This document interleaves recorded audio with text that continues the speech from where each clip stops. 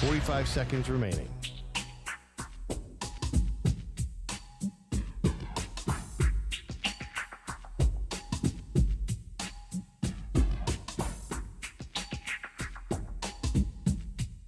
Thirty seconds remaining.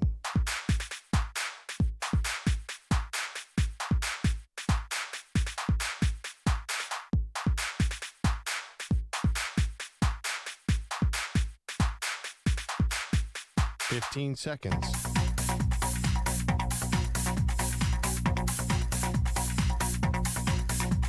Break ends in 5 seconds.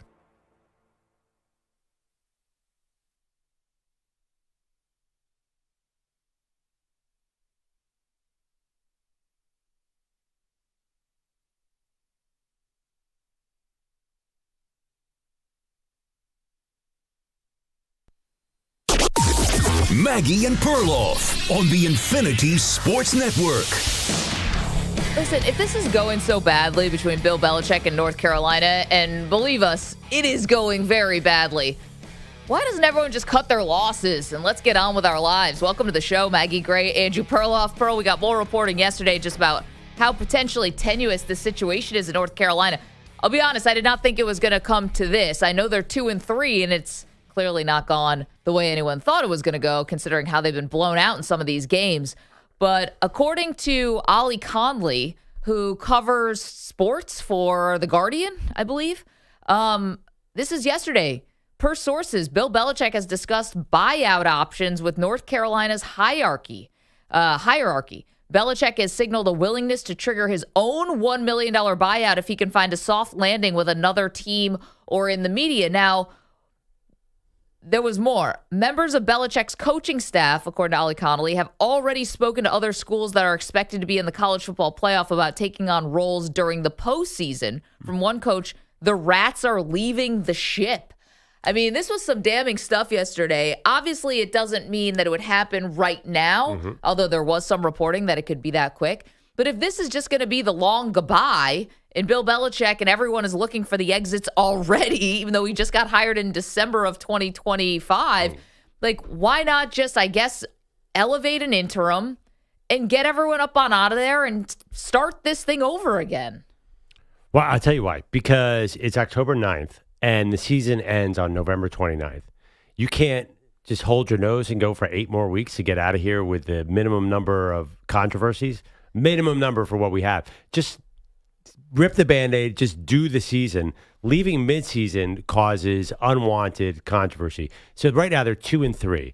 If they could just get to 4-6, or I'm giving actually, if he could just get to a number that is bad but not 2-8, then he could save his legacy to some point. If he got to, a dream season scenario, he gets to 500, Maggie, we'll never remember this. Yeah. Well, I don't know, because you're saying if you can just get to November, what was the date that the season ends? They had November 29th is the last game of the season. NC State. Okay. Throw out the record book. You think that is like a very short time away, but can I just remind you that in Belichick time recently, a lot can happen between... True. 1 week to the next. I went through yesterday and I tried to figure out all of the things that have just gone on since Bill Belichick has taken this job, which was December 24th, 2025. And it's a laundry list. And I forgot stuff. Like I left out things. Like what that's actually important, besides the CBS interview with Jordan Hudson. Well, that was a big milepost. But that has nothing to do really with North Carolina football per se. Well, it kind of does. So the top of the line story here is that Bill Belichick is now, kind of embattled at North Carolina, although we can't tell where this is coming from. Is this Belichick kind of looking around at North Carolina and saying, I can't win here, this was a mistake, I want out? Or is it the North Carolina brass saying, oh boy, we made a huge mistake. We wanted this to be our national brand, and Bill Belichick coming in as a 6-time Super Bowl champion, and oh my, how it's blown up in our faces. We can't tell who is the source here on why they're actually talking about potential buyouts already. Did Belichick go to them? Did they go to Belichick? That all remains to be seen. But the idea that this has imploded spectacularly is actually should not be that surprising considering how this whole thing started. And I went back and read an article from early December after Belichick was hired, but talks about what happened in early December, right before he was hired. And there was a major split on whether or not North Carolina should have hired Bill Belichick. Belichick went to Secretary of State Marco Rubio, who called the senator from North Carolina to try to get interest kind of drummed up.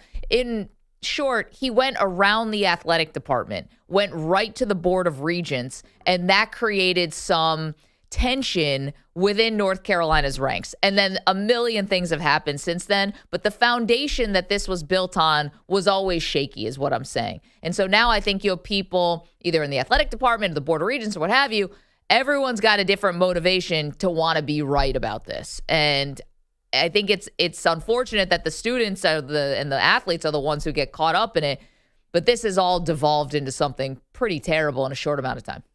Well, I mean, yeah, you say all that would be fine if they were 4-1. None of that would matter. Well, yeah, because the job is to win games, and they're not winning. Yeah, and here's the thing: all that is great, but we also knew this was a program that is always underachieved.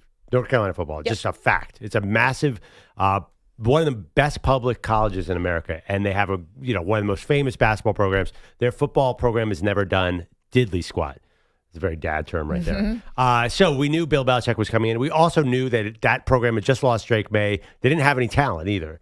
So I think we convinced ourselves, he's bringing in Mike Lombardi, a former NFL GM. He's got the transfer portal. He'll kind of do like Deion, where Deion in his first season had a losing record, but was at least kind of respectable, won a couple of big games.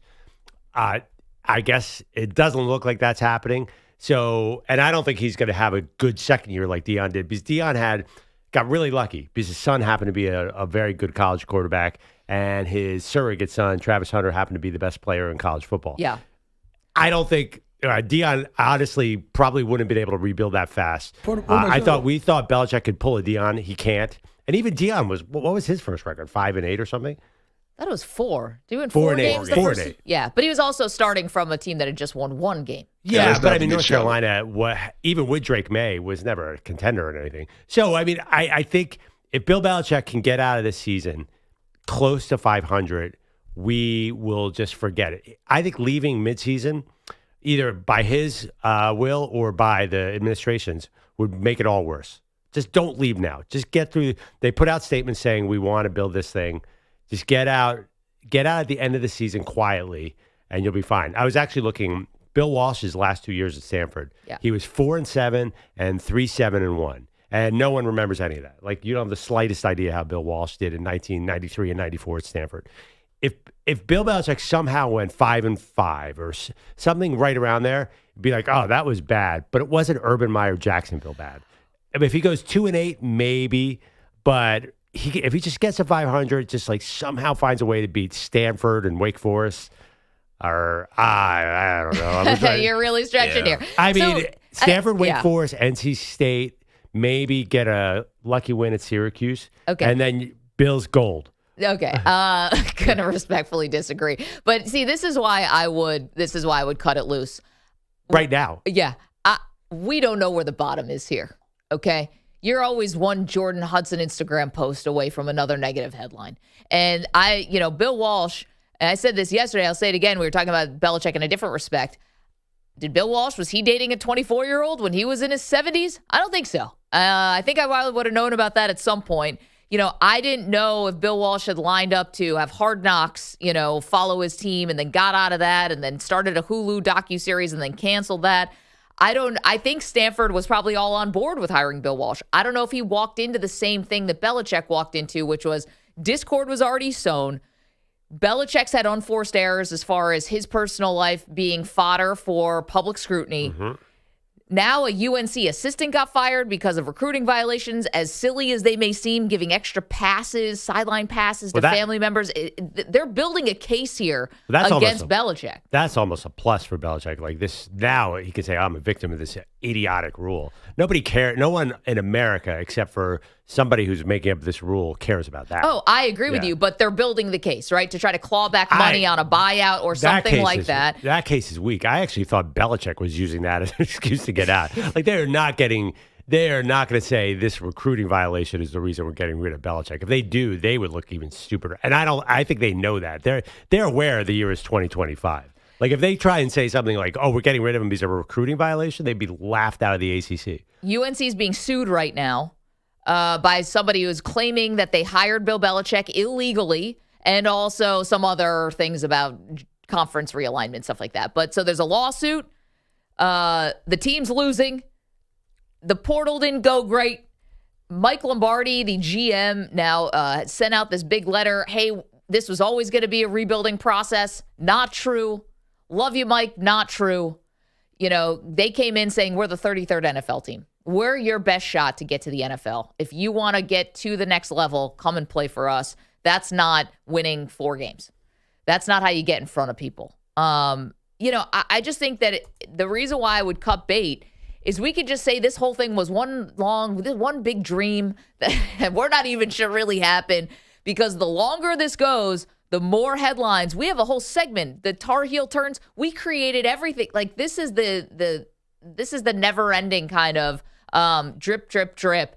Is every headline massive? Yeah. No, but yesterday you got a bombshell if they're already talking buyout. So to me, it's time to go our separate ways. This just did not work. I think most of these things you're talking about are kind of online things that are in the moment, and, you know, we're in sports media.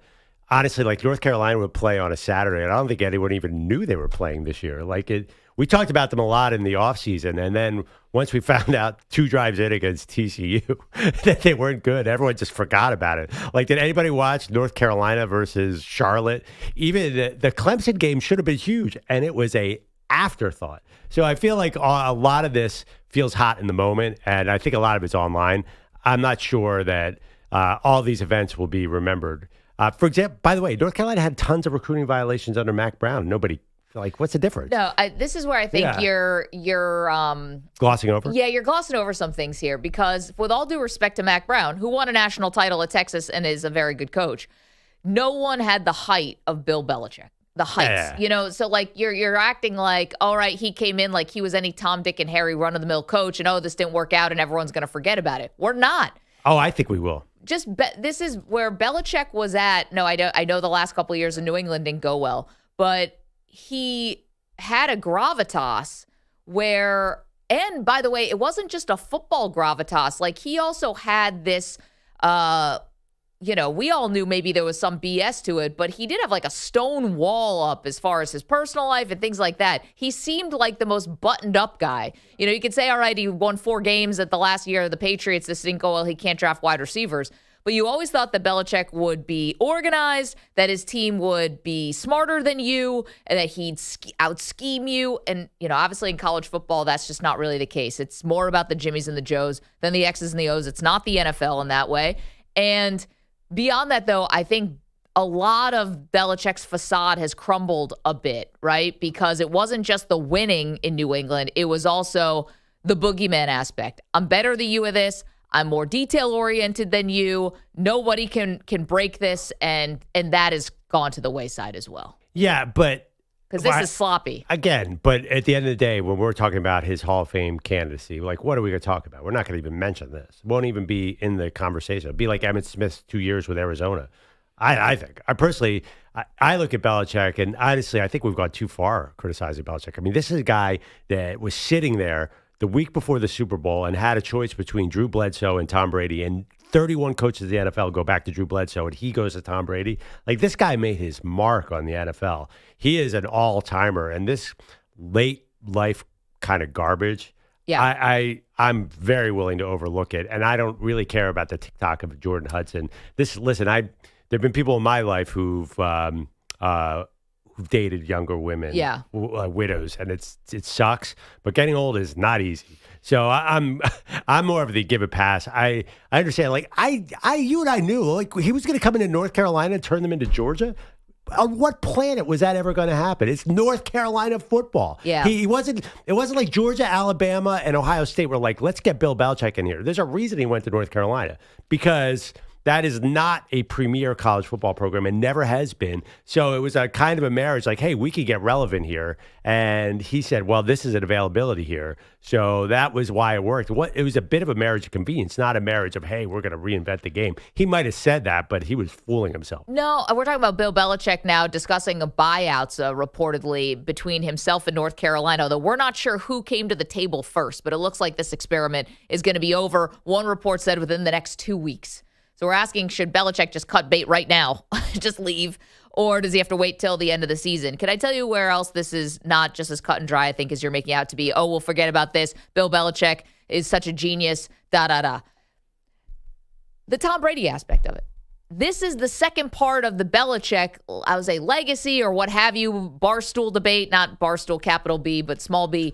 Like, there are already so many people who are cutting into Bill Belichick's achievements because of what Tom Brady did in Tampa. Mm-hmm. So in some ways, he's kind of being painted as the guy who was sitting there holding Brady's like jock while, he went out there and did everything. Now, we all know that's not true, but there is a revisionist history that's kind of going on with that. So Belichick not only takes a hit because the UNC thing sucks, Jordan Hudson is embarrassing, whether you think that's a big deal or not. And then the football side, who was actually responsible for the dynasty? And I think for a lot of people, maybe even the younger people who didn't watch the first three because they weren't born yet or whatever, don't realize that those were really defensive teams where Brady was kind of the steward of, kind of just playing system quarterback as opposed to the star that Brady turned into and the greatest football player ever. And there's really no debate. Yeah, but I mean, okay, so everyone's the debate point is when Brady left, Belichick couldn't win, right? Yep. But, I mean, come on. Brady left because a team started to erode. They got old, and he couldn't rebuild it fast enough. Well, and Belichick wanted him out. Well, maybe. I mean, that's how Brady looks at it, for sure. But, I mean, listen, Brady wanted to get off that ship because Edelman got old. Gronk, I think, was he even still in the league? Yeah, Gronk got old. Gronk he was gone. coming in and out of retirement. Yeah. All the defensive players left. Like, they got really old in that second dynasty. Like, and by the way, all the coaches left. Like, there was like, Brady's like, there's nothing around me here, and Belichick had the same problem. So Belichick said, I got to rebuild this because we're really old and we're not that good anymore. After they beat the Rams 13-3 in that Super Bowl, there was nothing left. They exhausted their entire thing. So Belichick probably would have had to do a massive rebuild. Couldn't get it done. Would have been the second or third time he reinvented the team. Couldn't get it done. I feel like this idea that Brady was the key to it all. Brady could have stayed in 2020, and that Patriots team was not going to win a Super Bowl. Do you think they would have? No, but I'm just we're getting into the weeds now of how that dynasty ended. I'm saying how it's been painted since. But you're talking about the little things that are picking apart Belichick's legacy. Like, I always thought that was a little bit overrated. He could win without Brady. He wasn't going to win in 2020 to 2025 with Brady. Okay, either. But you're taking a way nuanced look at what is now the global thing about Bill Belichick, which is this is a failure. People are second guessing his entire tenure in New England now too. Well, that's a mistake, I think. I also think that, but. That that conversation exists. And also, the Patriots put out that dumb documentary that tries to make Robert Kraft responsible basically for the entire thing. Like, Kraft and Brady were the ones who were really the masterminds, and Belichick was just sitting around being a curmudgeon in his office all day. Yeah, so, I mean, again, a subtlety that will be lost over the time. No one's even going to remember. Like, Bill Belichick will get the credit. So I think in the long run. The question is, should Bill Belichick just cut bait? I would do it. You don't know what's around the corner. And by the way, with the amount of people yesterday who were rushing to give details on this story that the Belichick and the powers that be at North Carolina had already discussed a buyout. And by the way, North Carolina put out a statement yesterday saying we fully back Bill Belichick. It was like one line. Belichick gave one line, I'm committed. It was just like literally two lines, one from Belichick, one from the AD. Do you think I'm going to read the MRI? It feels like there's a lot of leaks because this story is not really being credited, Perloff, to one person. It's not like one person is getting funneled the information here. It's like inside Tar Heels. It's 24/7. It's this guy from The Guardian. It's this, that. It kind of feels like everyone's rushing to get their side out. And so that's never good. And you never know where that can go. So I'm looking back on the offseason, and I do remember everyone's like, oh, they got Gio Lopez at quarterback. Like, out of South Alabama. Watch out. Like, I'm sorry. this was not going to be a great team no matter who coached it. This is not this again. I think we should have lowered our expectations coming in. That's part of what Belichick ran into. If he had said, "Hey," like Deion somehow got away with a 4-8 season, and nobody had any problem with that. I think it was because you saw lots of signs. Belichick, you're right. I think the key was he came and said, "We'll be the 33rd team. We're going to get a documentary. We're going to be playing smarter football." If he had just said the normal thing, like, "Hey, I'm just getting here. Let's build a program," because I know he got there in the fall, but still, he doesn't know what he's doing. If he was smart, he'd say, "This is a 5-year project." He never said any of that. No, he got there late. Remember, December. He didn't get hired until December 24th. Well, right, but that's relatively. I mean, for a college season, I'm saying at least he got hired in 2024. Yeah, that's true. He did, 25. Yeah. Wait, what year is it right now? Is it 2025? I think that's. Sorry, I kept saying 2024. December 2024, you got it. Yeah, sorry. I fast forwarded that we were already in 2026. What's the difference? What the heck's the difference? Yeah, I mean, listen, but did he start negotiating with them and kind of knew what was happening? Remember, he said, "Get me out of the NFL cycle so I can be at North Carolina." That was, anyway, he got there. There was no way he was going to rebuild this in 1 year and not knowing the sport at all. That was a tall task. Don't you think? I mean, and I don't think the arrogance helped him.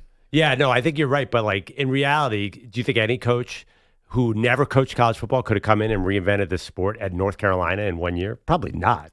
888-710-4ISN, 888-710-4476. So again, new reporting coming out of North Carolina.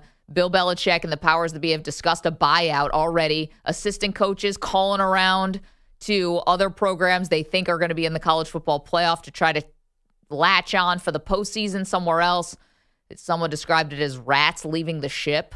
Oof.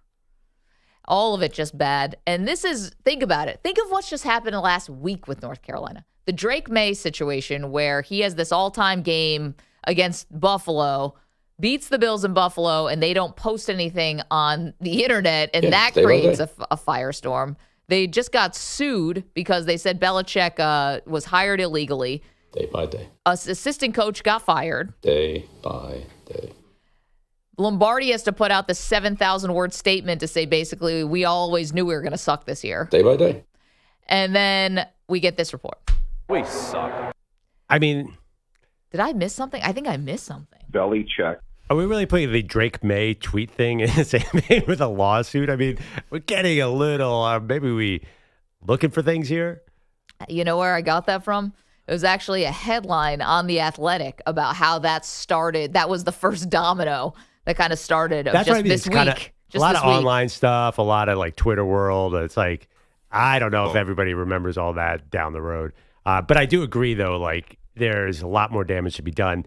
But I think the best way to do it is get through the season, somehow just play your hardest and get to 4-7 and get out of there.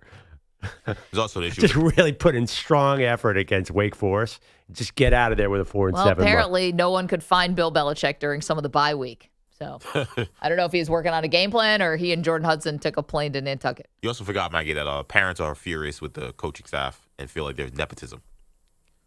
You think? Have you met great. Bill Belichick? You think Great. there's nepotism? We're going to get into the nepotism issue again. It's North Carolina football. What did you think? They were going to be number 2 in the country? Wake up, America. This was a marriage of convenience. It's the only job you could get. Even Atlanta and all these jobs, whatever, are saying no to him. Should have known when the Jets said no thanks. Yeah, great point. 888-710-4ISN, 888-710-4476. Should Belichick just leave now? And by the way, how aware are you of the girlfriend story? Because I'm going to disagree with Perloff. That's not That's not just an online story. I think everyone's kind of aware that he's got this weird relationship. Everyone's aware, but I think I'm talking about legacy-wise, in a long time, we won't remember the TikTok of Jordan Hudson. I've heard the allegation. All right, we've got a lot to do, not just gossip about Bill Belichick, but it's going pretty badly. Manny has turned the page, but we have not yet. Yankees get eliminated last night. We'll go through that and what changes could be coming for the Bronx Bombers. We also have more Browns quarterback updates for you, if that's even possible. But we do. M&P. Ah, damn it! You're in a 5-minute break.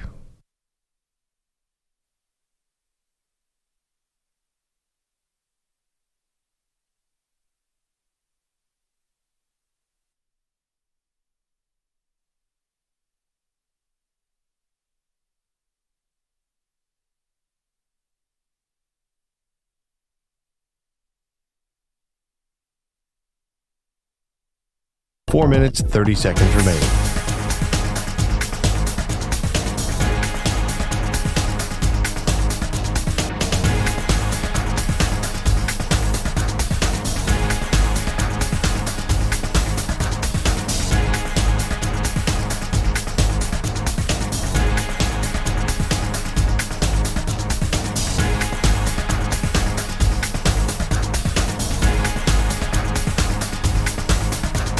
Four minutes remaining.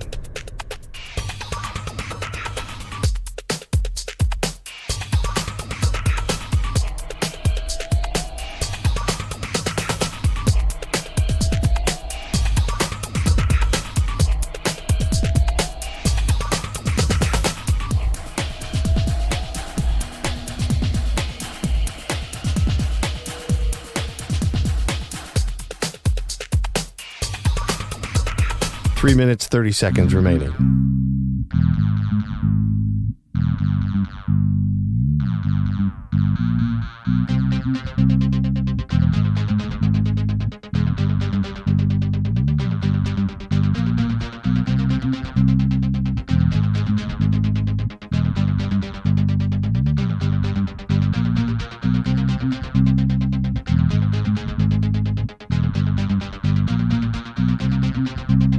Three minutes remaining.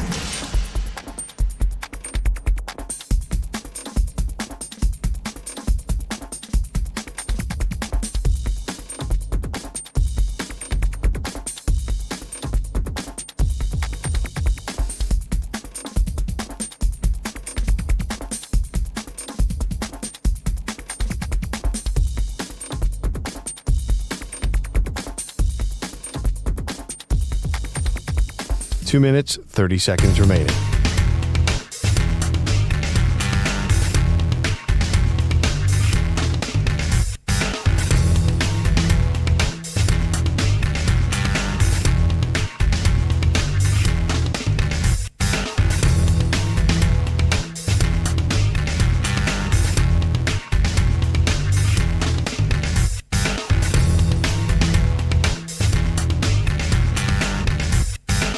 Two minutes remaining.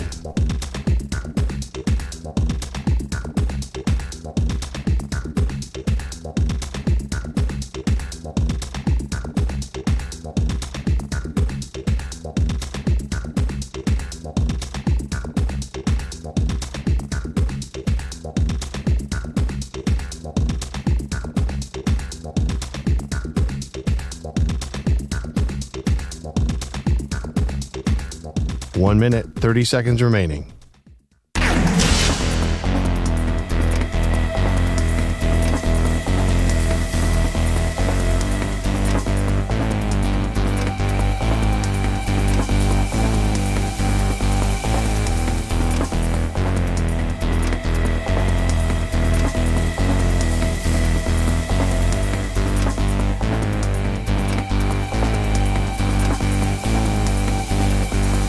One minute remaining.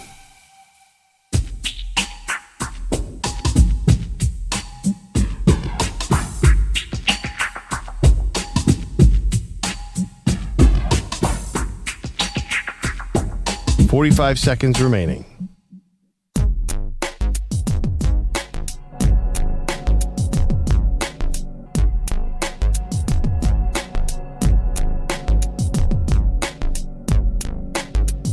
Thirty seconds remaining.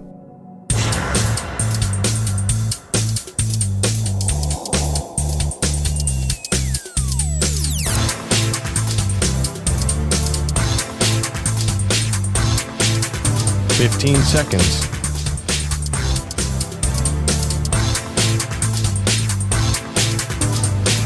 Break ends in 5 seconds.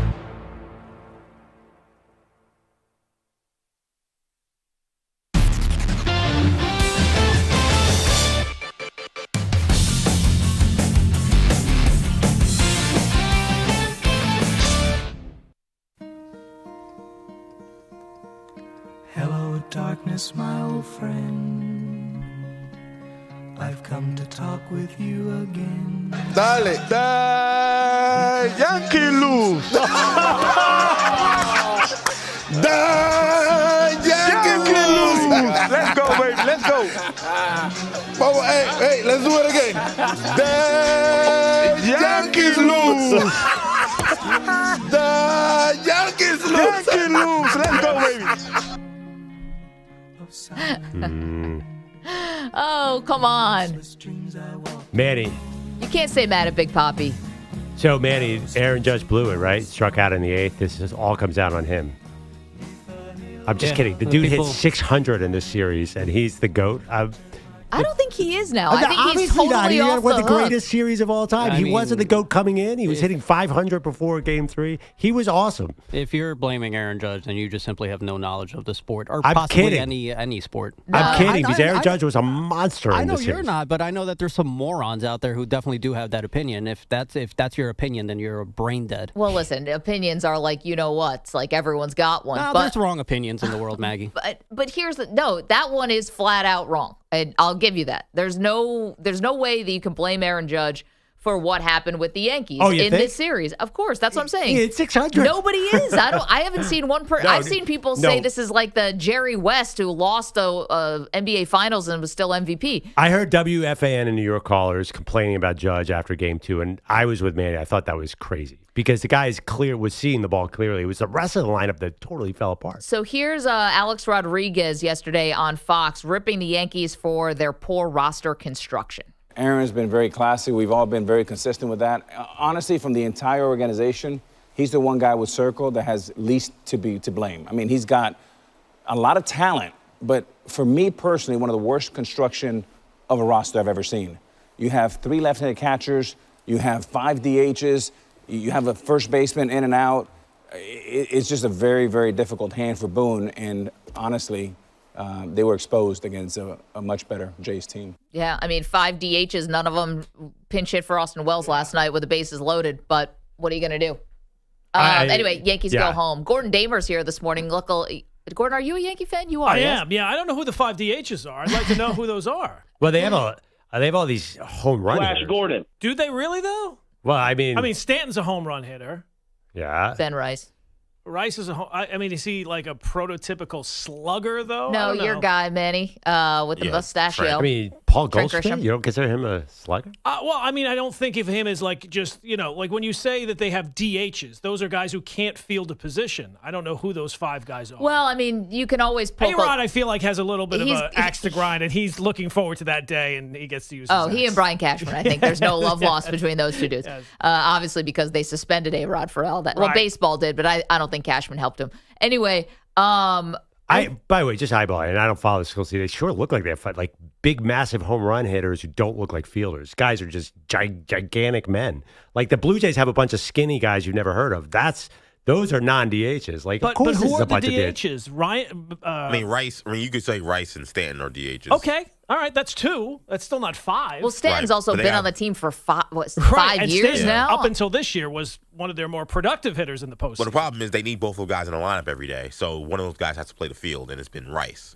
I don't want to be defending Brian Cashman. Yeah. It's not the way I wanted to start the morning. Between A-Rod and Brian Cashman, pick your poison. I'm sorry. I'm getting. Isn't this team built to hit a lot of home runs and strike out a lot? I think that's kind of what he's getting at. Well, and defensively, they're still not good enough. Right. And this is something that last night it was Jazz Chisholm who ends up not being able to handle the comeback or whatever, the line drive.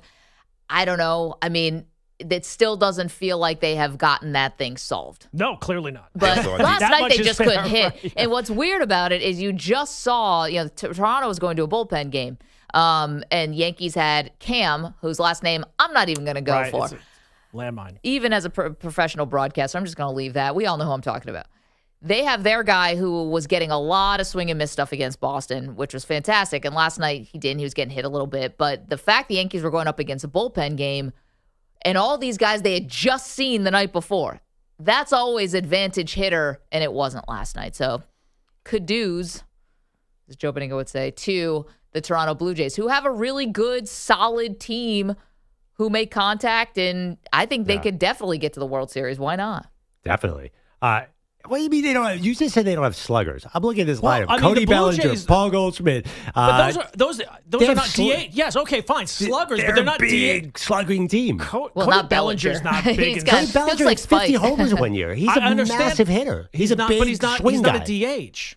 He can play He all actually three can outfield play the positions. outfield. Well, right, but Like one of the only guys that can play defense. Yeah. I think with A-Rod, like the sort of overall truth though is these are like big hitters. You don't think of this as Maggie says a fielding team. Homered in the series by the Blue Jays. The Blue Jays were hitting home runs every single day. But they have a bunch of million runs. They have a lot of like what feels like utility skinny non-DH players. I don't know. Like guys you true. never heard of. I don't think A-Rod's that off. I mean, Jason Dominguez, like they tried to play him in left field. Dominguez didn't play in the series. No, I know. I'm saying, but why couldn't he play the series though? I mean, I think they have all the other spots kind of taken. I mean, would you rather have him than one of the guys that's playing the outfield? I know, but they were in a position early in the season where they were playing him simply because they felt like, well, we don't have a left fielder, so here, go out there and play left field, see how you can do. I feel like I've derailed this entire segment. I should say this Sports Flash is sponsored by PrizePicks. I want to get the business done first. Football is heating up, and so is the hard-hitting action on PrizePicks. Download PrizePicks and use promo code PRIMETIME and get $50. Don't forget, you know I had two sons, right? Exactly. $50 in bonus credit instantly when you play $5. Must be present in certain states. Visit prizepicks.com for restrictions and details. I'm always thinking about money. Yes. All 4 baseball playoff series had games yesterday, but only one of those series is over now. The 1-2 pitch. Got him! Jeff Hoffman strikes out Cody Bellinger, and the Blue Jays have done it. They have knocked off the New York Yankees.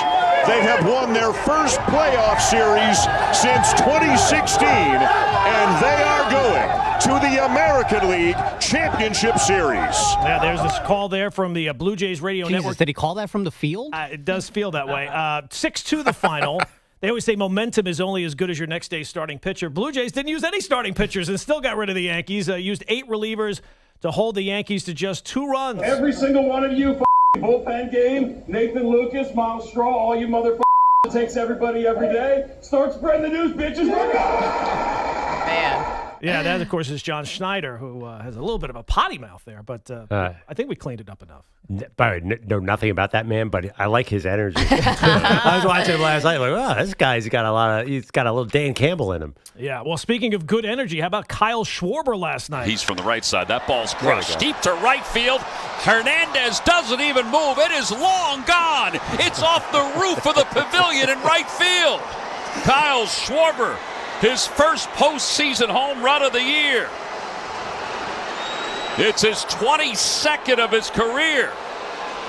And with a lightning strike, the Phillies tie it up at 1. Yeah, the first of 2 for Kyle Schwarber. That the call on the Phillies radio network. That's the kind of DHs the Yankees need more of, that Kyle Schwarber guy. Schwarber just the second player to homer over the pavilion. They'll have him next year probably, right? Very well might. Willie Great, another Stargell. DH. Yeah, A-Rod will be thrilled. He's right in the line of all the other players they have. Guy actually produces in October. We'll take him. Not really. He hasn't until made contact yesterday. until last night. Well, he had 2 home runs last night, and they won the game. So that's true. Can I tell you an interesting fan thing? I am happy the Phillies won. I still think they're going to lose the series.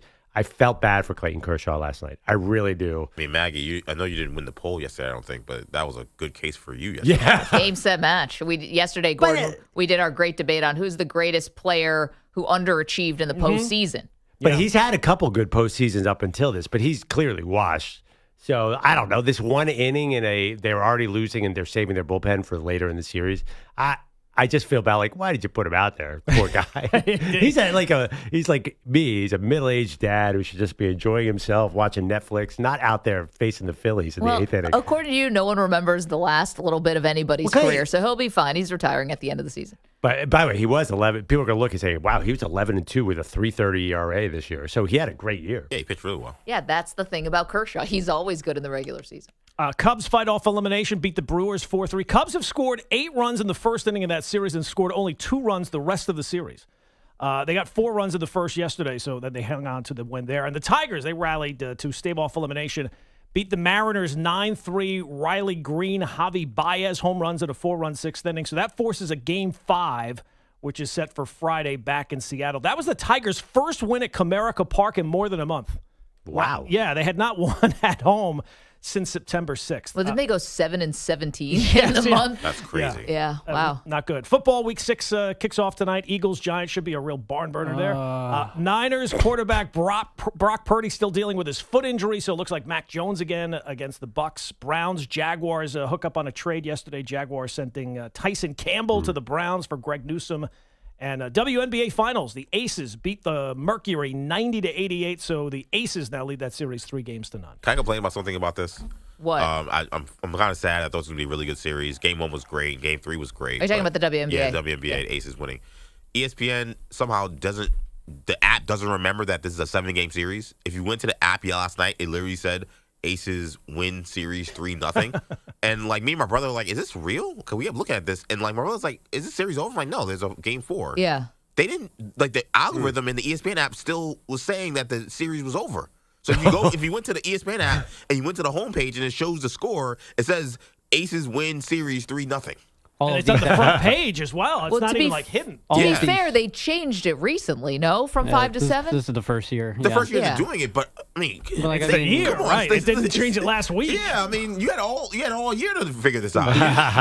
These apps are being coded now by morons. It all goes to the McAfee budget. There is no money left but for Stephen A. and Pat McAfee, and everyone else has to just fight for the scraps. Well, I hope somebody has tickets to game 4 and then like, wait, are we done? They don't show up to the game tonight because they think the series is over? They won again. I'd be thrilled if it went to Mac. I hope it goes to the side guys on McAfee, Boston Connor and Ty Smith and those guys. I hope they are taking all that money and AI is trying to schedule the WBA. Can I tell you what my gripe is? When A-Rod said there are 3 left-handed catchers, I was like, are there 3 left-handed throwing catchers on the Yankees? Because that there are no left-handed catchers, so I'm like, that is poor roster construction. Last time a left-handed throwing catcher, played in MLB. Anybody? Is it one of these like weird names from the 1880s? 1989, Benny DiStefano was the last left-handed throwing catcher to play in baseball. 89 is way too recent for that. I know. Yeah. I was like, I thought you were going to say it was like lefty, Sanchez. Skipper Magoo from 1905. But there used to be, actually, in the 70s and 80s, there were several left-handed throwing catchers. For the Gary, rail cats or something.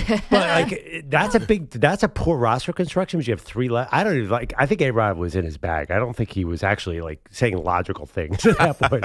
Yeah, I think saying left-handed hitting catchers. Left-handed hitting catcher. I think is still a problem. So you can put in one right-handed. Right, yeah, you're kind of stuck. If you play a lefty, you're not going to have an advantage.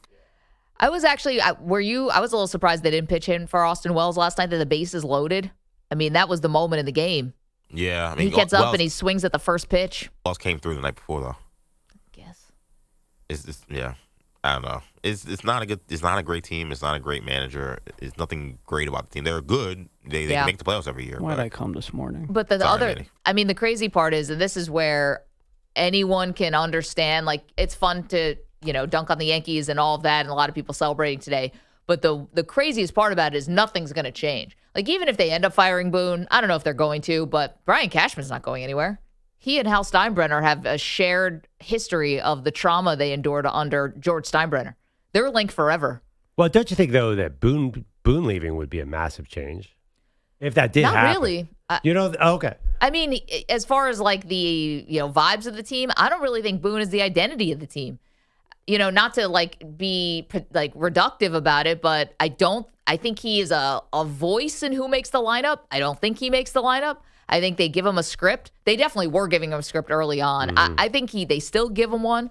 He's good because he stands up there and takes the slings and arrows for a badly constructed team. Totally agree. So Brian Cashman likes to keep him around because everyone is like, oh, Boone sucks. It's who's the one who's keeping him in the seat? The only way it would be different if Boone is gone is if whoever the manager comes in next, they get the edict from the Yankees up top to be different than Boone. If the next guy comes, hey, you know what? Go out there, kick some asses, yell at people. Don't say that we're a good defensive team when we're not. If that guy has a different script, then he's quote unquote different than Boone, but it still will be from the top. No. My theory. I think the Yankees are actually going to be for sale soon. 888-710-4ISN, 888-710-4476. Okay, we have lots more to do, including we've got a Browns quarterback situation to update. We've got Deion Sanders sound for you, and NBA superstars trying to call their shot. Maggie Perloff Show. You're in a 5-minute break.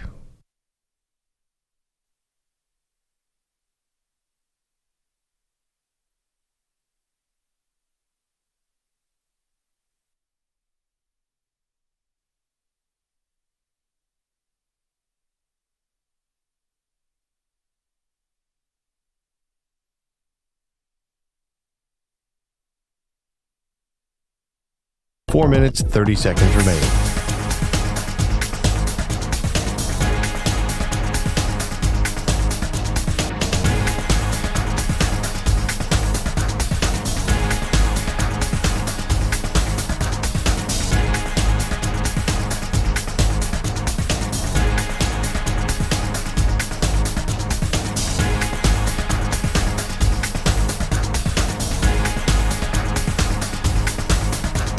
Four minutes remaining.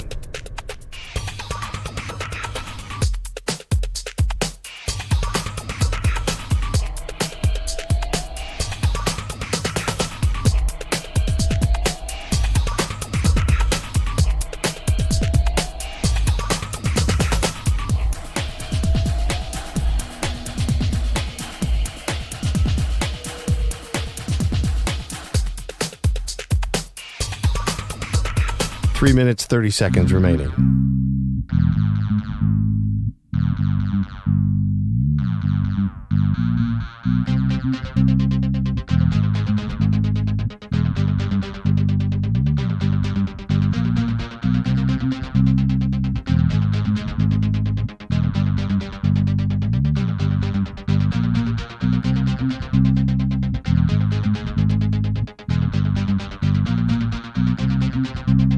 Three minutes remaining.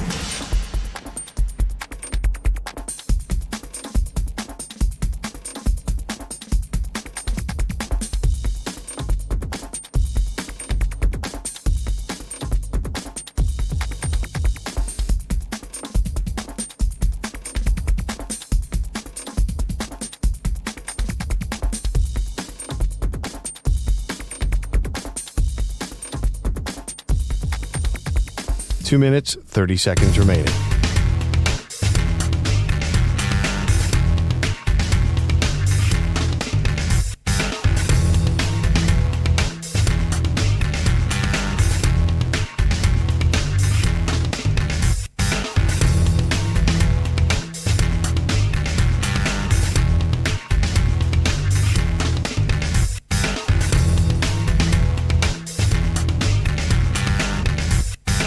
Two minutes remaining.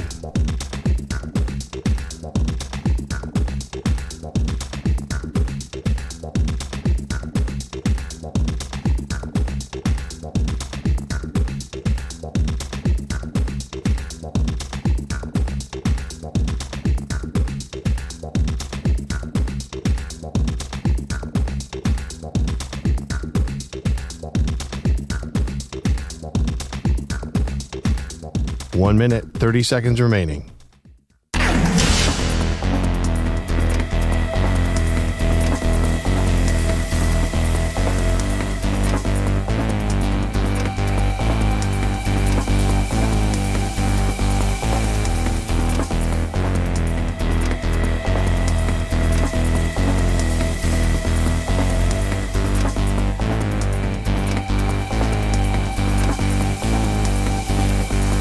One minute remaining.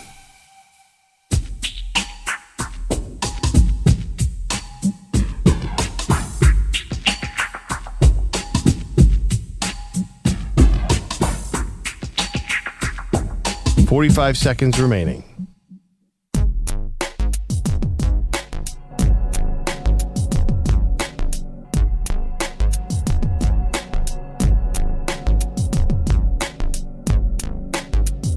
.30 seconds remaining.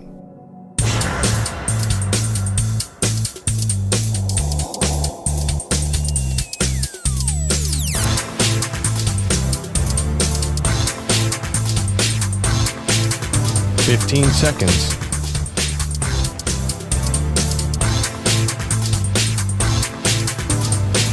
Break ends in 5 seconds.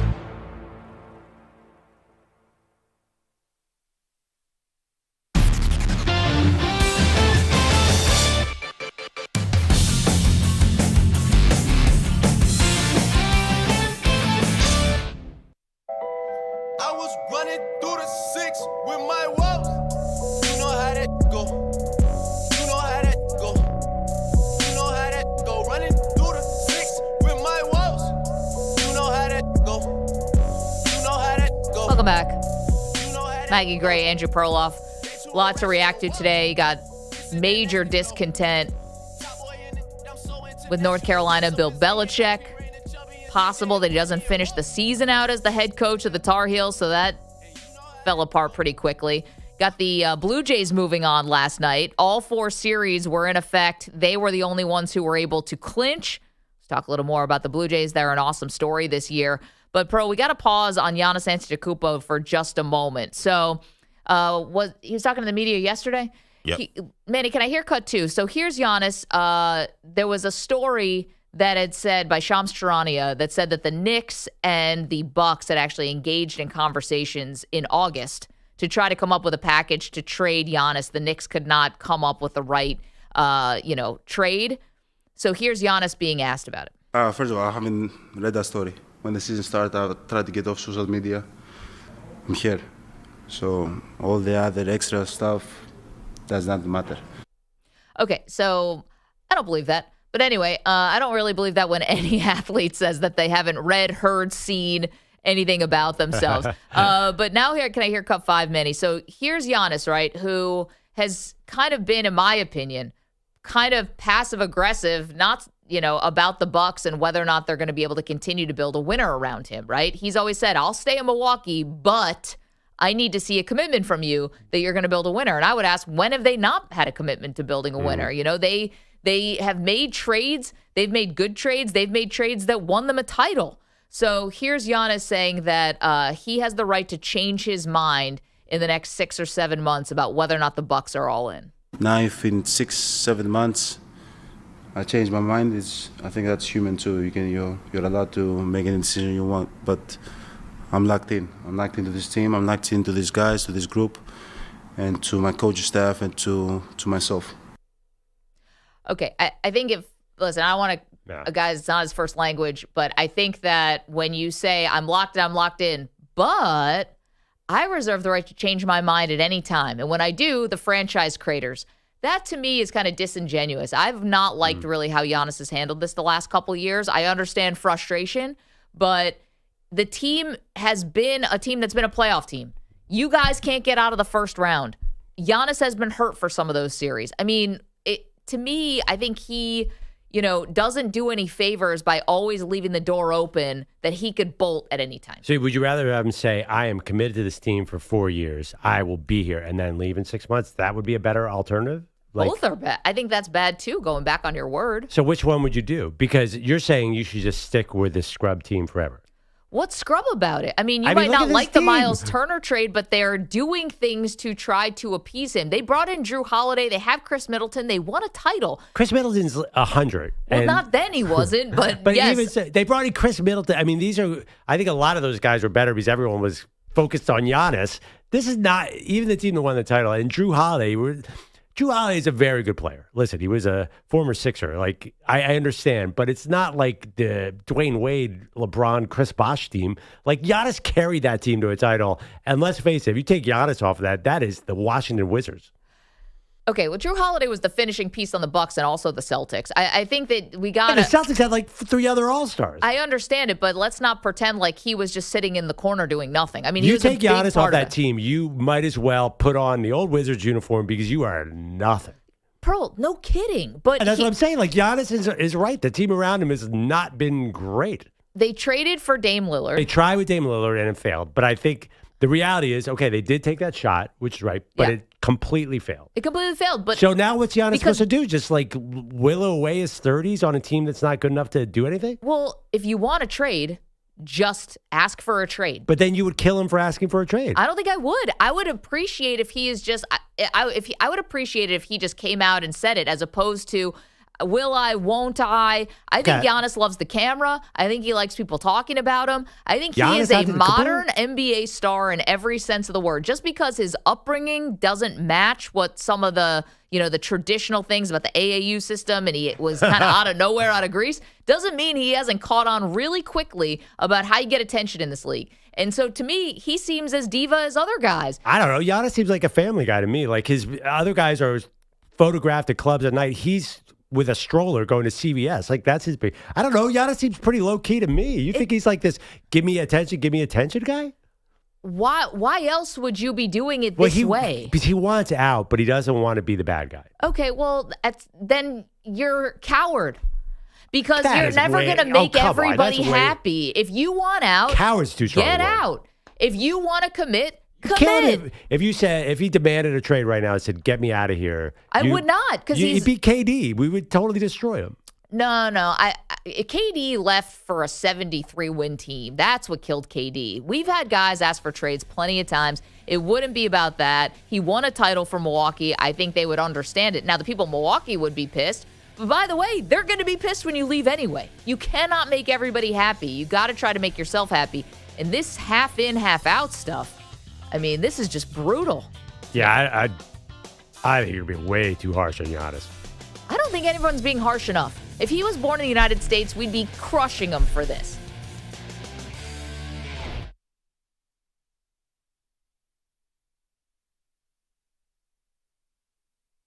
You're in a 5-minute break.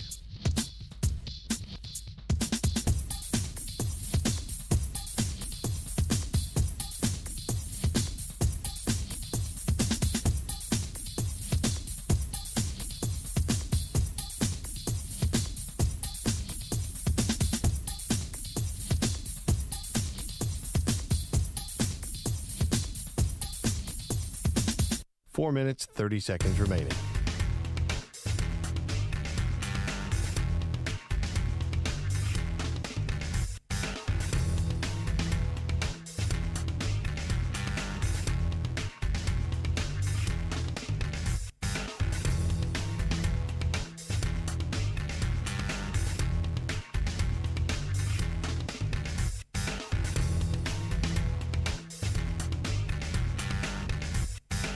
Four minutes remaining.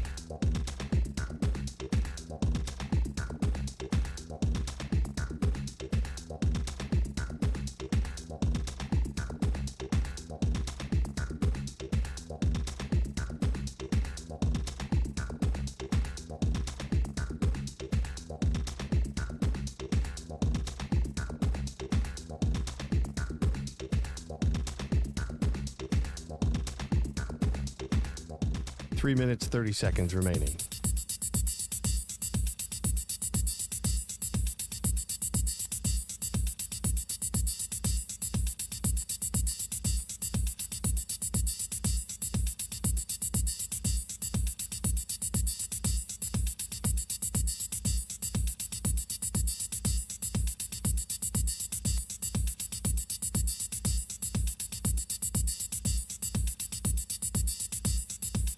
Three minutes remaining.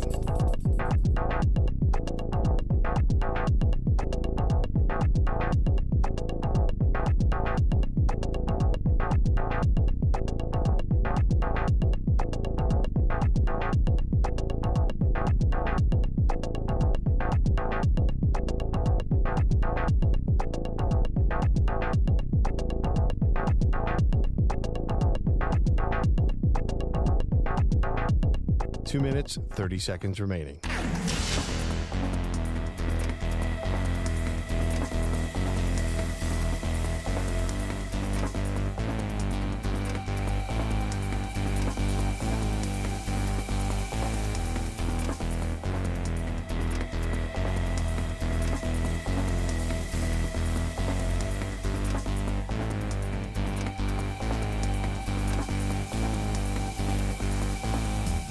Two minutes remaining.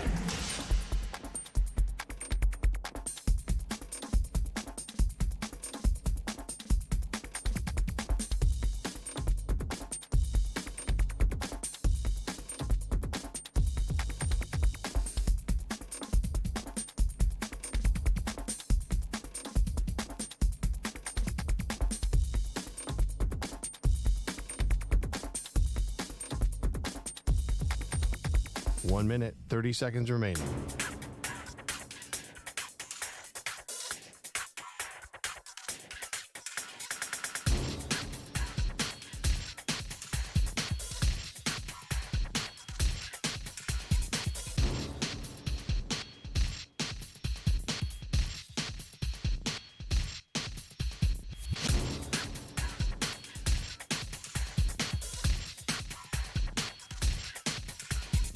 1 minute remaining.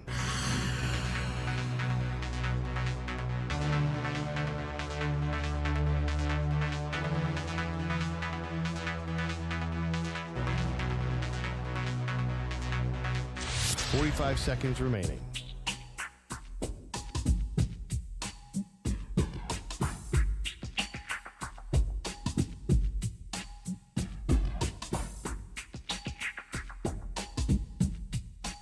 Seconds remaining.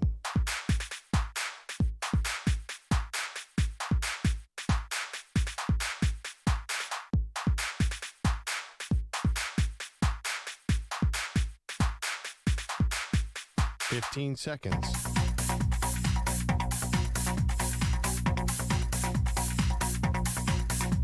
Break ends in 5 seconds.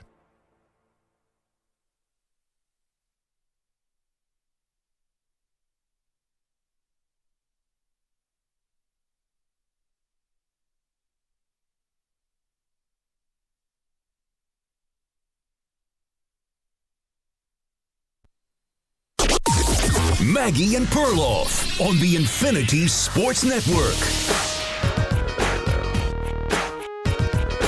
Believe it or not, we actually have more news on the Browns quarterback situation. Welcome to the show, Maggie Gray, Andrew Perloff. It has been a wild week for the Browns. Joe Flacco gets traded, Pearl. Dylan Gabriel, the rookie from Oregon, gets promoted.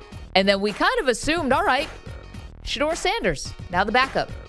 One snap away from finally getting into an NFL. That was the headline. Yeah, I mean, not finally. It's only October. But it turns out, according to Kevin Stefanski, as Lee Corso would say, not so fast. Not willing to commit to Shedeur Sanders to be the backup. Bailey Zappi, if you remember him, he's on the practice squad. At least he has some experience.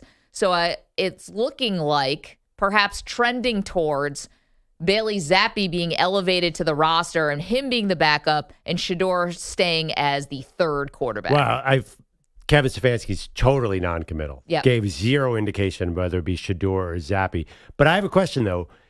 Dylan Gabriel is a rookie, too. Like, he doesn't mind his lack of experience. So why would he mind Shedeur's lack of experience?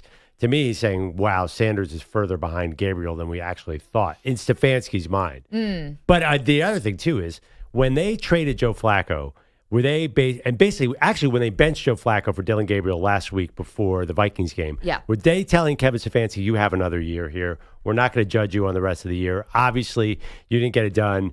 I think they were saying, okay, you're going to develop these quarterbacks and we're going to let you hang around. So now Stefanski is under less pressure to play Shedeur, or because eventually does the front office call and say, hey, you got to play this guy? Like, what is the big picture message here? Is Shedeur really part of the developmental pipeline? Are they going to draft a quarterback next year? Like, what is Stefanski trying to achieve? I love you think I would have an answer to that. I have no clue because none of this has made any sense. And you can go back to, even the offseason, and I've heard some, Cleveland Browns reporters kind of make this point, which is Joe Flacco and Kenny Pickett got the majority of the first team reps all offseason. They were the guys, and now they're both gone, and it's not even October 10th yet. Wow, so this whole thing was like, if these guys, like, they traded Kenny Pickett before the season even started, and Joe Flacco's gone before week 6, like, clearly no one had a plan, or the plan is ever evolving.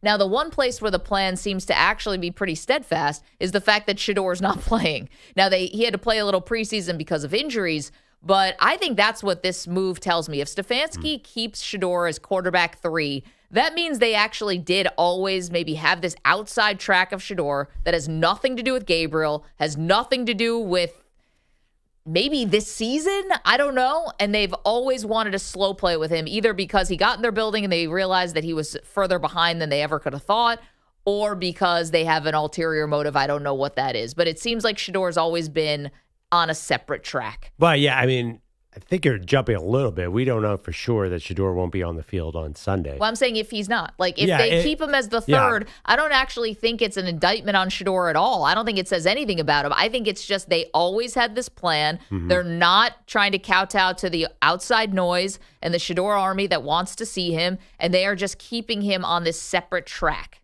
Well, here's the thing. They had Flacco and they had Pickett. I think they took their best uppercut to start the season with Flacco. We're we're going to bring in this 40-year-old quarterback, and we have this great defense. And a couple years ago, he caught lightning in a bottle and led us to the playoffs. 1-4, I think there's a 99% chance at 1-4 you're not going to make the playoffs. Right. So they already knew, all right, that didn't work. Now we have to develop the young guys. So we're going to see Shedeur. There's no doubt Shedeur will play. I think the question is why. And Stefanski said a lot about, I'm worried about player development. I think they're worried if they put him out too soon, he's going to look bad and get possibly even hurt because he holds on to the ball for so long. So I think this is all about, I don't think Shedeur's ready to go out there. He would go out there and he would not play well and be bad for him. That's really what I see him saying right now.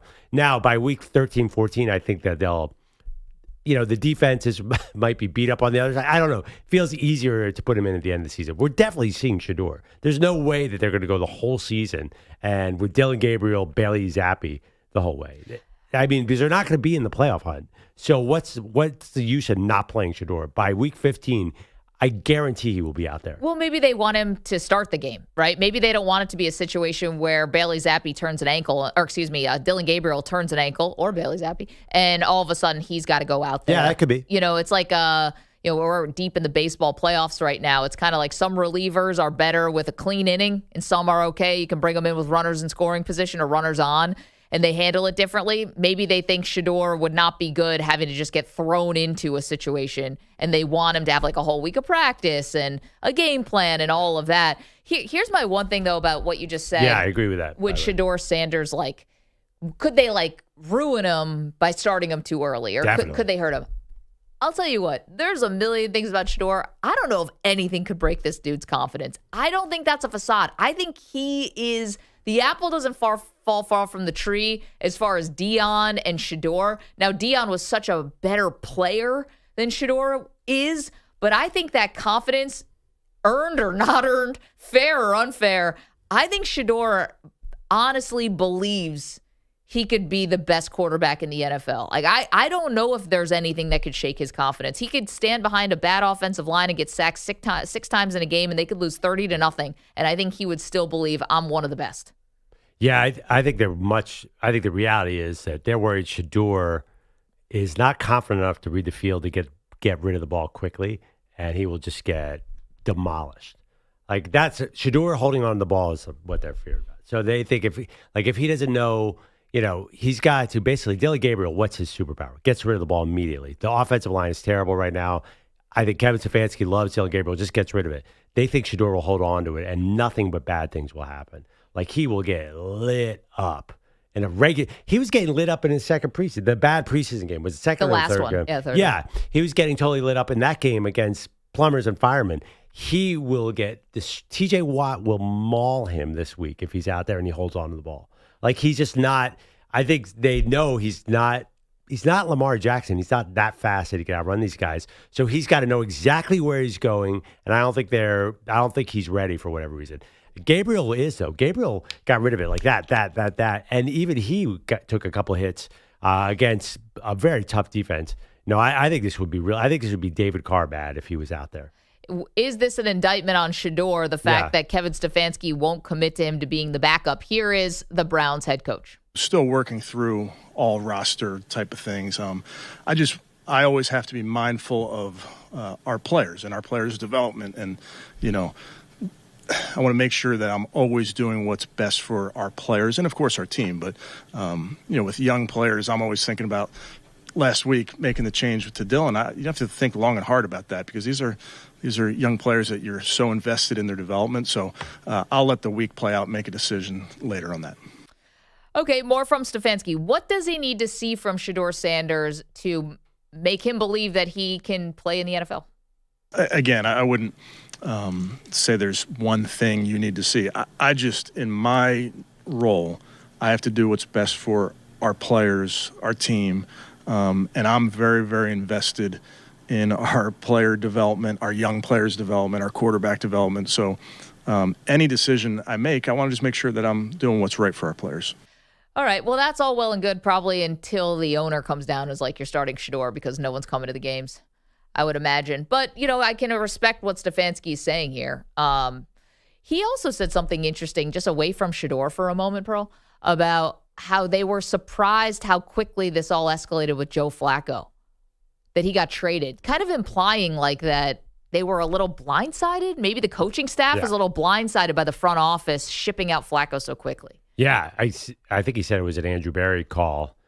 I get it, but I can't believe that they got a 5th-round pick for Joe Flacco. It's still shocking to me. Like, Joe Flacco should be in New Jersey ordering pizza on a Sunday, not playing football. That's where he was 3 years ago. Yet he's going to save the Bengals. I got to be honest, I understand Andrew Berry is now collecting a lot of... He got a 5th-round pick for Kenny Pickett, who he actually had to give up a 5th-round pick for, and Joe Flacco. So he's got a lot of draft capital right now. I kind of understand the GM move. The coach must be like, wait, why are you getting rid of the one veteran now? Now I have Bailey Zappi, Shedeur Sanders, and Dylan Gabriel. I understand why Stefanski said he's blindsided, but as a team, it totally makes sense. Because, if you have a guarantee that you're going to keep your job, you do not want to win games this year. You want to get high in the draft and get a quarterback. Yeah. And he's collecting a lot of draft capital. He's the Jaguars' 1st-round pick next year. He's a couple of extra 5ths. Like, the Browns are going to be ready for business. And the other thing that Andrew Berry has in his pocket, he set a really good draft. Like, really, really good. So he could tell the owner, hey, I got a bunch of, like, future really good players in the later rounds. I think it's funny. The coach must be like, wait, what is happening here? But GM's on a bit of a heater because Carson Schlesinger looks great. Quinshon Judkins is amazing all of a sudden. It's so funny. At 1-4, Andrew Berry is probably holding his head pretty high right now. I think so. Well, it's hard to do that when Deshaun Watson still is out there, like as the. That's ancient history at this point. You brought in Shedeur Sanders. He took all those headlines away from Deshaun. Yeah, but I think the Deshaun headlines kind of made a comeback after that Flacco trade. You know, I saw a little of that, but not in a negative way. No, I'm just saying, like, I don't know if I can fully get on board with you that the Browns GM is on a bit of a heater when they're all hamstrung and in this terrible quarterback situation in the first place because of a move they made. Now, they're all sharing the blame. The owner, GM, coach, everyone said they were on board with Deshaun. But the fact that they gave him that much money and he's not playing is why they find themselves in the predicament they're in, which is with a really good defense and with no one to lead the offense. Yeah, but is that might be an overstatement. That's water under the bridge. Like, they could have fired him a long time ago for that. I think that Shedeur Sanders came in and the hurricane that was Shedeur kind of made us all forget about the Watson contract.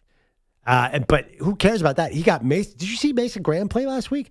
What the heck? He is really good. Carson Schlesinger looks like he's a 5-year pro, the linebacker. Quinshon Judkins, I was wrong about. He's really good. And Harold Fannin is a really good tight end that they're going to line up with Njoku. Like, there is a formula here. They could have another draft like that. They're going to be good. Okay, who's playing quarterback? This has been the bugaboo for the Browns we're going on, 2 decades? Okay, it's early October. There's going to be a guy in college. I mean, you got Dante Moore, Lenora Sellers, Garrett Nussmeier. Their names. We'll see who sort of comes through. This is the right process. You got to get it. What's the best way to get a quarterback? End up in the top 10 in the draft. They're going to be there. They'll have 2 first-round picks. If the guy's not there, maybe they'll have to wait till next year. But how would you get a quarterback? Like, it's better off than being with a bad quarterback, stuck with, I don't know, Spencer Rattler. Like, what do you want them to do? The Browns have messed up their quarterback situation every which way. But the best way to do it is to get into the draft and hope you get a high pick. They did that with Baker Mayfield, and they showed him the door. I will never believe that the Browns, until I see it. I'm sorry, I'm a see it to believe it person when it comes to Browns quarterbacks. I have to be able to see that they can actually competently either develop a quarterback or they can competently bring in a journeyman or something like that. I know the Flacco thing happened. That feels like a one-off. They do not get the benefit of the doubt. They could have the number 1 overall pick. They could bring in Dante Moore. They could bring in Garrett Nussmeier. They could bring in any of these guys. What does the history show about how it's going to end? Well, they should. What, do you want them to just give up on trying to find a quarterback because it's been bad? I think this process is right. No, that's fine. I just am not going to say, this is all going to work because it's never worked. But this is the right move, though, to try and get in the draft and draft a quarterback. I mean, there's no doubt. Yeah, but, it's like you want to give them all this credit. This was not the plan 3 weeks ago, Pearl. Like, they may have tripped into this. Like, again, they were giving Joe Flacco and Kenny Pickett all of the offseason first-team reps, and both of those dudes are gone, and it's not even Halloween. But the plan failed. They're 1-4. If you want to That's a failure. Yeah, that's fine, but this is the problem. You can build whatever team you want. In the NFL, you need a quarterback to be the finishing piece. Now, do they have to be the most elite of all time? No, but they have to be competent. And I don't even know if you're getting competent quarterback play. Well, you paid what? $3 million for Joe Flacco and $4 million. I think they paid a little bit more for Kenny Pickett. They didn't invest anything in quarterback. They're not stuck with Russell Wilson. I mean, Deshaun Watson. They invested a ton. Right. No, but I'm talking about this year. That is, again, that's a long time ago. They're still paying him money. So what do you expect them to just fold the franchise because they're stuck on the Deshaun Watson contract? They got to move forward at quarterback, and they're doing all the right things. No, you just want me to praise them for being this awesome forward-thinking organization, and I'm not following you there because even if they do draft a quarterback high, once that person actually gets in a position where they can start winning games, now your defense is old. Now Myles Garrett's past his prime. Like this stuff, their timelines don't match up. I never said they were this awesome forward-thinking franchise. You said Andrew Berry's on a heater. He is on a heater. I'm saying in this, he just had a really good draft. I think in this particular instance, their approach to quarterback was right. They're going to get over the Deshaun Watson contract. They did not invest. They could have signed, I don't know, they could have signed Sam Darnold or something. That would have been the wrong idea. I think they said, listen, we're going to basically take a year off at quarterback. We'll bring in Joe Flacco and Kenny Pickett. We'll bring in nothing on the veteran front.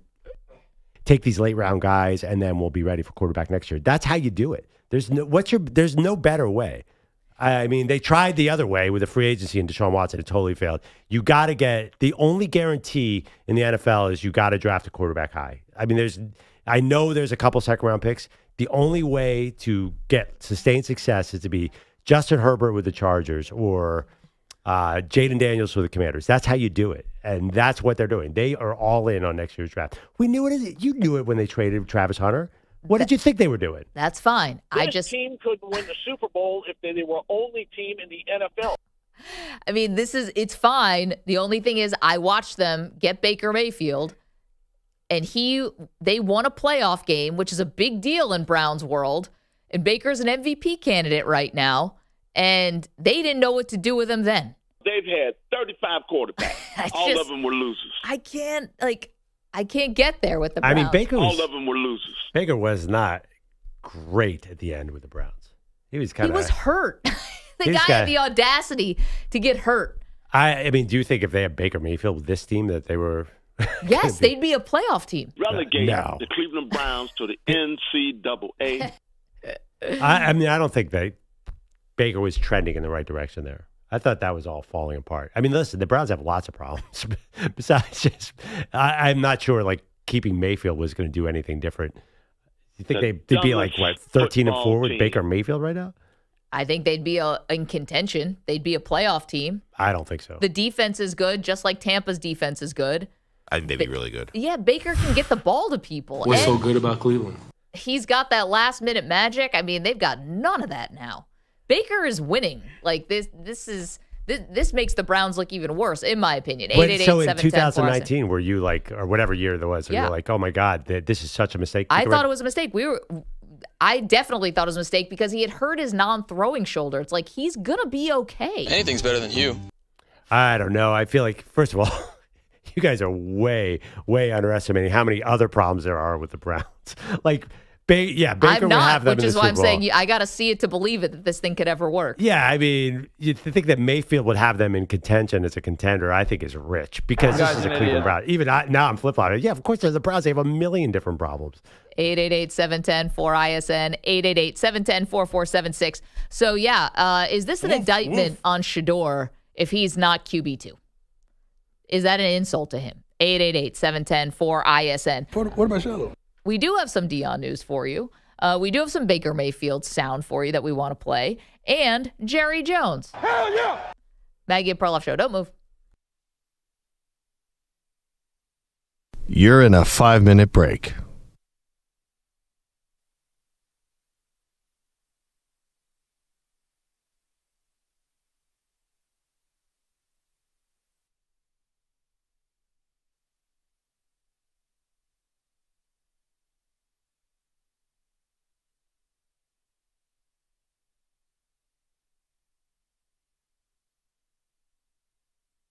Four minutes, 30 seconds remaining.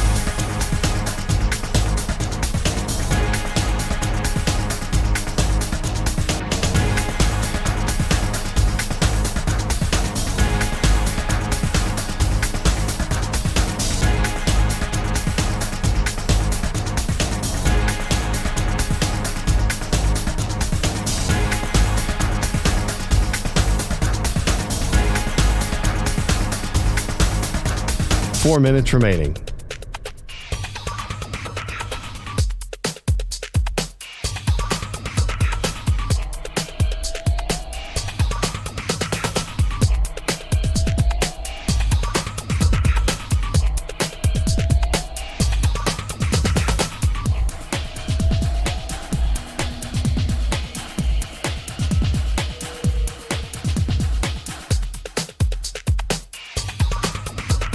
Three minutes, 30 seconds remaining.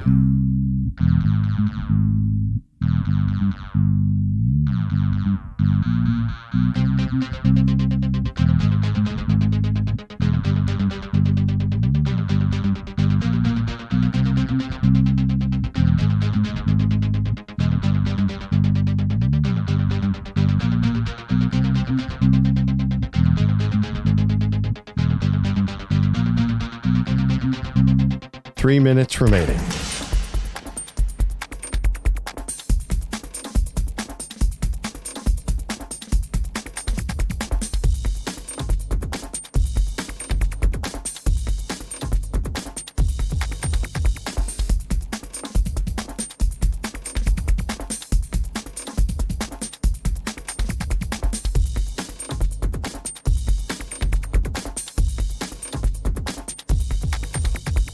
Two minutes, 30 seconds remaining.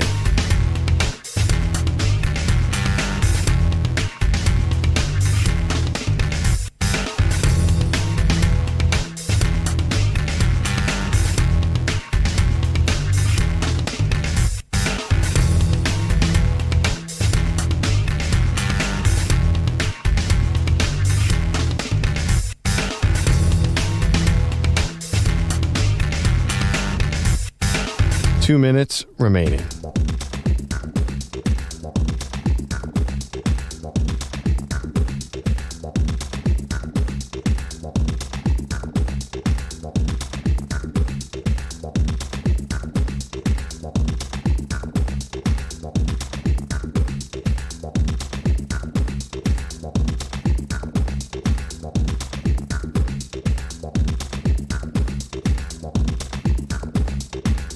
One minute, 30 seconds remaining.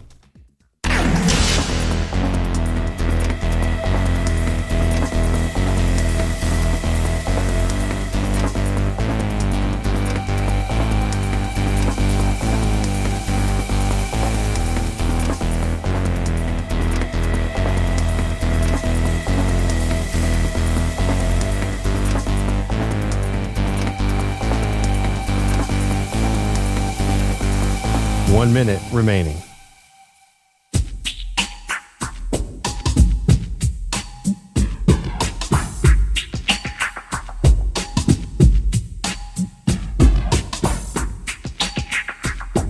$45 seconds remaining.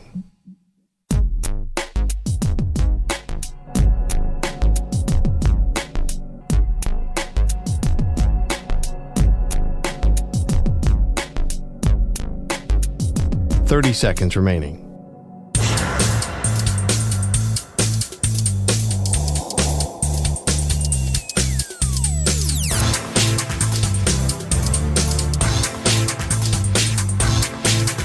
$15 seconds.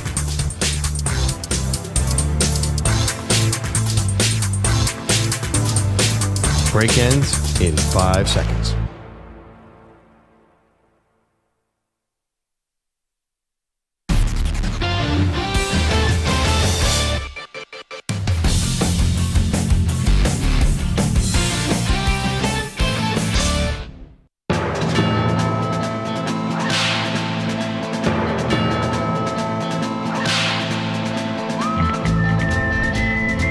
Done this in a while. A little cowboy quickie for you. Jerry Jones fined, Pearl, $250K. Why, you ask? Flipping the bird. Now, this happened in MetLife Stadium last week when the Dallas Cowboys came in and beat the Jets. I had just assumed that Jerry was flipping off Jets fans. But it turns out he may have been flipping off Dallas Cowboy fans, and then he inadvertently said, no, I meant to give them a thumbs up. And I gave him the middle finger. Is that a mistake you can make, Pearl? So my my late grandfather had arthritis in his hands, and like it did that for an 83-year-old man, possible. I mean, dead serious. Like, you might not be able to interact with the fans anymore if you're not sure if it's a thumbs up or the bird, because those two fingers are very different. And clearly the NFL doesn't believe him because they're fining him $250,000. But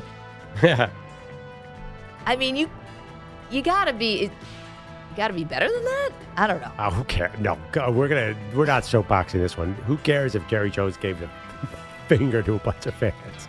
Like, this is, get him, Jerry. But I think it was his own fans. That's why his defense of, no, I was trying to give him a thumbs up and I gave him the finger. Like, how bad are your motor skills?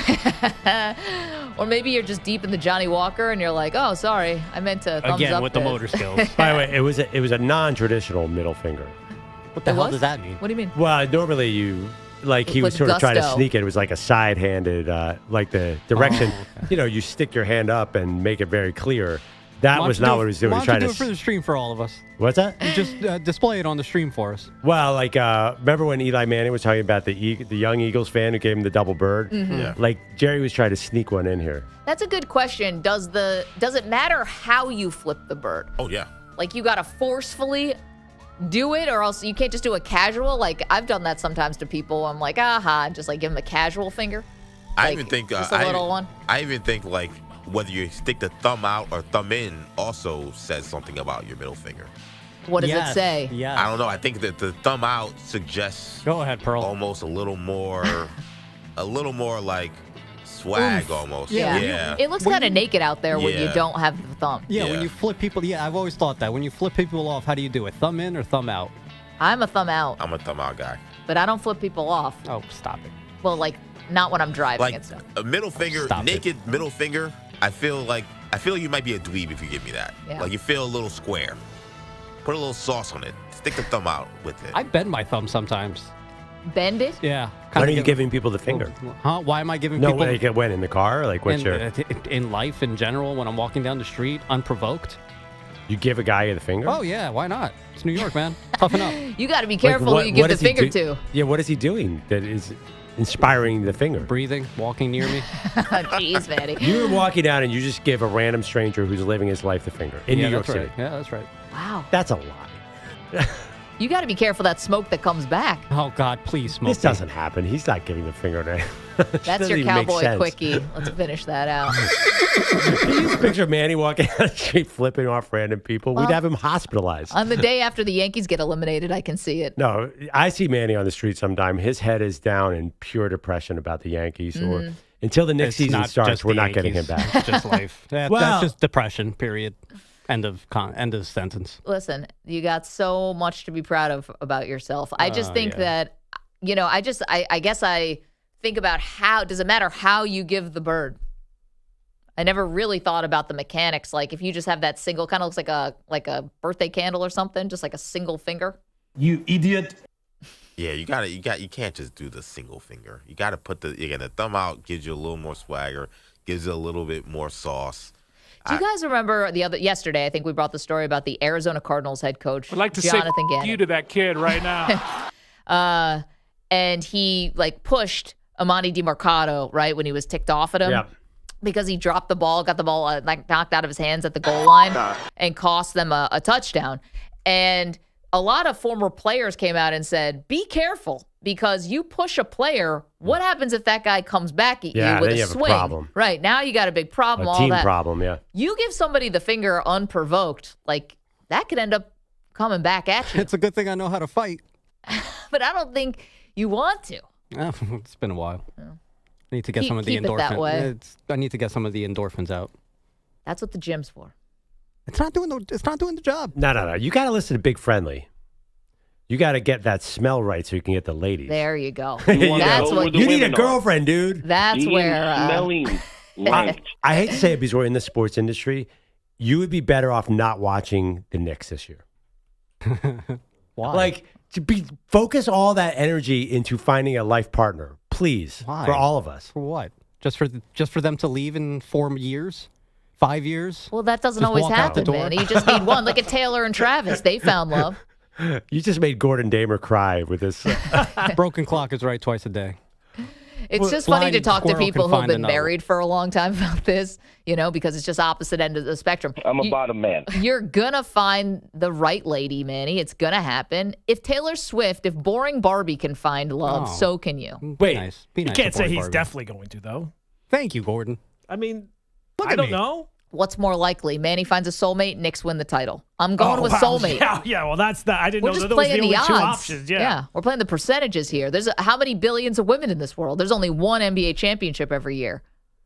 Right, but Which the go Knicks have Knicks. not sniffed in a long time. Yeah. we sniffed it. We were close to sniffing it last year. I got a little sniff. bit of a scent.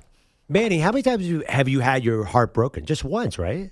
Because you're young. How many? I mean, I've got the 2004 ALCS. I've got 2005 ALDS. You were I can 3 keep years going. old in 2004. It still hurts, man.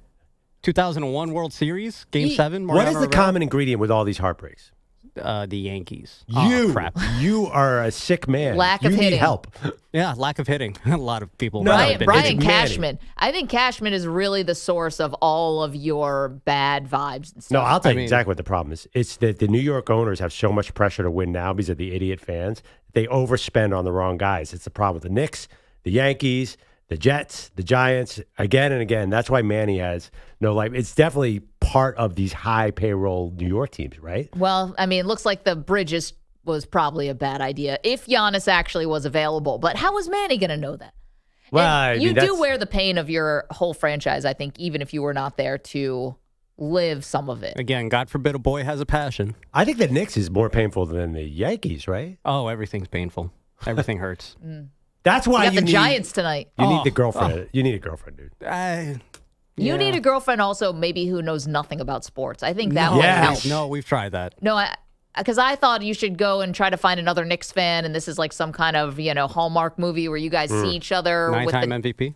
Yeah, 9-time MVP. And you guys see each other at some Knicks watch party and lock eyes, and she's wearing a 9-time MVP Carmelo Anthony jersey, and you're wearing your Ewing jersey. It's got to be a deeper cut than Carmelo Anthony. You gotta She's be wearing her like Dante DiVincenzo jersey. like Landry Field or something. And when Maggie had that advice, that's when we knew Maggie was cut off from all dating advice. And now I we're thought that turning to was Big good. Friendly, who, Yeah. if he's listening, call in. Honestly, dude, you just can't do this anymore. Well, it's now- too sad. Look at his face right now. Well, I mean, his Yankees just got eliminated This last is- night. I think this is just my face. It's like actually. that all the time, Maggie. No, he was Manny happy after they Waffle. beat the Red Sox. But here's the thing. I think now I'm that going was to like totally go a month 180 on ago. my last advice. I'm going to say now you need a woman who knows nothing about sports, Yep. and she'll be your distraction Yes. from this pain and misery. And that's great. I'm actually going to modify that. You just need a woman. No, my you know how I distract myself from my the ineptitude of my favorite teams? Jack Daniels. Jack Daniels, and I get on my video games. I get on the PS5 Yeah. and I fix said franchise. Yeah, a woman and a program. A 1-800 number I got for you in the break. And are we maybe an inflatable woman? I don't know. Oh, my what we're at. God, bro, no. It's I mean, not that that's dire. Is it a... It's not, and that's not going to help anything. I don't by know. the way. It sounds pretty dire to me. Yeah, PlayStation 5 and Jack Daniels sounds pretty desperate. I'm not ordering a blow-up Yeah, doll. what about this is not that dire, And you Maggie? think the blow-up doll makes that thing better? That's just the final nail in the coffin of sadness. I don't know. Feels like an improvement over. Are we still getting women PS5 from or- like Russia and stuff? Can you still mail order somebody? I think you can I mail think that's on order a lockdown doll. right now. Yeah, that's true. The happening. tariffs. Yeah, tariff wars. Immigration's a hot button issue. Are we even getting mail? Isn't the government shut down or something like that? Oh, yeah. I heard that all the air traffic controllers are threatening to walk out. That's Oh, awesome. That's nice. Good thing I ain't getting Are they on a plane soon. necessary? Yeah. Oh, I can say that. Eh. Debatable. Good I thing think I'm not going on vacation with a bae anytime soon. Listen, Big Friendly did have the best advice. You need to smell good. That's really all this is. We're just animals walking around, pheromones. Yeah, but the funny thing is, Big Friendly was talking about cologne, not even like, have you ever heard like Your inner pheromone spray? scent. Yeah, your like inner you can scent. buy this like, I don't know if it's like deer antler stuff. You could buy pheromone spray. We go to the bar, you'll be irresistible. Love Potion number 9.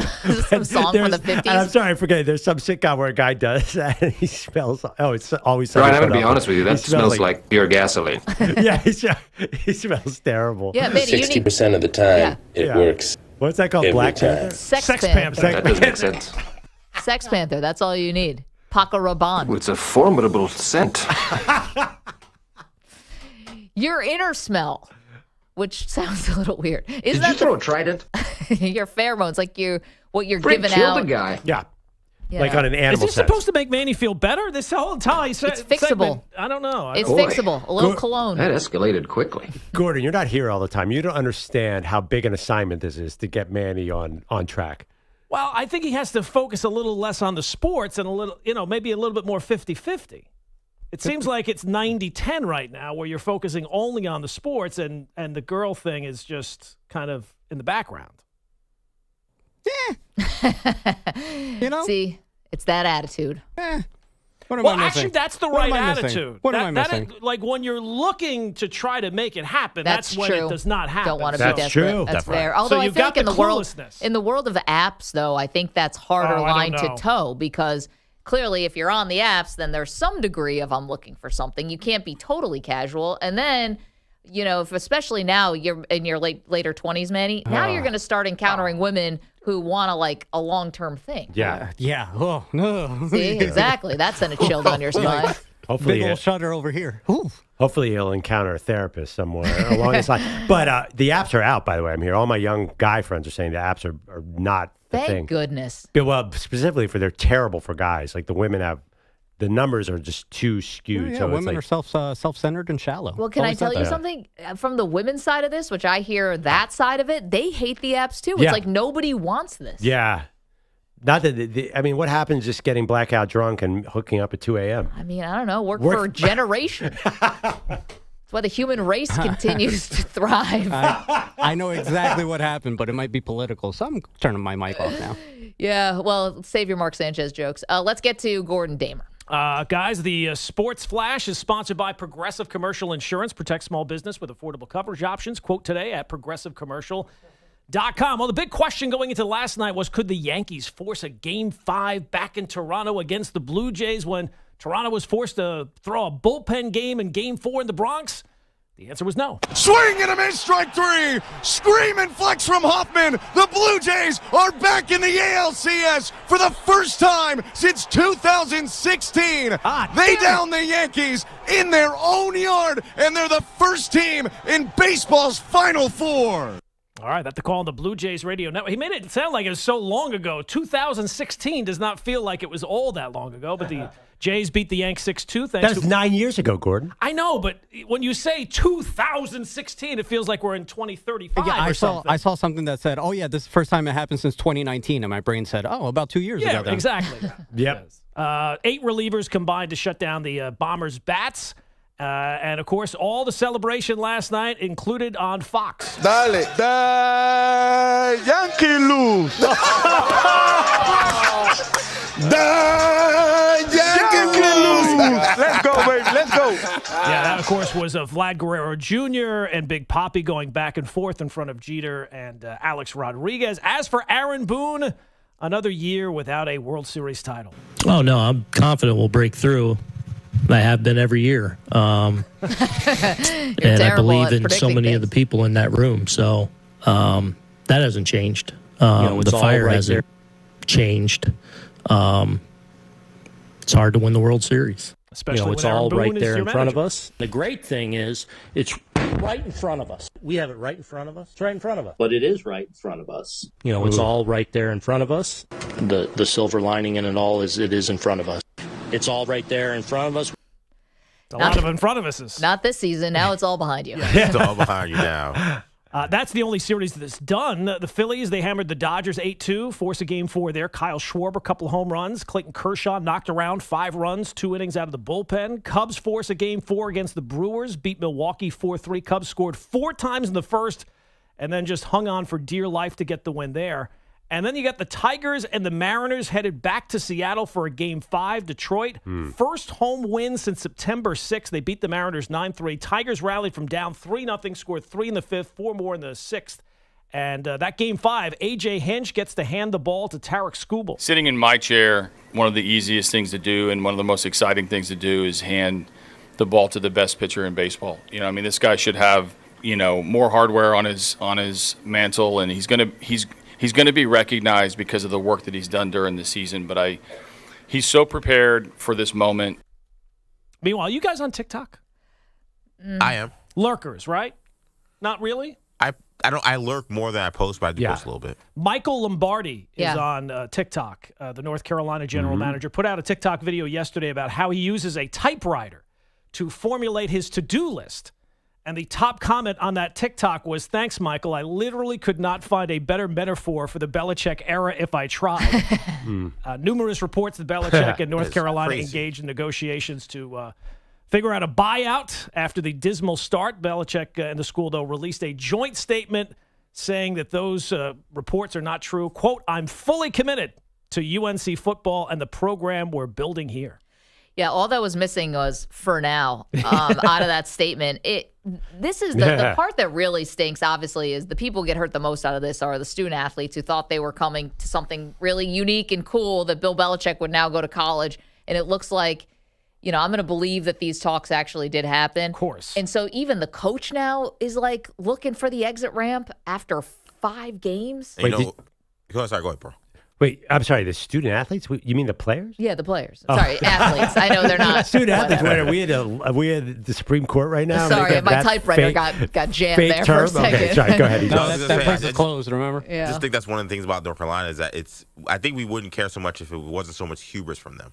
Because I even forgot, because, Miami fans, we never forget. Even I forgot this, but Lombardi was taking shots at Miami and Mario Cristobal. He said when he got there that Mario Cristobal was wonderful in recruiting, but they haven't gotten to the Final Four. You got to build a full team. It's not about winning the recruiting battle. Well, we're undefeated, and they're trying to quit midway through the season. So I don't think Mike Lombardi and those guys, they maybe thought they knew what this was about, and it's a lot harder than they think. Oh, I mean, they were way off. Way off. This is from Ollie Connolly, who writes for The Guardian, who kind of was one of the people breaking this news yesterday. This was one of his final tweets about Belichick and how the communication has been so off, and they're talking about the buyout. It goes, from one UNC defensive assistant, so someone currently on the staff, quote, "What we've done to these kids is bleeped up." I mean, if that's true, that is so damning. Yeah, I know, but listen, a lot of college situations fall apart. I'm not worried about the players. The players got paid to go there. I'm sorry, college football is closer to pros. It's not like the old days where Bill Belichick hey, you're going to told their parents, you're going to come here, you're going to get a great education. What did they pay Gio Lopez? $800,000, whatever. But that's the other thing too. My brother's in town, and he worked in the NFL. I was talking to him a little bit about this team, and the thing we were talking about is where are the good players? Yeah, I know. That was the one thing that I think we all kind of glossed over. I said this roster stunk. And I mentioned it, but it's it's Belichick, and maybe he can't coach these guys up. But you look at the recruiting stars, it's just where's the 5 stars? Where's the John Mateer who they tried to get? Or the Carson, where's the star transfer? He was getting guys who we never heard of. We just thought because it was Belichick, maybe he would figure it out. But they're not good. These players, hard to feel bad for them. They're probably lucky to be at North Carolina. Well, yeah, but North Carolina, though, was not, after Mac Brown left, they were on that's why Belichick's there, because they were on a downswing. So it's not like they were great shakes before. But even Deion came in and he was getting 5-star transfers. Yeah. He was getting, obviously his son-in-law, or his pseudo-son, Travis is basically his son. But, he brought in Kamari McLean. He was bringing guys in who had big stars, right? Belichick brought none of those guys in. He brought in guys, again, we never heard of. Can I say one side thing? Can we root for the Blue Jays? Are we allowed to? What's the deal? Because that is a likable team to its core. Feels like a low blow to Manny. But I mean, sorry, can you get behind them? That short catcher is amazing. They do have Don Mattingly on the coaching staff. If that is I've never seen a bunch of nobodies like that. They are incredible. And every time they flash a career stats, it's like a bunch of 240 hitters who came out of nowhere. They are amazing. I think what's funny about it, sorry not to interrupt, but that's not what we thought the era of Blue Jays success was going to be. It was going to be all the second generation guys. Yeah. And Vlad's the only one who's there and producing. Bichette is hurt and Biggio is gone. And so what they thought it was going to be turned out to not be that at all. It was going to be the next generation of all these former stars. They have no right to be this good right now. Scherzer did nothing, right? So, what is this team? It's funny looking. I know he didn't play last night, but the left fielder with the mustache is my second favorite player behind the catcher. I admit I did not know a lot. Yeah, I did not know a lot about this Blue Jays team. I just found out about Alejandro Kirk, too, the catcher. He's the best. He looks like, you know how they call Kyler Murray the angry toddler? He looks like a big kid who's up at the plate. Alejandro Kirk, according to Baseball Reference, 5'8", 245 pounds. No way that guy's 5'8". No, those are dimensions we're not used to seeing. No way that guy is 5'8". Okay, we got to take a break. We got to take a break. Thank you, Gordon. Coming up next, we have more from college football and the NFL. What did Deion have to say about his season? M&P. The great thing is it's right in front of us. You're in a 5-minute break.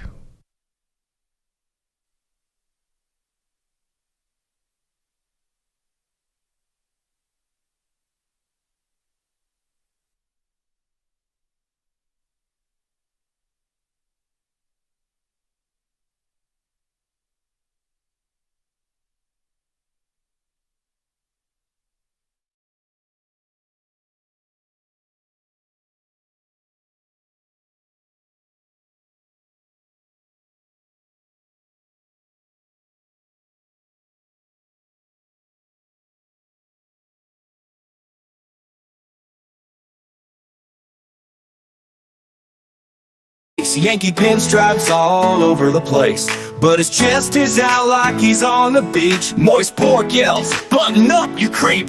Oh, Manny, button your jersey. You ain't a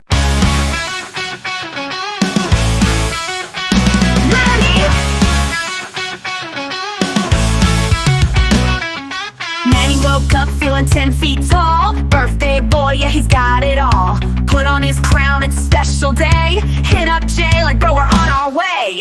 Out in Nashville, music in the air. Boots on the ground, confetti in his hair. But where they headed, not a country show. Dave and Buster's, baby, time to go. Now it's Manny's birthday, turning up the sound. Jay's got token shots going round. Gilligan's girls just crashed the floor. Ginger dancing, Marianne wants more. He's watching aliens winning the night. Speedball king and neon light. It's wild, it's weird, it's totally right. Easy on our feet, are back in the comments again. Bro, you hate my music but can't stop listening. You're more loyal than Peter Bellotti is to a time card. Easy MSC, more like easy to clown. Trolling in the threads trying to tear me down. Semi-tracks trash, that's rich my guy, but you've replayed it twice, don't even lie. Still hiding behind that YouTube name, throwing shade like it's your Hall of Fame. You talk big but work ethics trash. Peter Bellotti shows up more than your facts. Easy takedown, easy fold. Easy's courage, lukewarm cold. I drop beats, you drop med, yet every post you're still in my thread. Don't like my jams, why you streaming? You hate watch harder than Jets fans dreaming. Keep tapping, keep hating this fate. You're the unpaid intern of my clickbait. Easy's protected through the Knicks draft and Google the pick straight telegraph. I'm prime time, you're dial-up lag. I'm Maggie's sarcasm, you're just a drag. Perloff don't even know your name, you're that irrelevant in the sports talk game. Bellotti still MIA on the clock, but at least you don't troll from his mom. The sun comes up, it's 6 a.m. Maggie and Perloff at it again. Mike's hot, lights on, coffee's black, and Andy Rodriguez got the board on track.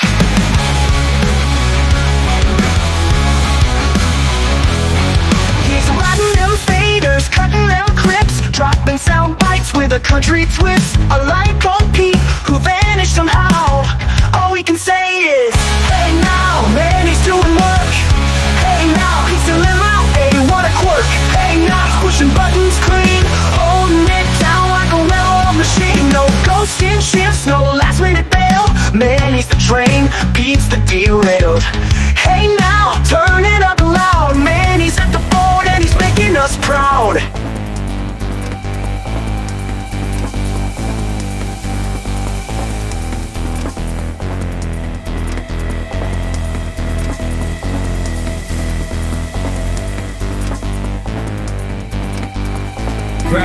You were the moment that made us proud. 1 minute the voice remaining. that cut through all the noise, the calm, the chaos, the steady voice. You showed up when no one came, lit the match, then took the blame. And though time tries to wash it clean, your shadow stays in every scene. We can't forget your love. The streets still whisper when we walk alone. Every corner's got a memory carved in stone. You're the chapter we keep rereading slow. 30 seconds remaining.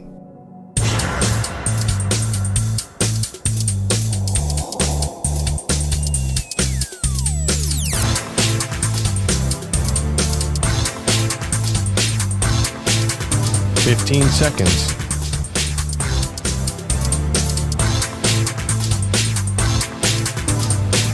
Break ends in 5 seconds.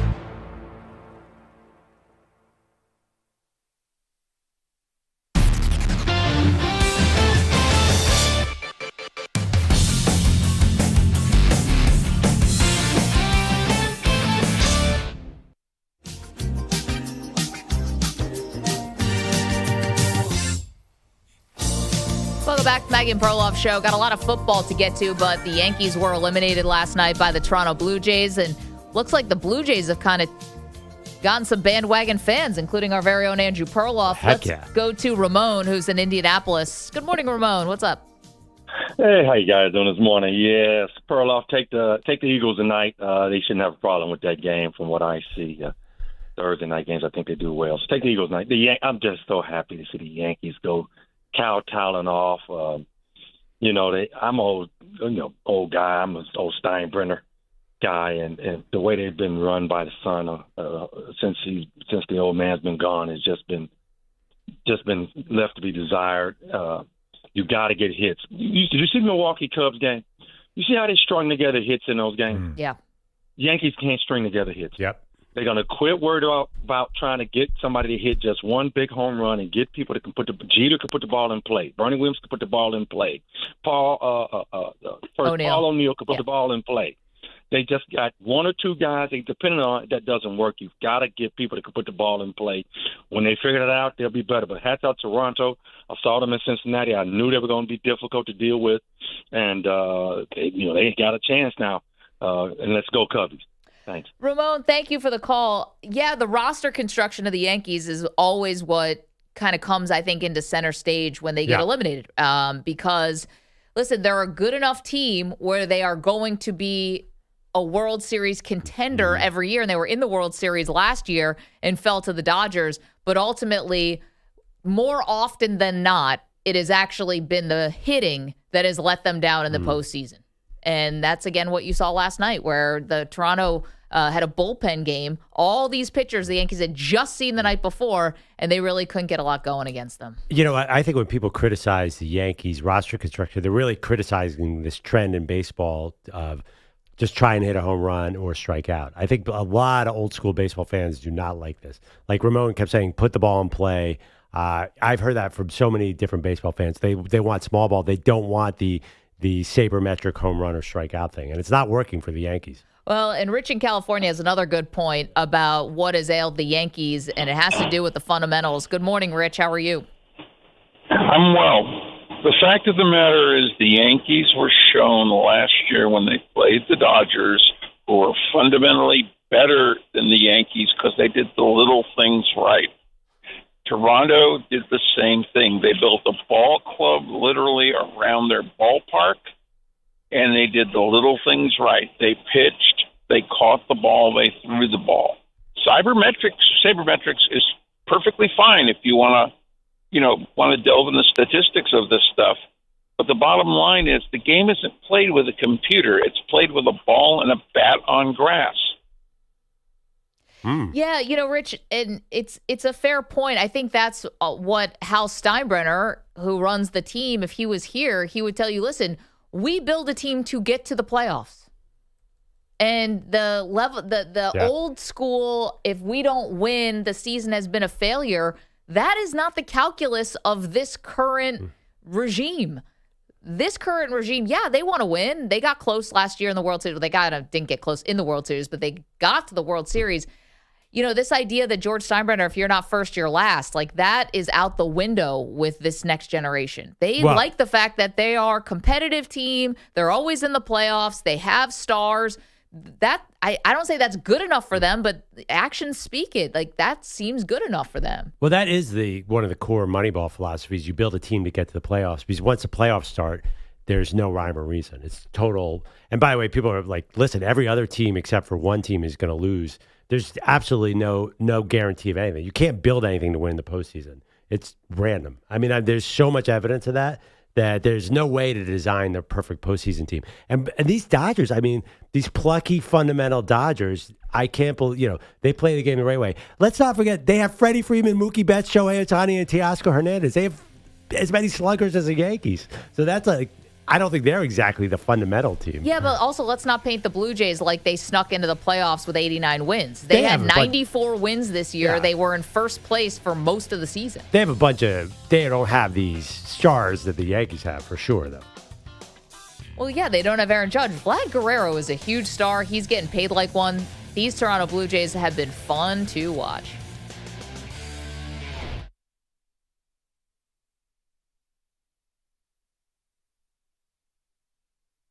You're in a 5-minute break.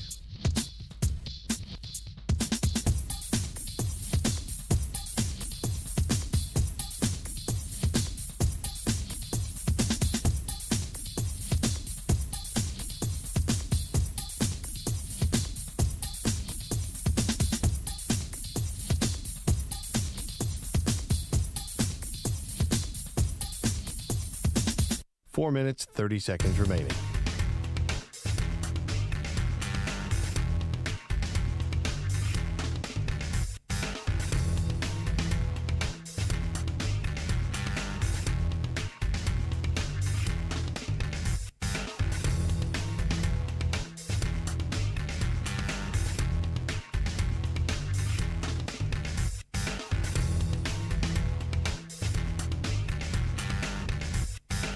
Four minutes remaining.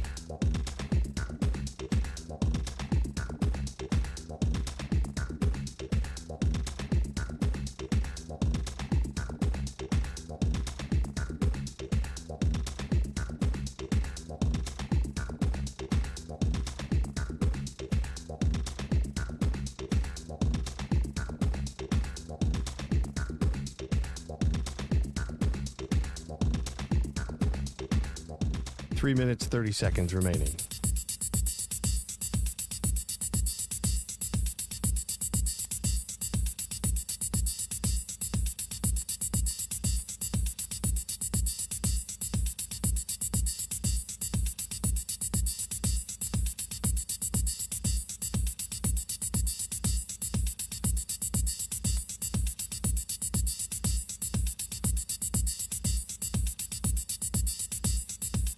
Three minutes remaining.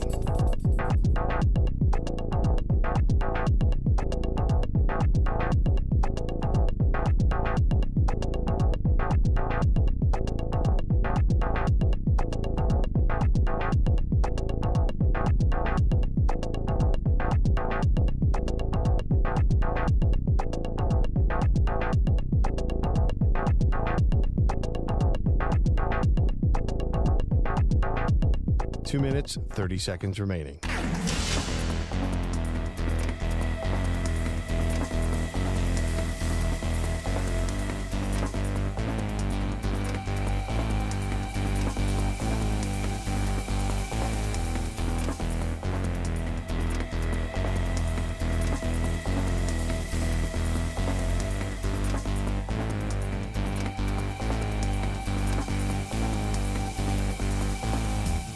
Two minutes remaining.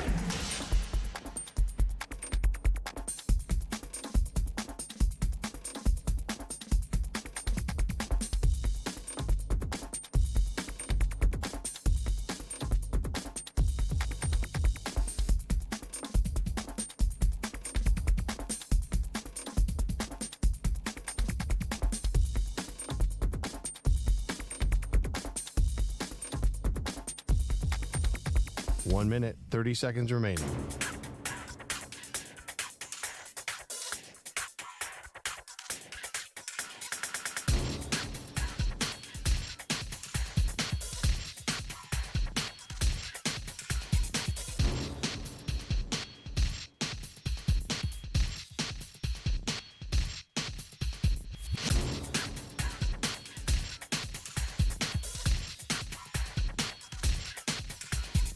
One minute remaining.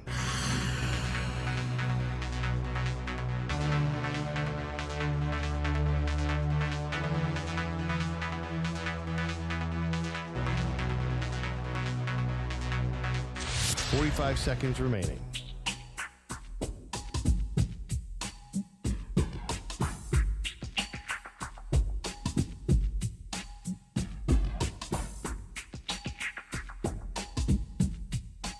Seconds remaining.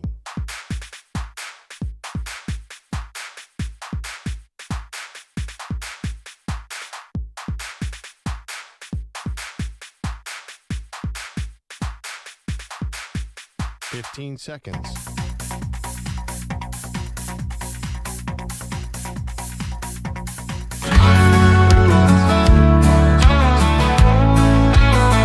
Well, the game was tight, the crowd was loud. The judge went down, ain't no cheers now. Flicks are strange. And at the start, why'd you take my hero? What did he do?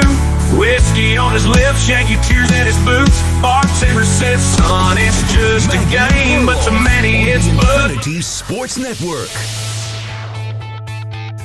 1-0 pitch. And he lines it to left center field, a base hit. In to score Clement. Around third, Jimenez. The throw from Grisham cut off. 2-run single, Nathan Lucas. It's 4-1 Blue Jays in the 7th. That was the call on Toronto radio, and the Blue Jays move on to the ALCS, and the Yankees go home. Welcome to the show, Maggie Gray, Andrew Perloff. 4 series all in action last night, Pearl. This was the only one that got decided. Your Phillies keeping things alive against the Dodgers, and obviously we got the other 2 series as well. But let's pause on this because Toronto has become a bit of a darling here, and they're not the only team that could qualify for this, by the way. Like, I think Seattle can be a bit of a darling. Yeah, big time. I think that the Tigers could be a bit of a darling.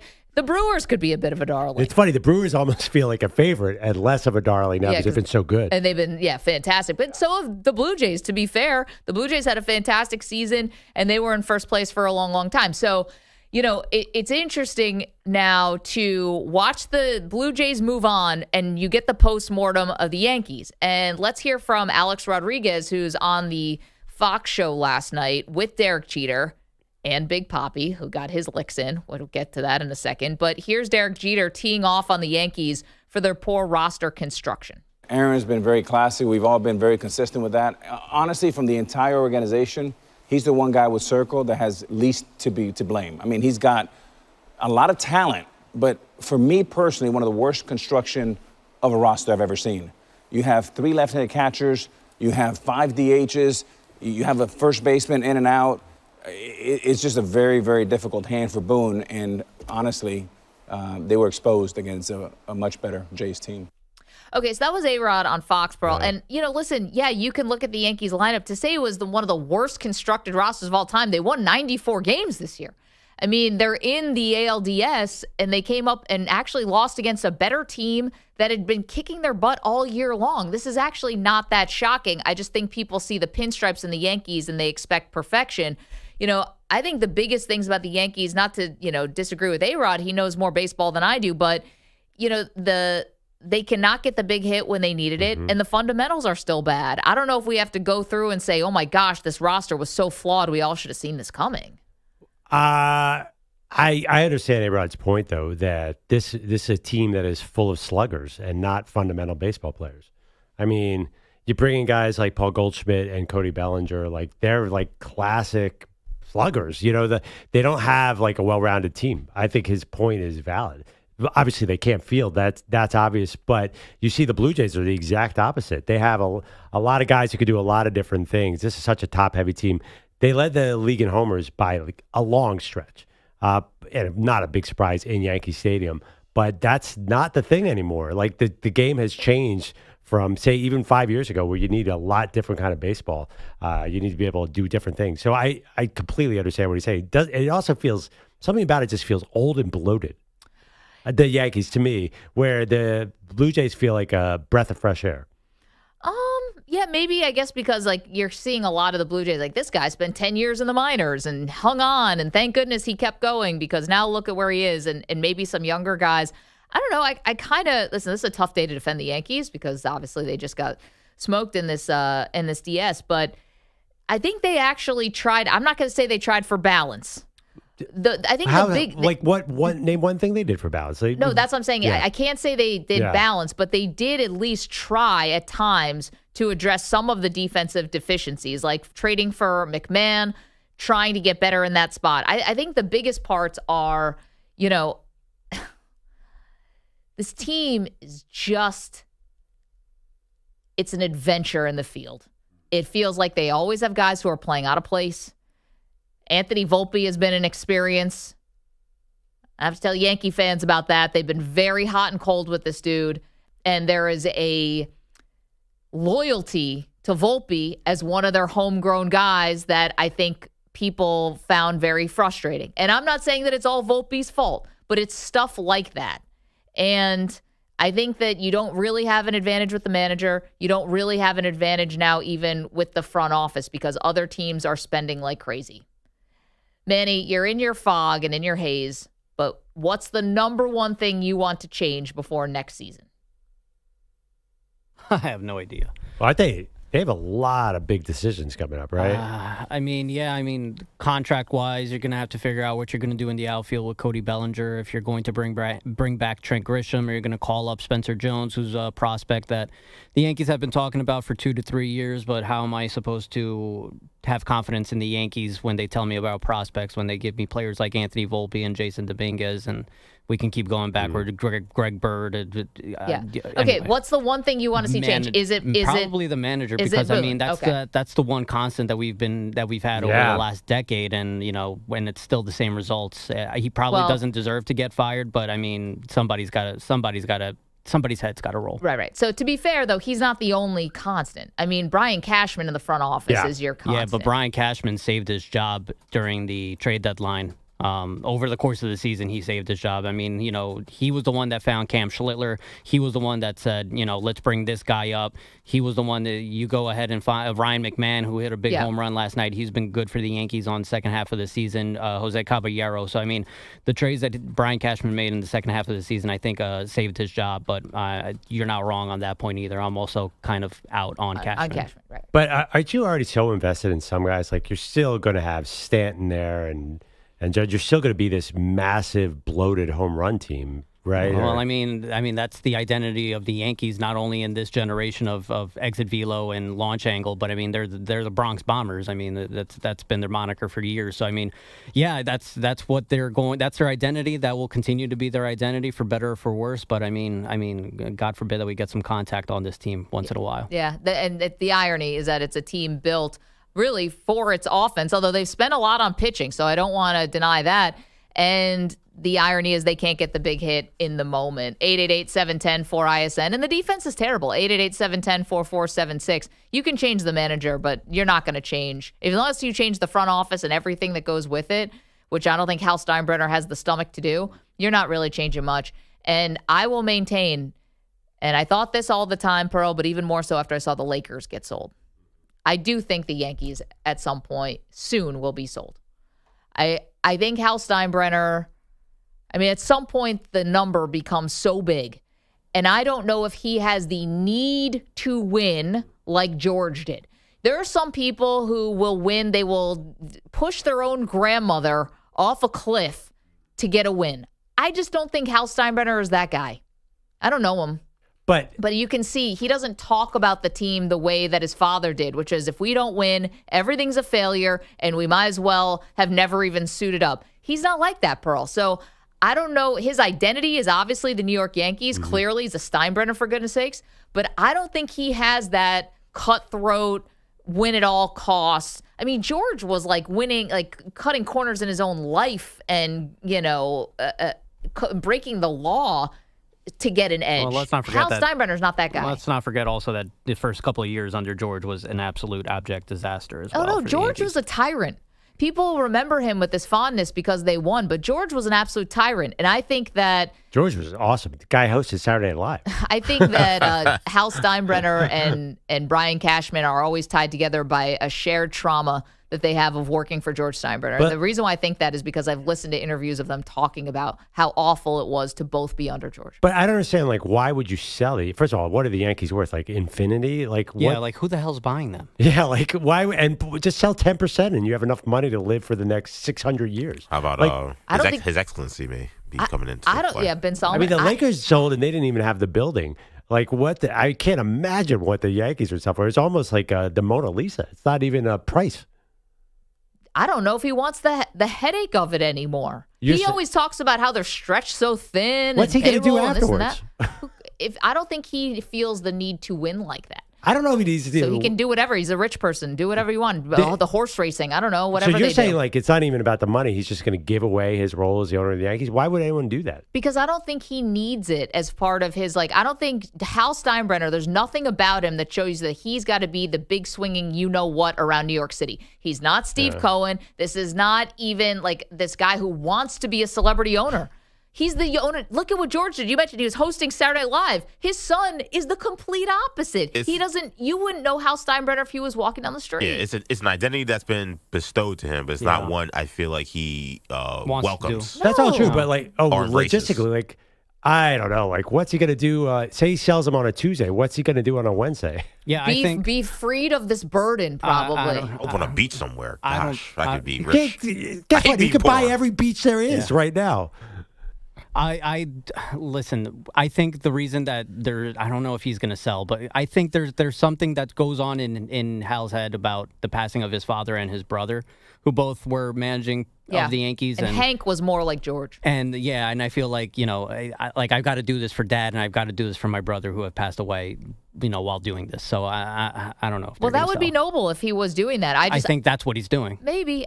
I guess I don't see even though he doesn't want to do it anymore. I don't see the cutthroat that you need, to do this. That's my read, at least from the outside, but also just kind of being around this team a lot. But what's it? Yeah, but then again, all that might be true, but selling it doesn't make sense. You're basically giving it away because you could you could sell 10% and get $600 million tomorrow.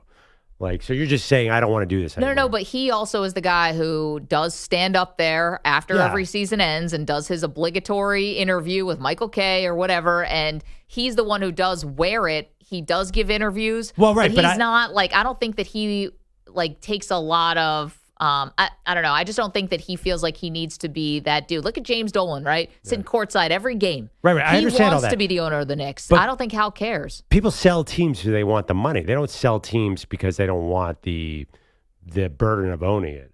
Who you sell a team the buses wanted the money. The buses had but he doesn't need that money. I imagine. Well, do the buses need the money? Yeah, they had this issue where the kids were splitting the money. They were basically the buses definitely needed that money. There were how many kids? There were 5 kids, and Jeannie had control, and there was a lot of infighting, and the family's I'd rather have the money. Okay, but the same thing would apply to what you're saying about the Yankees. Sell a 10% stake in the Lakers.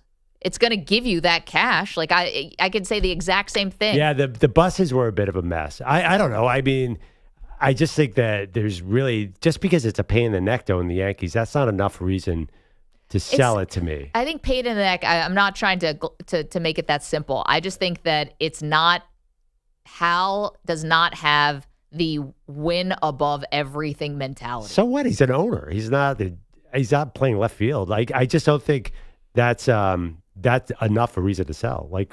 Why do people sell? It's usually the buses look into the finances. Oh no, I know there's a lot mess, going on there. I'm just and saying they didn't even own the stadium. So I mean, does he really need to sell them for $11 billion? Maybe, but he's never gonna be able to spend that. If you don't want to run the team anymore. Yeah, see, that's what I would think. I think even with everything described, which I totally agree with, I think just saying giving the team away for no reason other, I think that's a hard thing to do as a person. Say you own the Yankees, you have this fame and identity because of it. Just say tomorrow, you know what, this is too much, I don't want it anymore. Would anyone really give that away? It'd be an unusual move. Yeah, it'd be tough to sell Papa's business. Everyone's got a price, guys. No, see, that's the thing. You're saying it's not about the price. You're saying it's about him not wanting to do it anymore. I think it's both.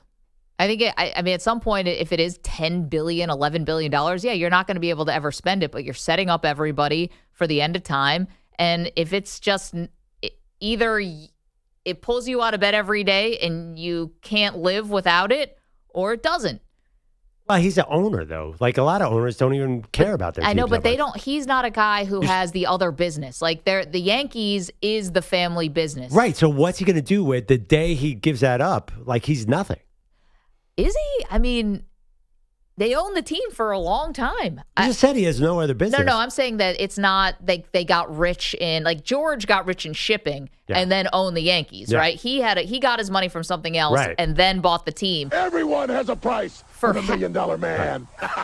For Hal, he's never known anything else, right? Well, that's what I'm saying. Like, that's his whole identity. It's just give up that identity because it's tough. Hold on, though. It's his identity, what EJ said, not by choice. He got born into it.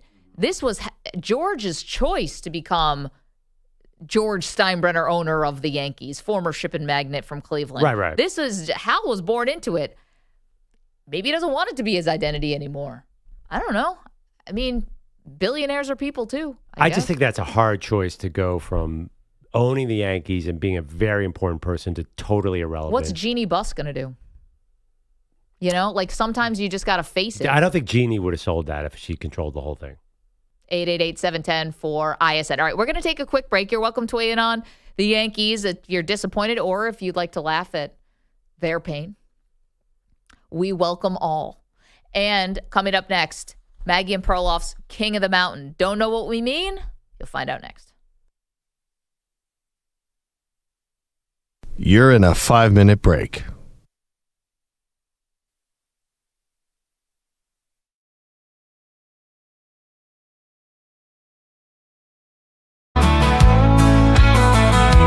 Game was tight, the crowd was loud, then Judge went down, ain't no cheers now. Flicks are strained, they said real low, like a punch straight through my radio. Manny Rodriguez sitting third row, with his Judge jersey and his heart broke slow. He stood up once, then he sat back down, poured that pain till he couldn't hear the sound. Now he's blackout drunk in a parking lot bar, talking to ghosts and cussing at the stars. Why'd you take my hero? What did he do? Whiskey on his lips, Yankee tears in his boots. Bartender said, son, it's just a game, but to Manny it's blood running through his veins. So pour one more shot to leave on the line for the kid who lost hope when we lost 99.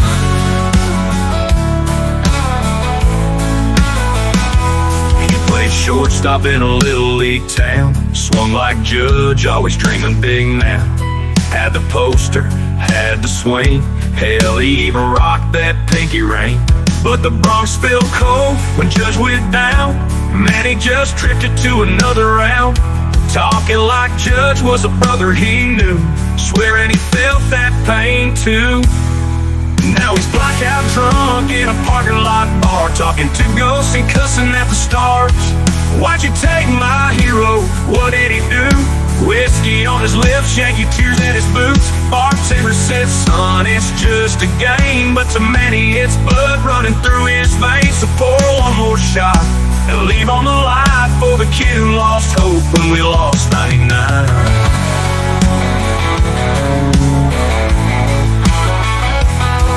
Played shortstop in a little league town, swung like Judge, always dreaming big now. Had the poster, had the swing, hell, he even rocked that pinky ring. But the Bronx felt cold when Judge went down.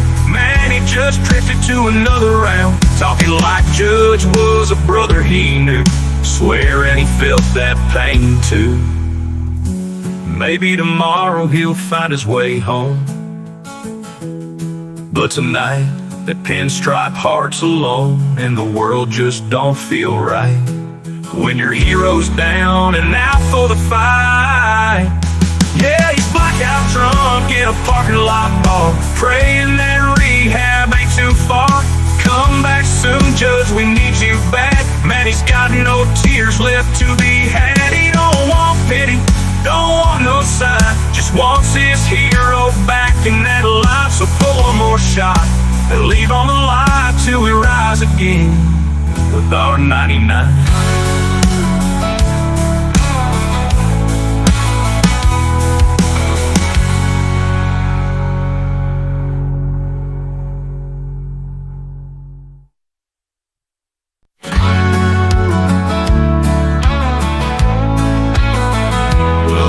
Was tight, the crowd was loud, then Judge went down, ain't no cheers now. Flicks are strained, they said real low, like a punch straight through my radio. Manny Rodriguez sitting third row with his Judge jersey and his heart broke slow. He stood up once, then he sat back down, poured that pain till he couldn't hear the sound. Now he's blackout drunk in a parking lot bar, talking to ghosts and cussing at the stars. Why'd you take my hero? What did he do? Whiskey on his lips, Yankee tears in his boots. Bartender said, son, it's just a game, but to many it's blood running through his veins. So pour one more shot to leave on the line for the kid who lost hope when we lost 99.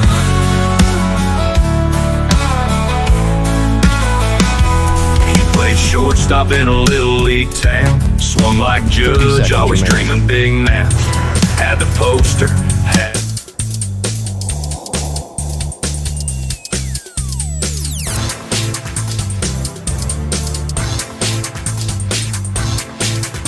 15 seconds.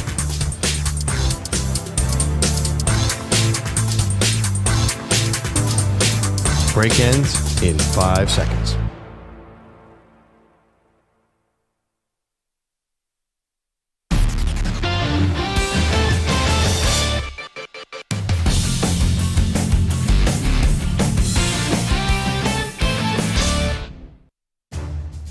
Who is the king of the mountain? Maggie and Perloff search for the greatest NFL team of all time. Welcome back, Maggie and Perloff. Every week, we do King of the Mountain. We're trying to figure out the best NFL team of all time. And it's funny, we started out the 72 Dolphins. We spin a random wheel. Started out, they were King of the Mountain. Then the 84 Niners knocked them off. They are currently King of the Mountain. All right, Maggie, who is challenging them this week? Yeah, well, meanwhile, EJ, is this the third week in a row that the 84 49ers have been King of the Mountain? I think we're going to enter the fourth week, actually, because they've beaten the Raiders, they've beaten the Miami Dolphins, and they've beaten someone else, the Cowboys. So fourth week of them in this King of the Mountain. They beat the 72 Dolphins, they beat the 83 Raiders, and the 77 Cowboys. So still a lot of Cowboys teams out there that we have not done yet. But meanwhile, let's hear about those 84 49ers. Dan Marino's year turned into Joe Montana's day. And the San Francisco 49ers became the first team in NFL history to win 18 games in a single season. They were not only champions of the world, but masters of the game. No one tells the history of the NFL like the NFL. Okay, so the 84 49ers now putting their King of the Mountain status on the line, Pearl. Today's challenger, the 1999 St. Louis Rams. McNair drops, throws right side for Nyson. He dives for the end zone, reaches to the goal line. No, he falls at the one. Didn't make it. No, yes, we won it. That's the game. It's over. It's over. We're world champions. Congratulations.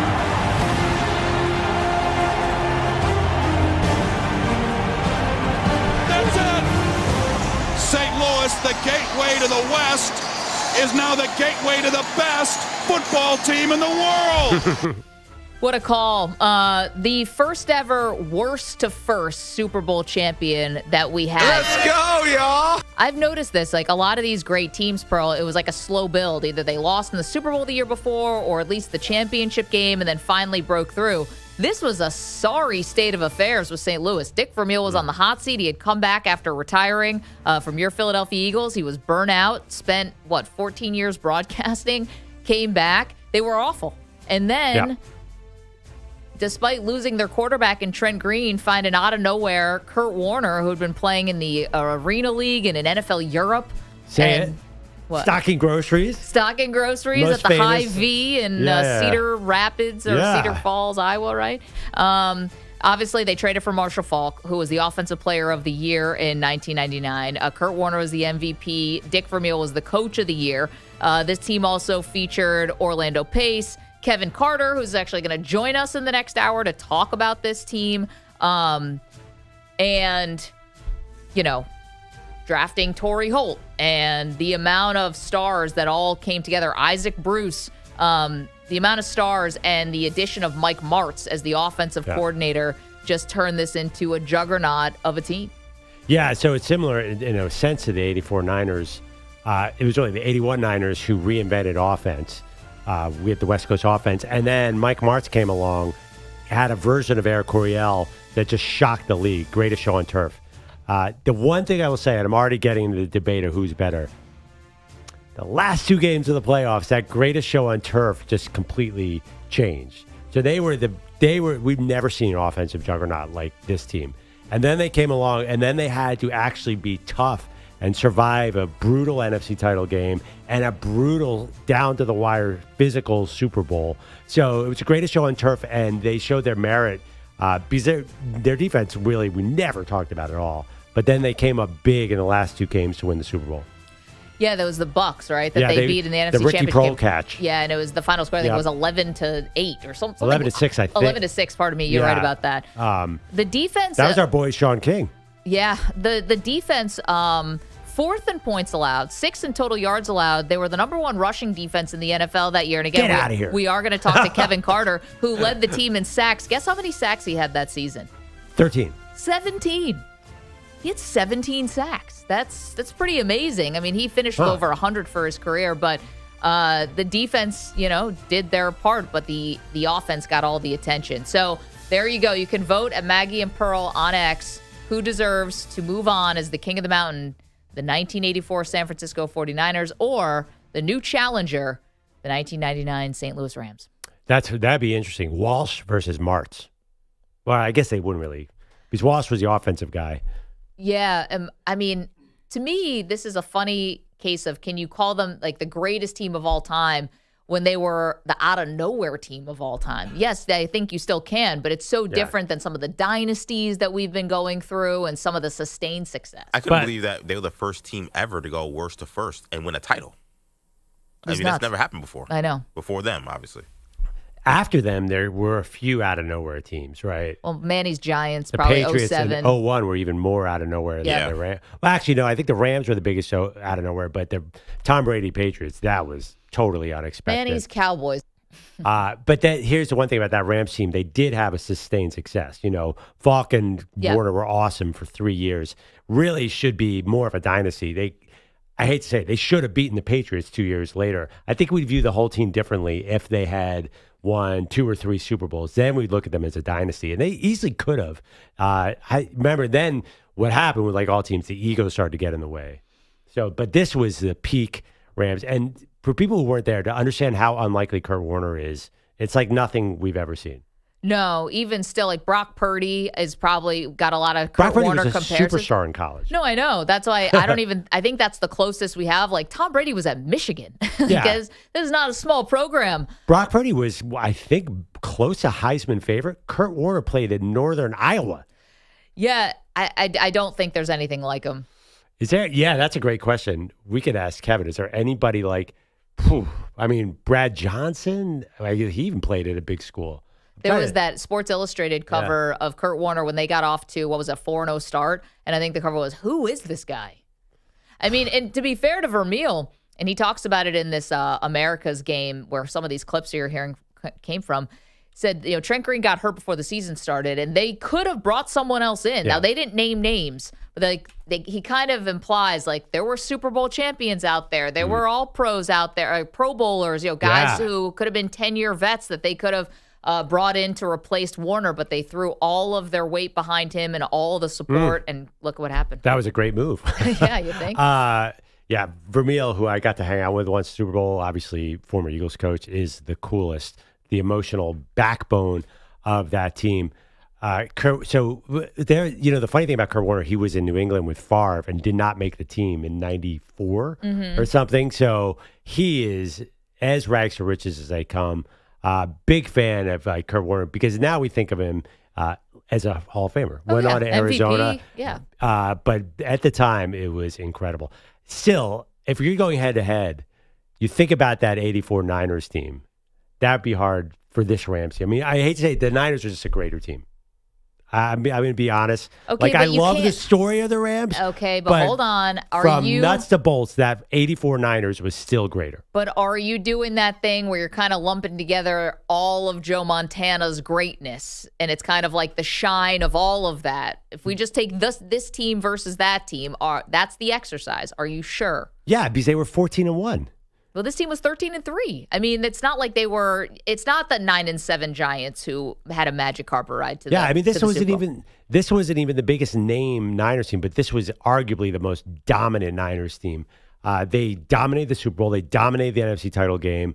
They were tough, and they had that offense that was shocking everybody. Still, nobody could figure out Montana and the Niners. They didn't even have Jerry Rice, and they were still great.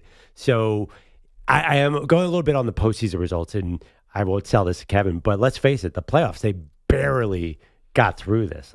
Yeah, but, you could go back to every Patriots Super Bowl was basically a one-score game. And I'm not going to pick them over the 84 Niners either. Wow. 888-710-4ISN, 888-710-4476. I don't think it matters how you win the Super Bowl. To me, that doesn't really factor in. It does to me because I'm ready for the 85 Bears coming. Yeah, how can you say that? Like, a dominant team, the greatest team ever, should kill the other team in the Super Bowl. Like, I hate to say it, often happened to your Buffalo Bills. Well, no kidding. But the Bills lost in every way. They lost heartbreakers. They lost close ones. They got blown out. I guess to me, I don't think the Patriots dynasty gets denigrated because they needed Adam Vinatieri to win walk-offs or because they had to come back from 28-3. I think you win the Super Bowl, you win the Super Bowl. I don't think so. I think that the Patriots dynasty is viewed differently than some of the other dynasties. The Patriots had to win at the margins because it was in the salary cap era. The Pittsburgh Steelers in the 70s had Hall of Famers at every position. I think the Patriots had to win in a different way. I don't think they're viewed as it's almost more impressive, no? In a sense, but I don't think they're the greatest team. I just think, listen, how many Hall of Famers were around Tom Brady? Very, very few. Yeah, not as many as you would think. I think they're going to have trouble when they get into this thing. 888-710-4ISN, 888-710-4476. It's the irony that probably Brady's best team is the one that lost. Well, if we're going to do 07 Patriots, that's a pretty good team. Yeah, but they didn't win. They didn't win. Although we had the 98 Vikings on this team this list, and they didn't win. Yeah, you may be seeing 07 Patriots soon. You never know. Maybe they'll get redemption. Finally get a dub. We definitely don't have the Eli Manning Giants on that. No. Wait, are there any Giants teams on the list? Any Parcells Giants? 86. They make some Giants teams on here. We got some more spins to go through. Yeah, come on. Don't stub the 2023 New York Giants. Come on now. That one good Daniel Jones year? Oh, yeah. Or the 2024 Giants last season when we won, 4 games? We'll see how your Giants do tonight when they take on the Philadelphia Eagles Thursday Night Football. Not well, Margaret. Are there any Bills teams on this list? Probably not, right? There should be. Greatest team ever? K-Gun offense? Have you seen the footage from 91? No. Oh, man, you weren't alive. But no, I know. I mean, unfortunately, they're how many? You want to talk about Hall of Famers? Every year they have this game called the Super Bowl. And it helps to win that one to get into this conversation. Let's get to Gordon Damer. He's got the latest. Guys, on this date in 1903, the New York Times predicted that airplanes would not fly for 10 million years. 10 million? Yes. That's a lot of years. Yeah, a lot of scientific research. That's like an era, like a Jurassic era. Yeah. Right. It only feels like it's been that long since the Yankees last won the World Series. 0-2. Poked, right field, sinking, down for a base hit. Miles Straw delivers with an RBI single, and the Blue Jays lead 5-1 in the 8th inning. Yeah, Blue Jays finish off the Yankees last night, take game 4-5-2, advance the ALCS. Vlad Guerrero Jr. got the Jays on the board in the first RBI single. Ernie Clement, 2 more hits for him. Pair of runs scored. Nathan Lucas, a couple of ribbies for John Schneider's team. I love that guy, man. He's so easy to root for. He just plays the game the right way. And I've been really impressed with his heartbeat in the postseason. It's kind of just doing his thing. But couldn't be happier for him. He's such a dude. And he was not talking about himself or his team there, Perloff. 8 Jays relievers kept the Yankees in check. Jays into the ALCS. Did I say this already? Mm-hmm. First time since 2016. Kyle Schwarber took until the 4th inning last night for him to finally hit his first home run of this year's postseason. It did not take that long for him to hit number 2.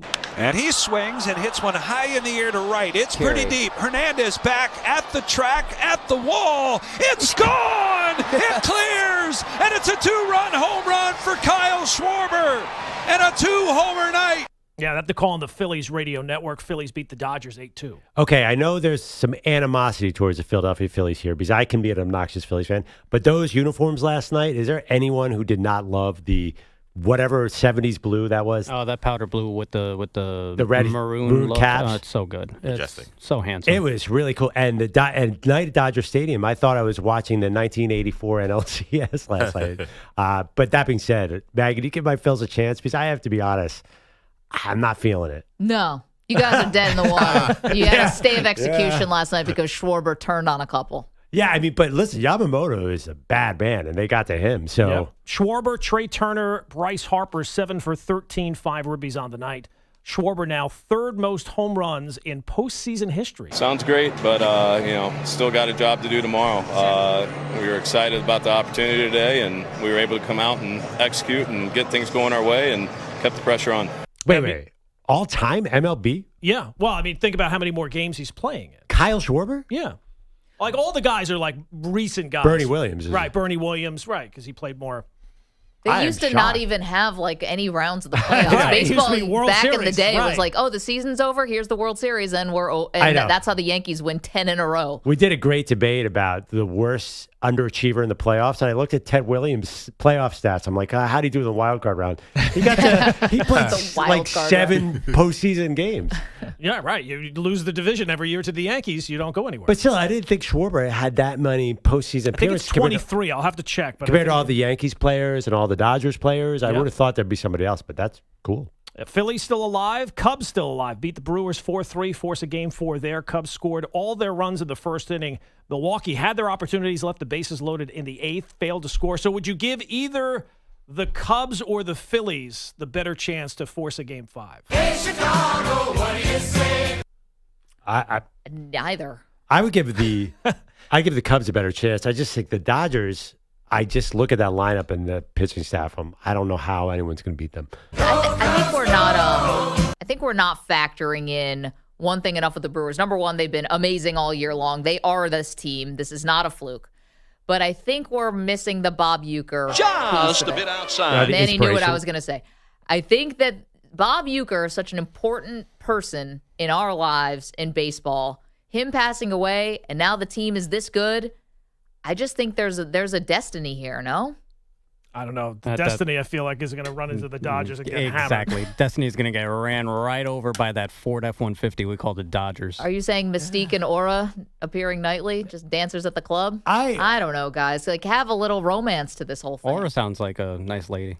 I think romance and Manny? I don't know about that. The Dodgers have this weird pitching staff thing going on where starters are relievers are starters, cats and dogs living together. Yeah. Who knows what's going to happen there? Well, we do have one Game 5 for sure. Tigers, Mariners, their series goes to a Game 5. Detroit forced it with a 9-3 win in Detroit. Tigers' first home win since September 6th. So that Game 5 set for Best Friday. Best 2 words in sports, Game 5. Yes. It's better than Game 3 of the wild card round. That right. I don't know about that one, Game brother. 5 is set for Friday in Seattle. As if Manny was not down enough, Giannis yesterday was asked about the trade rumors, and the Knicks said he didn't read that report. I've said this many times, like I want to be in situations that I can win, and now I'm here. I believe in this team. I believe in my teammates. You know, I'm here to lead this team to wherever we can go, and it's definitely gonna be hard. We're gonna take it day by day, but I'm here. So all the other extra stuff does not matter. What is less convincing? I was going to say, it's not what you say, it's how you say it. Giannis with his comments there, or the comments about that Bill Belichick is still fully invested in North Carolina. He's got the full support of the entire athletic department. Yeah, these are 2 bold-faced lies being told in 2 different cities. Giannis Antetokounmpo. I'm a bigger fan of the UNC statement because they were both one sentence. Keep it tight. They are brilliant from an editorial standpoint on North Carolina and Belichick. Yeah, the Giannis thing, by the way, I'm kind of, Maggie's swaying me a little bit. He should come out and ask for a trade. Like this, what's he doing in Milwaukee? Nothing's happening here. I think he just doesn't want to be a bad guy. Too late. Like you're he's not doing a bad guy. waffling You're the thing. only one who thinks he's a bad guy. No, I'm just saying it's all right. He's not a bad guy, but this is what he has to understand. he's going to look even worse if he strings them along and does this at the trade deadline or something, or when they can't maximize his value. Like, him dragging his feet on just manning up and asking for a trade, if that's what you want, actually hurts the organization. But if he asks for a trade, now it's terrible timing. Giannis, QUICKIE. I think it would hurt in the offseason too. He'd be turning his back on the city that nurtured him. That's going to happen whether if you're right, half that's what I'm saying. in, It doesn't matter if it's half an off season or if it's in the season. I think it was always going to be a tough divorce. So Bill Simmons had this. I'll give him credit. He was like, he could be Dirk. Like, Dirk Nowitzki won a title, stayed in Dallas the whole time. No one ever questioned the loyalty, but Giannis isn't doing that. Oh, he's kind of handsome, huh? No. But Dirk won a little later than Giannis. Like, Dirk was already well into his career, and they won in 11. I'm not sure it's exactly the same. Giannis is in year 13.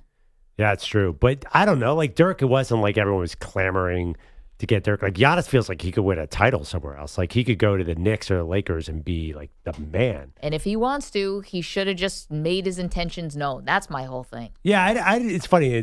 I don't really see an analogy with Dirk Nowitzki and Giannis. As far as, like, you're right, Dirk never asked out. Maybe it's because Dirk never let any oxygen go into that. But, like, why would Dirk have left Dallas? They always built a good team around him. I don't know. They traded Steve Nash away, and all of a sudden Nash is going to conference finals. So he could have had a gripe if he wanted to.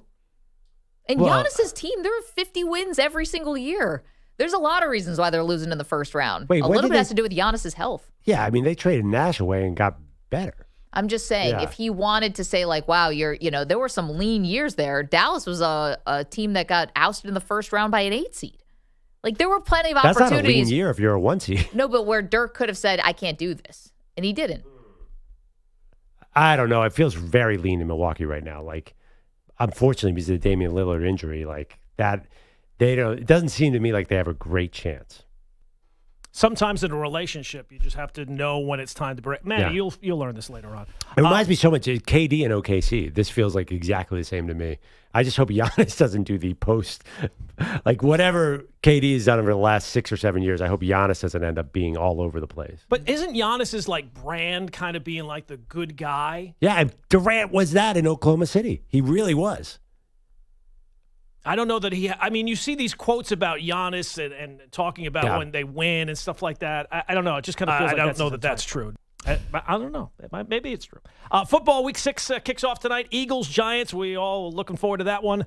Niners quarterback Brock Purdy still dealing with his foot injury, so it looks like it's going to be Mac Jones again for the Niners when they take on the Bucs this weekend. Gordon, thank you so much. A lot to do. See you guys on the phones. Poll question now live for the Maggie Perloff King of the Mountain Project. We're looking for the greatest NFL team of all time. Right now, the 1984 San Francisco 49ers are heading into their 4th week as the King of the Mountain. The new challenger, the 1999 St. Louis Rams. Let's go, y'all. Greatest show on turf. So you can vote. You can call 888-710-4ISN. It's Maggie Perloff. You're in a 5-minute break.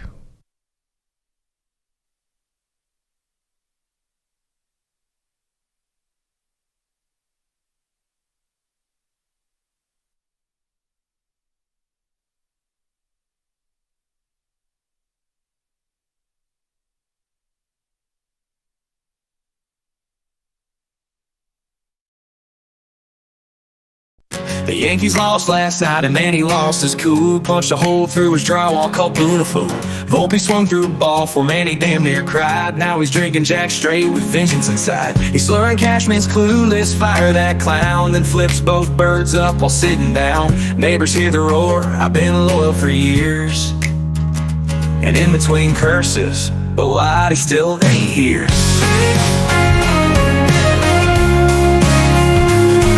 Struck out, Boone just grinned.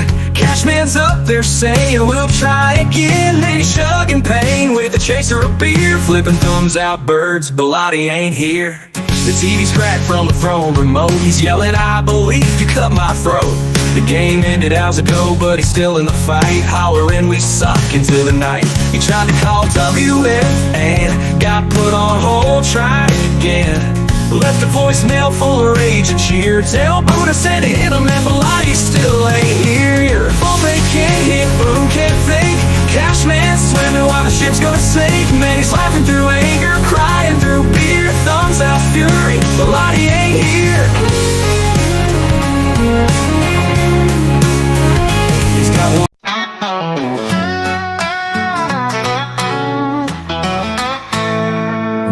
woke up to the sunlight burning through his blinds. Empty cans on the table, ghost of last night's wine. He muttered, "Judge, where were you?" with a tear and a sneer. Then checked the clock and cursed, "A lot, he still ain't here." 'Cause the Yankees lost to the Blue Jays, and man, he lost his mind. He's drinking through the pain he swore he'd leave behind. He's yelling at the TV, throwing hats at beer. And somewhere in the distance, the Lottie still ain't here. He's scrolling through his mentions, every tape feels mean. Fire, boom, trade, Rizzo, it's a broken dream. He grabs another bottle, says, "I don't even care."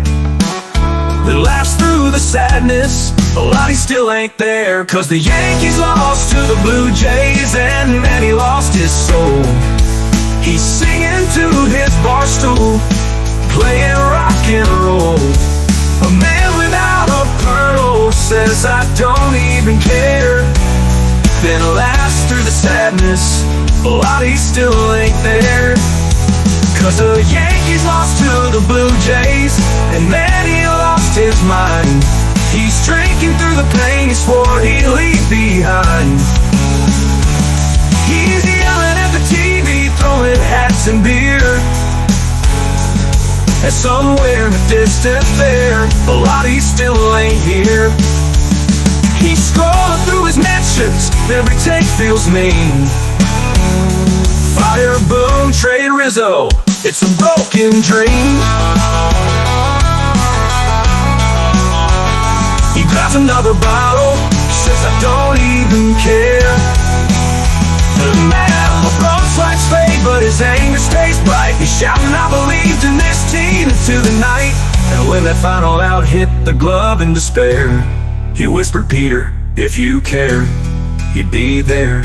Now the Yankees are done, and man, he's half gone. He's humming sad country to a WFN song. If heartbreak had a time card, hit the punch right here. But the saddest part of all, a lot he still ain't here. Yeah, the saddest part of all. Million for Manny Shredness. Yeah, yes. Big friendly. Yes. I love your poems and would love to go on a date with you. 15 seconds. Million for Manny Shredness. Yeah, yes. Big friendly. Yes. I love your poems and would love to go on a date with you. Million for Manny Shredness. Yeah, yes.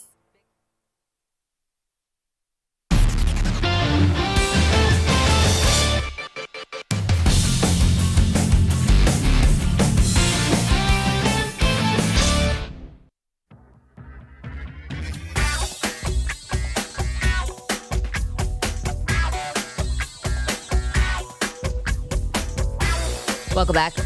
Maggie Gray, Andrew Perloff. We got an update to the Bill Belichick situation in Chapel Hill. Chapel Bill. I don't know how well that merch is going to be sold. Did he ever get that trademark? I think that's the only one he got. Okay. On the clearance rack. It's very deeply discounted now that it looks like Bill Belichick and the powers that be in North Carolina have already discussed a buyout, according to reports. Meanwhile, that merch is going to go triple album in thrift stores in a few years. Yeah, that's cool. It'll be like ironic. Meanwhile, we have our Maggie and Perloff King of the Mountain project up and running. Today's matchup to find the greatest NFL team of all time pits the 1984 San Francisco 49ers. Now I'm waiting for it.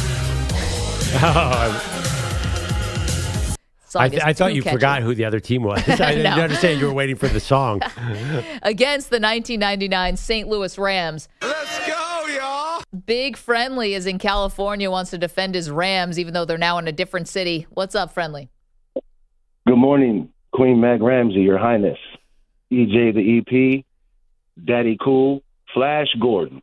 My man, Manny Wapo, I'm in your corner. Don't worry about it. Now, Magsy. Yeah. I tried to call yesterday because, and real quick, Daddy Cool, you are right. Those Phillies uniforms last night brought me back to being a kid watching Mike Schmidt. Yep. when he played for them. Like there's something about those 70s and 80s uniforms that just make baseball so much more exciting. It wasn't even about the game last night. When I seen those unis, I was like, took me back to being a kid watching baseball sitting on the living room floor. Not just baseball, NFL, we saw the Seahawks and Bucks put on this glorious display. For some reason, the 70s, 80s uniforms are awesome. And no one says this, but Daddy Cool, I think you respect this. There's no prettier uniform than the creamsicle Bucks uniforms. But the 99 Rams would probably not be able to run on the Niners, but we could pass on them. But let's pass that. Now, Mag Ramsey, when I come to your table, I come with respect and I come with facts. Yeah. Yesterday, Maggie, you cut me real deep yesterday. It's true. Clayton Kershaw may not have been the best in the playoffs. Now, Clayton Kershaw has been to 3 World Series. Now, I'm going to respect you, Your Highness, and your colony. We're going to take the bubble championship away. Thank you. He's been to 2 World Series, and he's won 1. I can bring up 6 players who never did nothing. And we're going to start with the Buffalo Bills. Oh, wait, hold on 1 second, though. Friendly, but if you want to get personal about things, how many games did Clayton Kershaw pitch in last year's Dodgers World Series run? He didn't pitch. He did not pitch. Here's the thing. He didn't. And he here's did 0. The thing. You're right. But Magsy, here's the thing. Yeah. It's kind of like a Kobe Bryant farewell tour. We all know, anybody who watches baseball from 3rd grade knows that Clayton Kershaw is not the Clayton Kershaw he was a few years ago. And that's true. That's why you haven't seen him really do too much, but he's in the bullpen and he will come in if needed. But yesterday, your question was people who did not perform in championship situations. Yeah, we had the great debate was the greatest players who underachieved in the postseason. And I picked Clayton Kershaw. Now, Magsy, I tried to call yesterday. You guys were too busy. Yeah. I would say the Buffalo Bills. You had Darryl Talley. You had Cornelius Bennett, 2 best linebackers back then, didn't do nothing in the Super Bowl. You had Bruce Smith, top 5 defensive linemen in NFL history, not 1 sack in 4 Super Bowls. Jim Kelly, the greatest gunslinger. I'm young enough to remember him when he played in the USFL. 5 wide receivers, no running back. One of the greatest quarterbacks that doesn't get his flowers, 0-4. Thurman Thomas never fumbled the ball until Super Bowl Sunday. Wait. Andre Reed was the only one who kind of did something. Friendly, what is Bruce Smith supposed to do when the Bills are down by 3 scores against the Dallas Cowboys? Honestly. Magsy, I don't know. What's he going to do against Otis Anderson? It was a better game plan. I'll give you that. Listen, my Bills didn't win, but friendly, you gotta all. He's not going to be rushing the passer. I'm saying because they're just going to. He's not going to be sacking Troy Aikman because they're already ahead by 3 scores and they're just running the ball and the Bills could do nothing about it. But that's true. Friendly, the Bills lost to a backup quarterback. You can say everything you want. I'm not absolving my Buffalo Bills. I'm just saying Clayton Kershaw also has to wear this. But can I just say that that's Maggie, true. Friendly, Maggie wanted to go with Darryl Talley, but I said nobody knows who Darryl Talley is. But can I tell you one thing? Darryl Talley was a stud. Yeah. You do have a good point. Shame what's happened to him lately. Clayton Kershaw has a better postseason record than Greg Maddux. A lot of pitchers did not win in the playoffs. Like think of the great Braves teams; those all underachieved like bananas. Think of a lot of teams, a lot of great pitchers have not performed. And Kershaw did pick it up at the end of his Friendly, right? Kershaw was better in his last 4 postseasons than his first 8.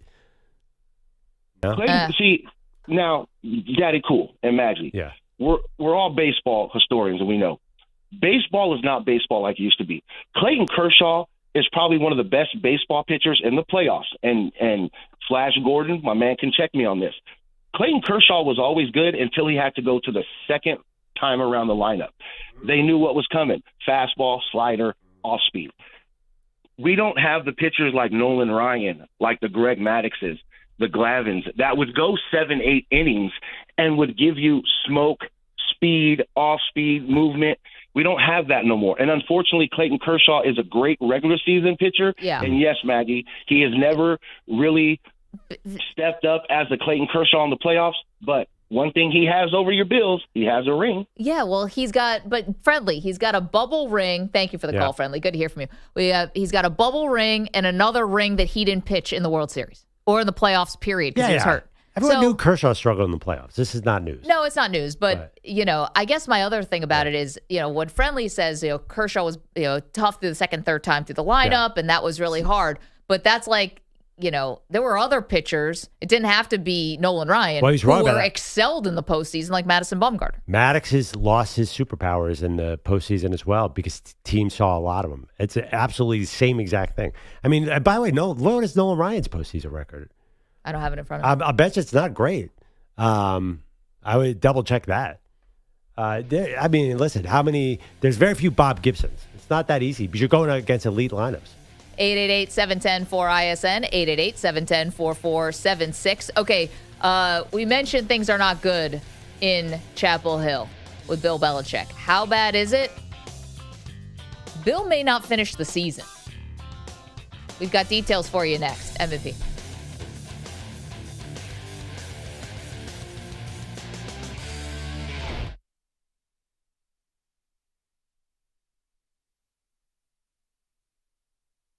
You're in a 5-minute break.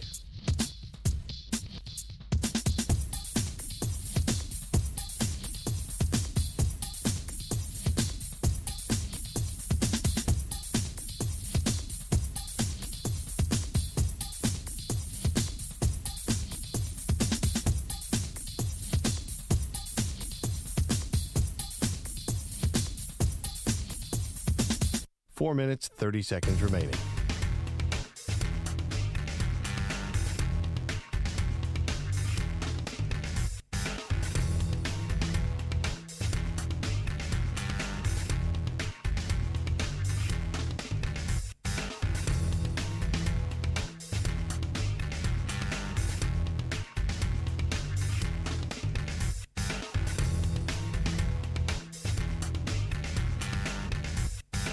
Four minutes remaining.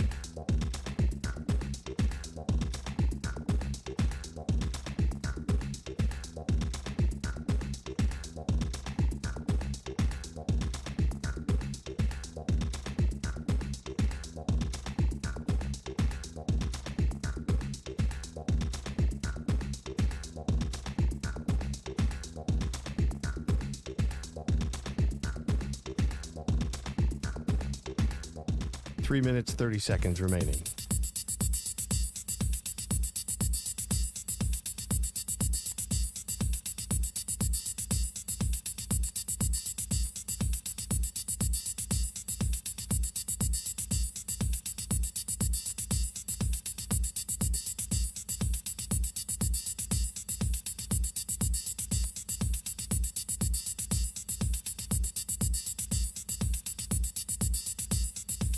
Three minutes remaining.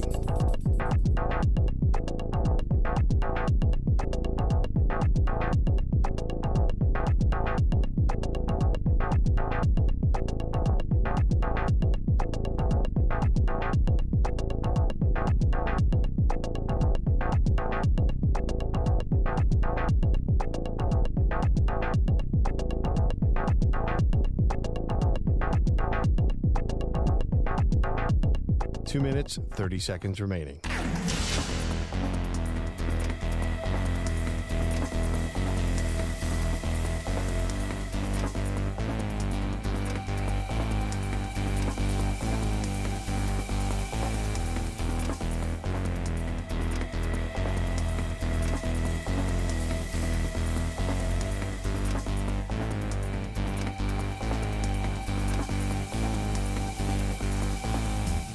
Two minutes remaining.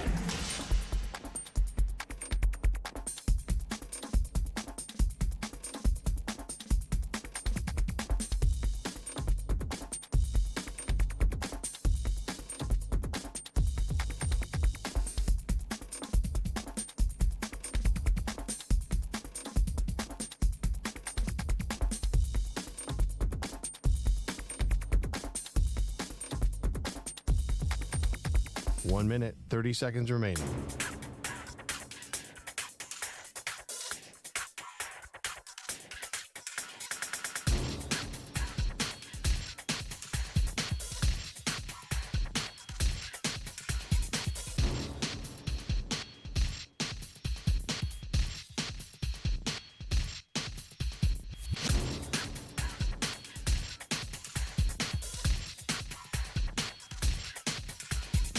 1 minute remaining.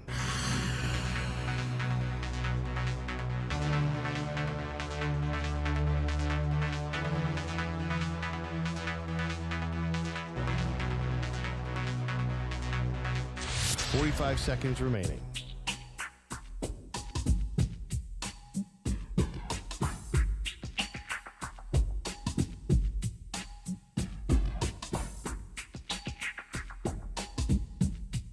$30 seconds remaining.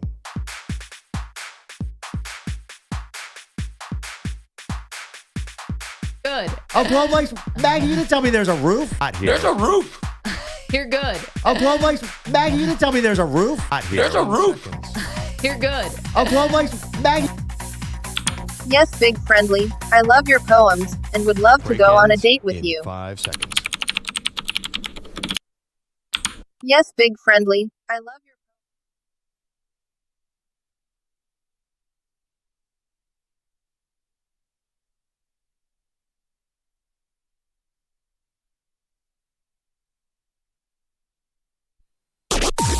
Maggie and Perloff on the Infinity Sports Network. All right, it's time for this Bill Belichick experiment to end. Welcome to the Maggie and Perloff show. If you're paying attention to Belichick in North Carolina, it's not going great. Pearl, not just on the field where they're 2-3, and some of these losses have just been brutal, but yesterday, a reporter by the name of Ollie Connolly and a few others had some sourced reporting. Here's the quote from Ollie Connolly. Per sources, Bill Belichick has discussed buyout options with North Carolina's hierarchy. Belichick has signaled a willingness to trigger his own $1 million buyout if he can find a soft landing with another team or in the media. Either Belichick is asking for this thing to come to an end, or the powers that be in North Carolina may have brought this to the table first, saying it is not going great, and it is not going well. And to me, why do we have to wait around for the end of the season when this could be, a 4-win team at best now? Yeah, listen, don't sell them short. They could easily end up 5-6. So they're not going to a bowl. Yeah. And, I think that if this whole thing is going to end after 1 year anyway, I'd be worried. I don't want more negative headlines coming out between now and the end of the season, which feels like it's not that long from now, but with this Belichick story, these things come in waves. Once the media and reporters get a little taste of something, leaks start happening, negative headlines start coming out, and it's already been a barrage of bad press for Bill Belichick. Well, obviously the key would be to win some games, and that will get rid of all that. The problem is it doesn't look like they're anywhere close. The last game, it's understandable to get blown out by a really angry Clemson team who's much better than their record. UCF just put a beat down on them. I don't know, Maggie. You look at their schedule at California, that's not going to be easy. Virginia, who's really good this year, at Syracuse. Stanford at home, I have that circled as a potential All right, win. well, they just got all that money. I don't know how quickly that Stanford money kicks in. At but Wake, they got so $50 million. I really think this could sound so pathetic, but if he can get out of the season close to 500 and salvage something, then he can walk away from this and say, you know what, I tried, it didn't work, and let's all try to forget about this. I don't think we will, but I think that would be the best case scenario right now. There's no upside. I would hate for him to say, all right, give me one more year, but he might try that too. I would put that off the table. See, I think that if you cut bait now, and I know his son's on the team and Michael Lombardi is his handpicked GM and he has all the autonomy in the world, but this whole thing started kind of on a bad foundation because North Carolina is getting sued right now because they're saying Bill Belichick was hired illegally, that he kind of circumvented the hiring process in the state of North Carolina. And also, we know he kind of circumvented the athletic director and went right to the Board of Regents and got them really excited about a 6-time Super Bowl champion coming to replace Mac Brown. And then it was sort of off and running from there. I think this whole thing was just on much shakier ground than Bill Belichick's football acumen could even patch up. And then add on top of it some real tent post, milestone, in a bad way, kind of moments. The interview on CBS Sunday Morning where Jordan Hudson gets involved. The fact that they called themselves the 33rd NFL team, and it's clearly not looked like that. The Hard Knocks documentary that went away. Now the Hulu documentary that went away.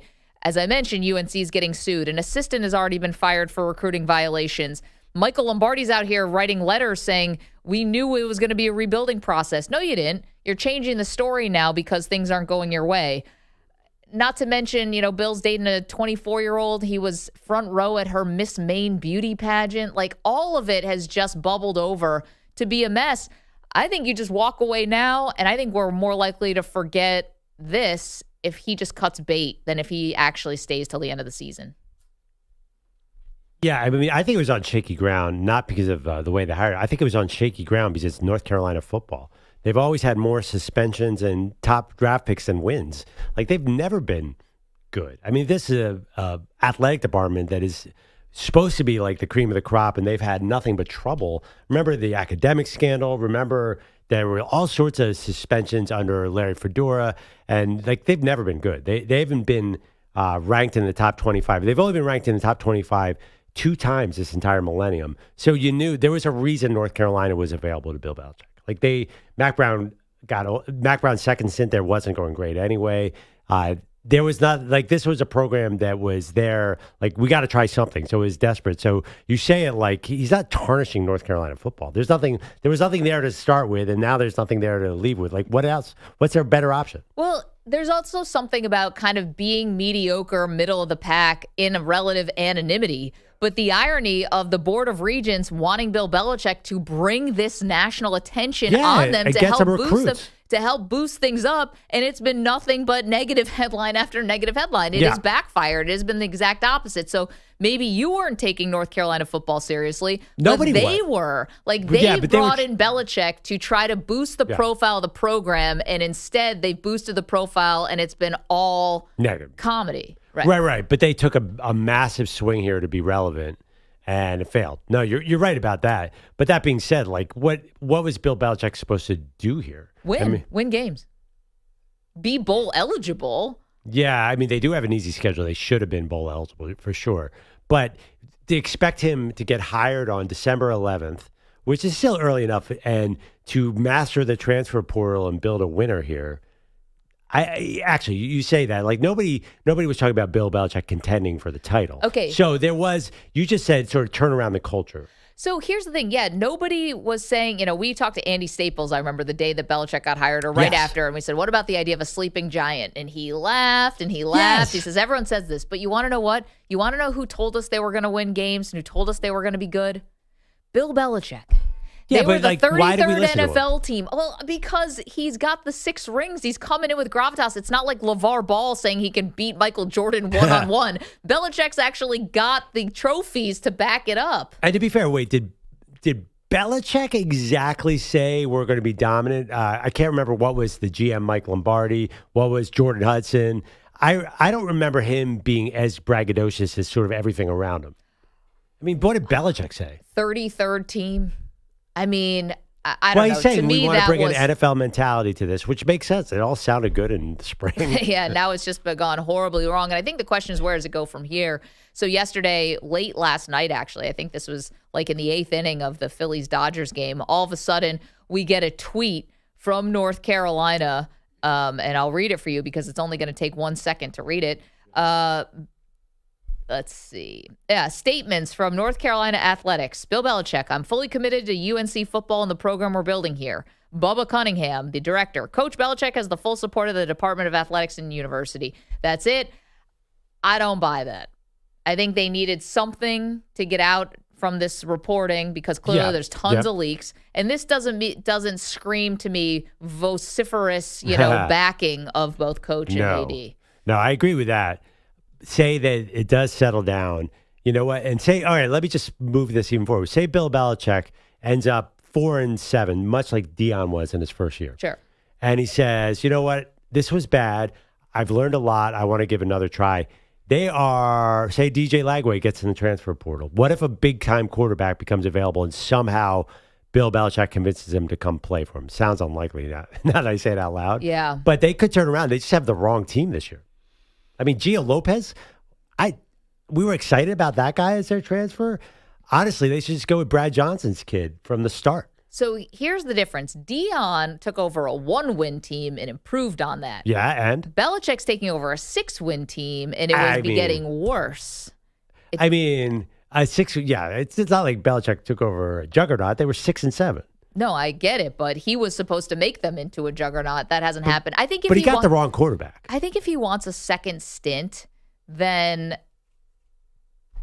I think they'll probably give it to him. I think they'll probably give him a second year. But this is obviously going terribly wrong, Pearl. And to me, you know, you might say that, oh, we're in the weeds a little bit because we do this for a living and we're on Jordan Hudson's Instagram where she's dressed like a mermaid and Bill Belichick is dressed like a fisherman and he's reeling her in one of the cringiest photos you will ever witness in your life. I know we're more in the weeds than maybe a casual sports fan, but I think even general fans are aware that things have been embarrassing there. Totally. But if the North Carolina was 10-1, nobody would care at all. Everybody would say, oh, that was kind of weird. But they're not. Right? Yeah, I know. So it doesn't matter. At the end of the day, he's only going to be judged on wins and losses. The rest is going to be, I mean, it's going to be kind of fluff. Like, the funny thing is you say, like, he's embarrassed himself because of Jordan Hudson. If he had gone on to win, then he wouldn't be embarrassing himself by Jordan Hudson. If he's 2-10, it doesn't matter if Jordan Hudson's there or not. We're going to laugh at Bill Belichick. The more important thing is his football legacy is in danger, right? Like, people are worried that, oh, this proves he's not a good coach.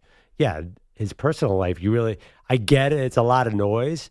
But again, like, you know how I'm saying the media would have totally turned. They would be celebrating Jordan Hudson if he was 10-1. I know how they are. All they care about is wins and losses. Well, I love calling him they when I'm a member of I know, those people. How dare they? But also fans too. Like, everybody holds their nose when the team is winning.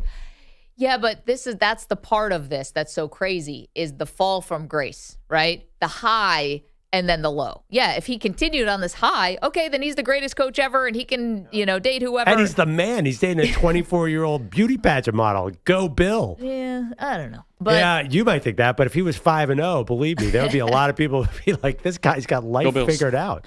All right, you're welcome to weigh in on Belichick. 888-710-4ISN, 888-710-4476. I think he should just cut bait. Get out of there. Saban did it. He just up and left. You can do it too. Was Saban in the middle of the season? No, it was I think before Saban end of the season. It was at the end of the season. Petrino quit. Yeah. Well, that I don't want to. Urban got fired, right? Urban got fired. Meanwhile, but that was later in the season. But still, yeah, that'd be unusual after 5 games for this whole thing to fall apart. I'm not putting anything past anybody at this point. Coming up next, Kevin Carter is going to join us. Of course, he was the sack leader for the 1999 St.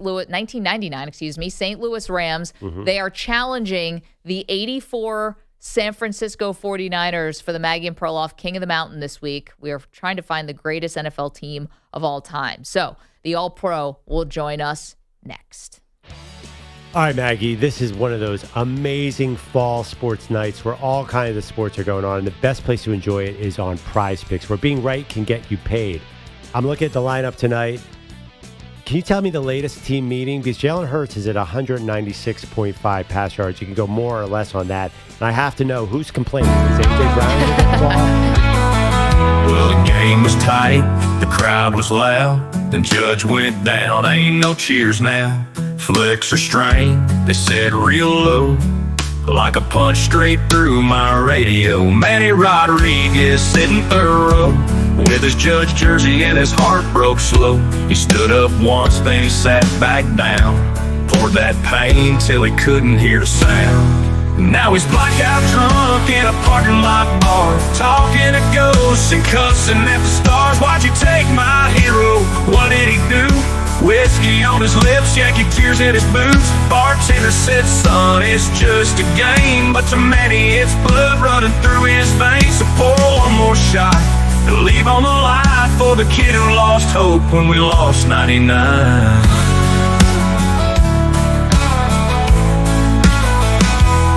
Played shortstop in a little league town, swung like Judge, always dreaming big now. Had the poster, had the swing, hell, he even rocked that pinky ring. But the Bronx felt cold when Judge went down, man, he just drifted to another round. Talking like Judge was a brother he knew, swearing he felt that pain too. Now he's blackout drunk in a parking lot bar, talking to ghosts and cussing at the stars. Why'd you take my hero? What did he do? Whiskey on his lips, Yankee tears in his boots. Bartender said, son, it's just a game, but to many it's blood running through his veins. So pour one more shot and leave on the line for the kid who lost hope when we lost 99.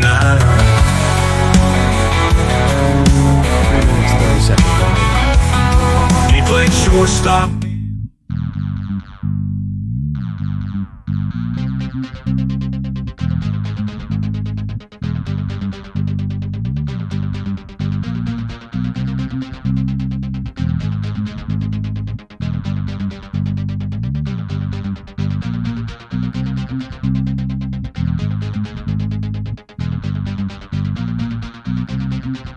Three minutes remaining.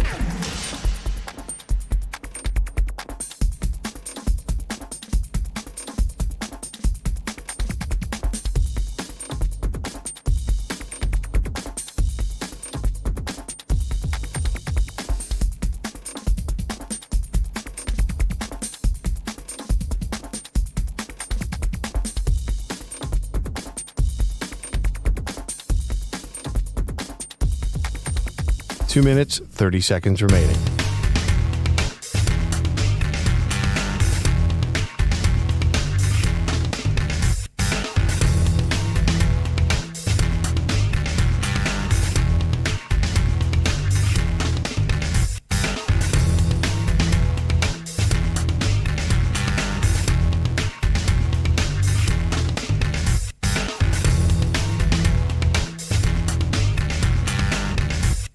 Two minutes remaining.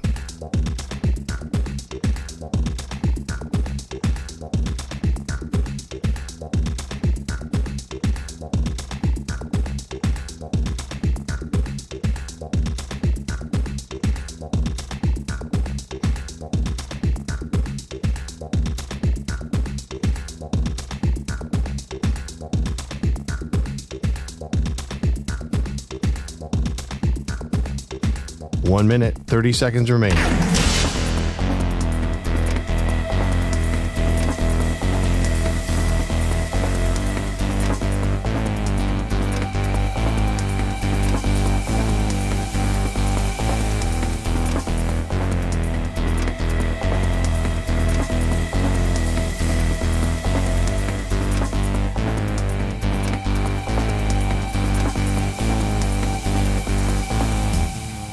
One minute remaining.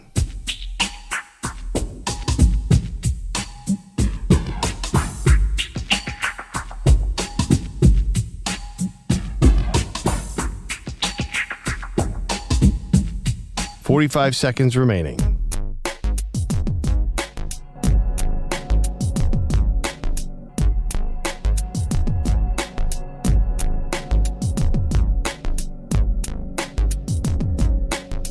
Thirty seconds remaining.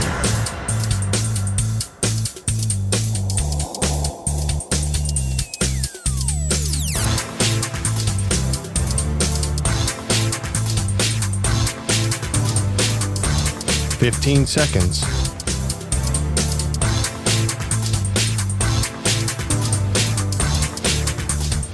Break ends in 5 seconds.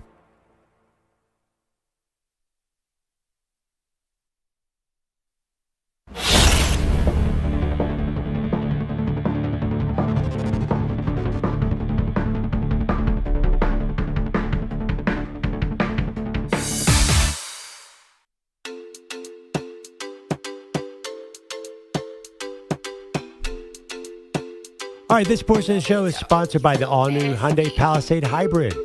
Learn how it's so much more than just another SUV at HyundaiUSA.com. Welcome back, Maggie and Perloff Show. We are doing our King of the Mountain, our weekly series to crown the best NFL team of all time. Right now, the 1984 49ers are King of the Mountain, and they're getting challenged by the greatest show on turf, Rams.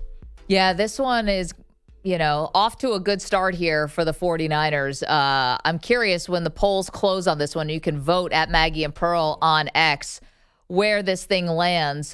Because I think people look at the 49ers, they're like, what exactly team was 84? Was Jerry Rice on that team? Yeah. Like, we remember him, but we kind of remember the dynasty. The Rams were just this rocket ship, literally one of the first team to go from worst to first of losing their division and then winning the Super Bowl the next year. I would say this is probably considered the best 49ers team. It's really close. But there's so many great teams. You're like, but they were 15-1. It was the best record. It was also, too, they were just so dominant in the playoffs. because they were this great run, but it wasn't continuous. Like, even when they had Jerry Rice, like, there were other teams that were challenging them. That's when LT and the Giants came up, and there was Joe Gibbs. This 84 team, they stood alone as dominant. Let's go to Ed, who's in San Francisco. Good morning, Ed. What do you think? Hey, good morning. Doing fine. Just quickly, I didn't get a chance to get in yesterday, but I don't know if anyone mentioned it, but I have to say one of the individuals was Warren Moon, who could not get over that hump as a playoff quarterback. Yeah, we were asking the question yesterday, our great debate, which we do every Wednesday, different topics, loosely based on the news, was who is the greatest athlete who underachieved in the postseason? Warren Moon's a good one. Yeah. Yeah, well, the comment on this 99 Rams versus the 84 49ers, as a Ram fan, I can't believe I'm going to be saying this, and I don't know how it's going to finish tasting when it comes out my mouth, but I'm going to have to give the edge to the 49ers on that 84 team. That defense that they had was pulverizing. They created a lot of turnovers. They were a great run-stopping team. The back end of their safeties with Ronnie Lott, and you had Williamson. They was able to just really dictate the passing game from the other side of the ball. Now, as the Rams on the offensive side of the ball, they would put up points. The defense, on the other hand, the Rams had a good defense, but it wasn't great. And the problem was that the Rams had to score at least 40 to win a lot of games because the defense on the back end wasn't that strong for the Rams during that time. But that's the reason why I just have to give the edge over the 49ers on this one. Ed, thank you for the phone call. Good breakdown. And even if it did pain you, we will not tell you when Kevin Carter joins us. We will not mention what you just said, because here's the thing. Yes, to actually get to the Super Bowl, the Rams in '99 found themselves in a couple dogfight games where the defense did have to come up big, and there was, they acknowledged that people did not think the defense was nearly ferocious enough, and they think they really proved something to them on that playoff run to go up against the Warren Sapp, that Tampa Bay Bucks team that was awesome. That was tough. I mean, I know that wasn't the offense, that's the defense, but you know what I'm saying. Oh, yeah. No, it was a defensive battle. Yeah, and also, too, the one thing about that Rams team, they had vibes galore. And I think the symbol of it is Kurt Warner just added the most out-of-nowhere story ever, to the point where they did a movie.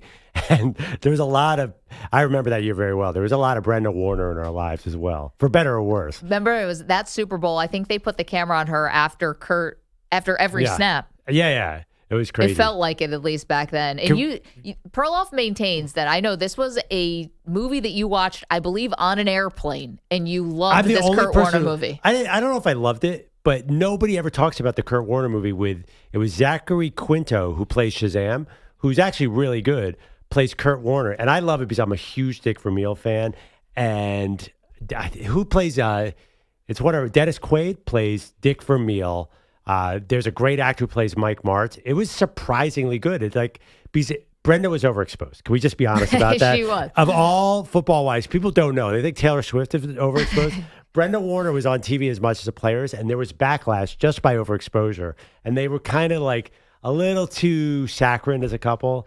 Well, I just assumed the movie was going to be so over the top like that I was like, well, do I really want to watch this movie? It's going to just be this, glossy kind of Kurt Warner thing. But you said, no, it's actually a great movie. It's not a great movie. It's a good movie. Okay, it's a good movie. Anna Paquin played Brenda Warner, and I was totally into their relationship. I'm such a dork. And then it is a crazy story. A Northern Iowa quarterback who couldn't make it had to go indoors and play. They came back and they were like a lightning bolt to the NFL. Nobody could figure out, oh my God, they had Orlando Pace on the offensive line. Probably, he's the greatest college offensive lineman of all time. Without maybe Anthony Munoz, but he was dominant. They would flatten people. So it was a great team. He's the biggest person I've ever seen in real life. Oh, he's huge. It was massive. But the reason I was bringing that up, that you watched that on a plane, and I remember it because did anyone see Joe Flacco flying commercial yesterday? He got, or 2 days ago, I guess. It's somebody caught Joe Flacco taking a direct flight from Cleveland to Cincinnati, little puddle jumper, and Flacco is 2 feet taller than everyone else on the plane. Yeah, why is he flying commercial? He's an NFL quarterback. He's got $200 million in the bank. He's going from Cleveland to Cincinnati. You can't get a little wheels up or something? Oh, like a private jet? Yeah, I was shocked. I don't know. I kind of like it when guys who are super rich fly commercial. First of all, it's better for the environment, but also, like, why can't Joe Flacco? Is he really going to get? He's going to get harassed for so many photos that he can't fly commercial. I was once on a flight with former president from Atlanta. Jimmy Carter? Jimmy Carter was on the flight. If Jimmy Carter can fly commercial, Joe Flacco can fly commercial. Joe Flacco made more in 1 year with the Ravens than Jimmy Carter made his whole entire life.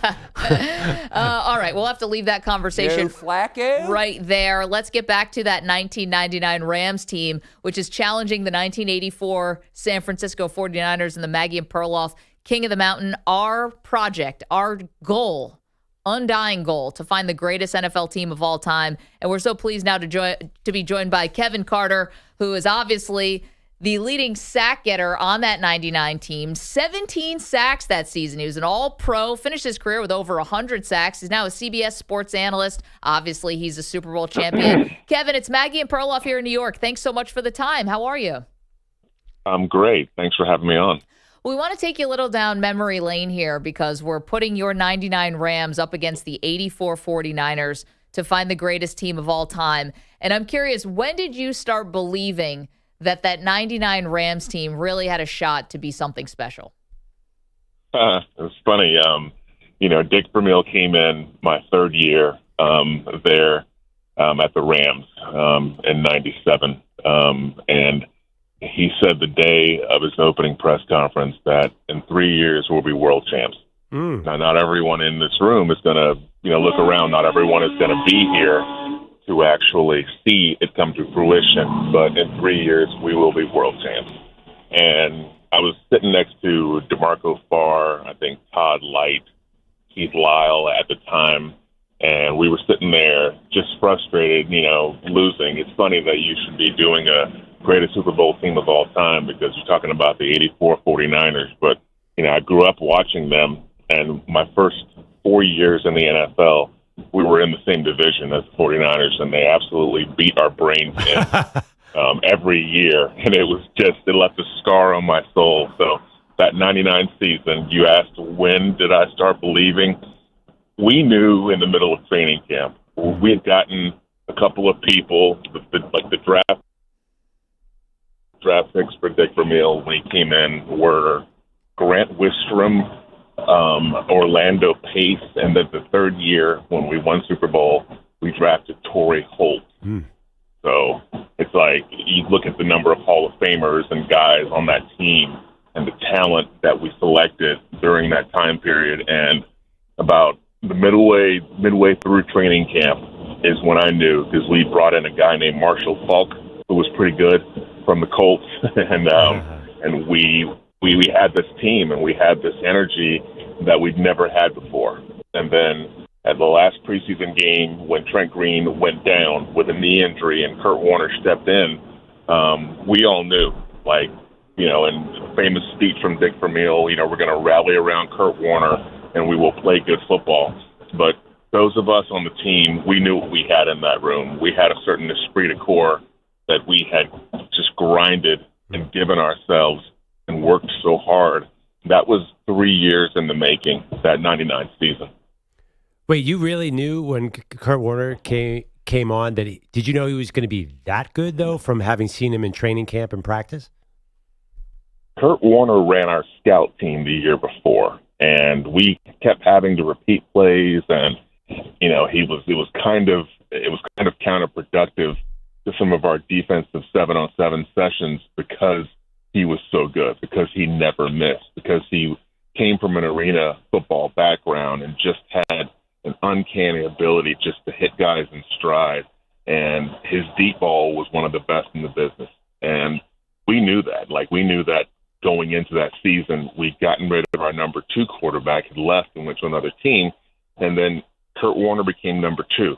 So to us, it was just next man up. To us, it was just another guy that had gone through the crap that we had gone through for the past couple of years, 5-11, 4-12, and then of course the 99 season, that was just an absolute dream.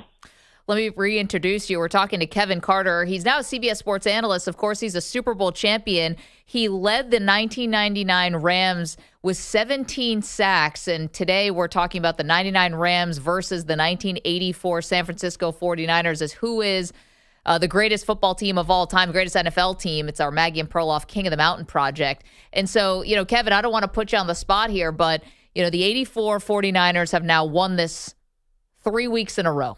They took out the 72 Dolphins, they took out the 83 Raiders, and they took out who's the third team? And, the 77 Cowboys. Thank you. The 77 Cowboys. Why do you think your 99 Rams deserve to now take out the 84 49ers? We were one of the most complete teams in NFL history. There wasn't anything that we lacked, and there wasn't a toughness that we couldn't get to in order to win a game. Most teams are fundamentally sound, and they're good because of what they do, knowing how to do what they do. But we could play any game. We could beat you with points. We could beat you with defense. We could, Marshall Faulk was tougher than most people think. We could, line up and just run down your throat. Our offensive line was savvy. They pass protected, and they were road graders. I think that team, it didn't matter who got the credit. We were all scratching and clawing for that piece of greatness because it was a feeling that we've never had. And it was a feeling in the locker room. You play in the NFL, and if you're lucky enough to play is one thing, but actually win and be in the type of locker room that has lasting memories and love and, that's not toxic and on that level of football is really rare. I played 14 years in the NFL, and there wasn't another environment that I walked into where I had that same feeling. So I don't know, pound for pound, man. I mean, that team, that offense revolutionized football in a way that hadn't been done up to that point. Changed the dynamic of the modern passing era of football. So I'm just going to put that out there. So I know you guys aren't necessarily football people, but you're going to go back in the record book and look at when the offensive trends took a change, and it was largely show on turf, baby. That was a heck of a case. You convinced me. Kevin, getting to today's NFL, I dug into the numbers. I wanted to see if you had played against Joe Flacco, who just signed with the Bengals. And I believe you didn't, but can you name the one active quarterback I believe that you did sack in your career? Oh, my goodness. According to the stats that I have, you got to Rodgers. one guy. Yep. In your final season, I believe you got there. Do you remember sacking Aaron Rodgers?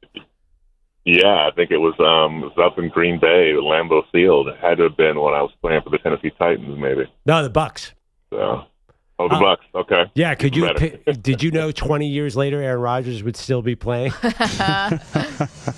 You know what?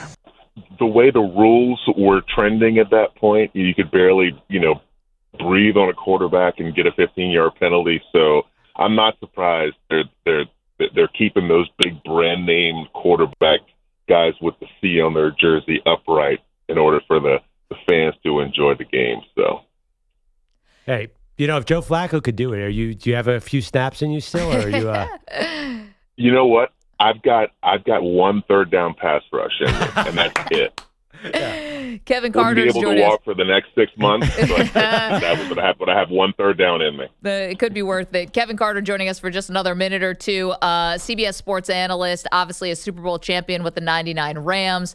Today in the Maggie and Perloff King of the Mountain project, the 99 Rams are trying to dethrone the 84 San Francisco 49ers in our quest to find the greatest NFL team of all time. Kevin, kind of curious if you're watching this Bill Belichick situation in North Carolina, if you're following the latest twist and turn on that, and if you have a thought. I kind of think Belichick should sort of cut his losses right now, and I don't know if this thing can get any more embarrassing. Curious your take on it. Well, I happen to know Bill Belichick and know the style. I played for Nick Saban during the Nick Saban NFL experiment down in Miami. And so I understand a coach like him. They're very process-oriented dudes. It's going to be ugly before it gets better. Guys have to buy in, and you've got to really sell yourself on a brand of football that is fundamentally smart and sound, that can do anything, and that has a mental toughness beyond your opponent. And it takes a while. It takes a while to get everyone on the same page. Maybe it's a generational thing. Maybe he's past his prime in terms of being able to communicate with a younger player.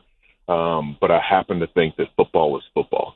So if they give him the chance, they've paid him enough money, and they paid him too much money just to throw it away, and I think fire him and start anew. So I think you're stuck with him for a while, but I'm confident that in the long run, if given time, Belichick knows what he's doing.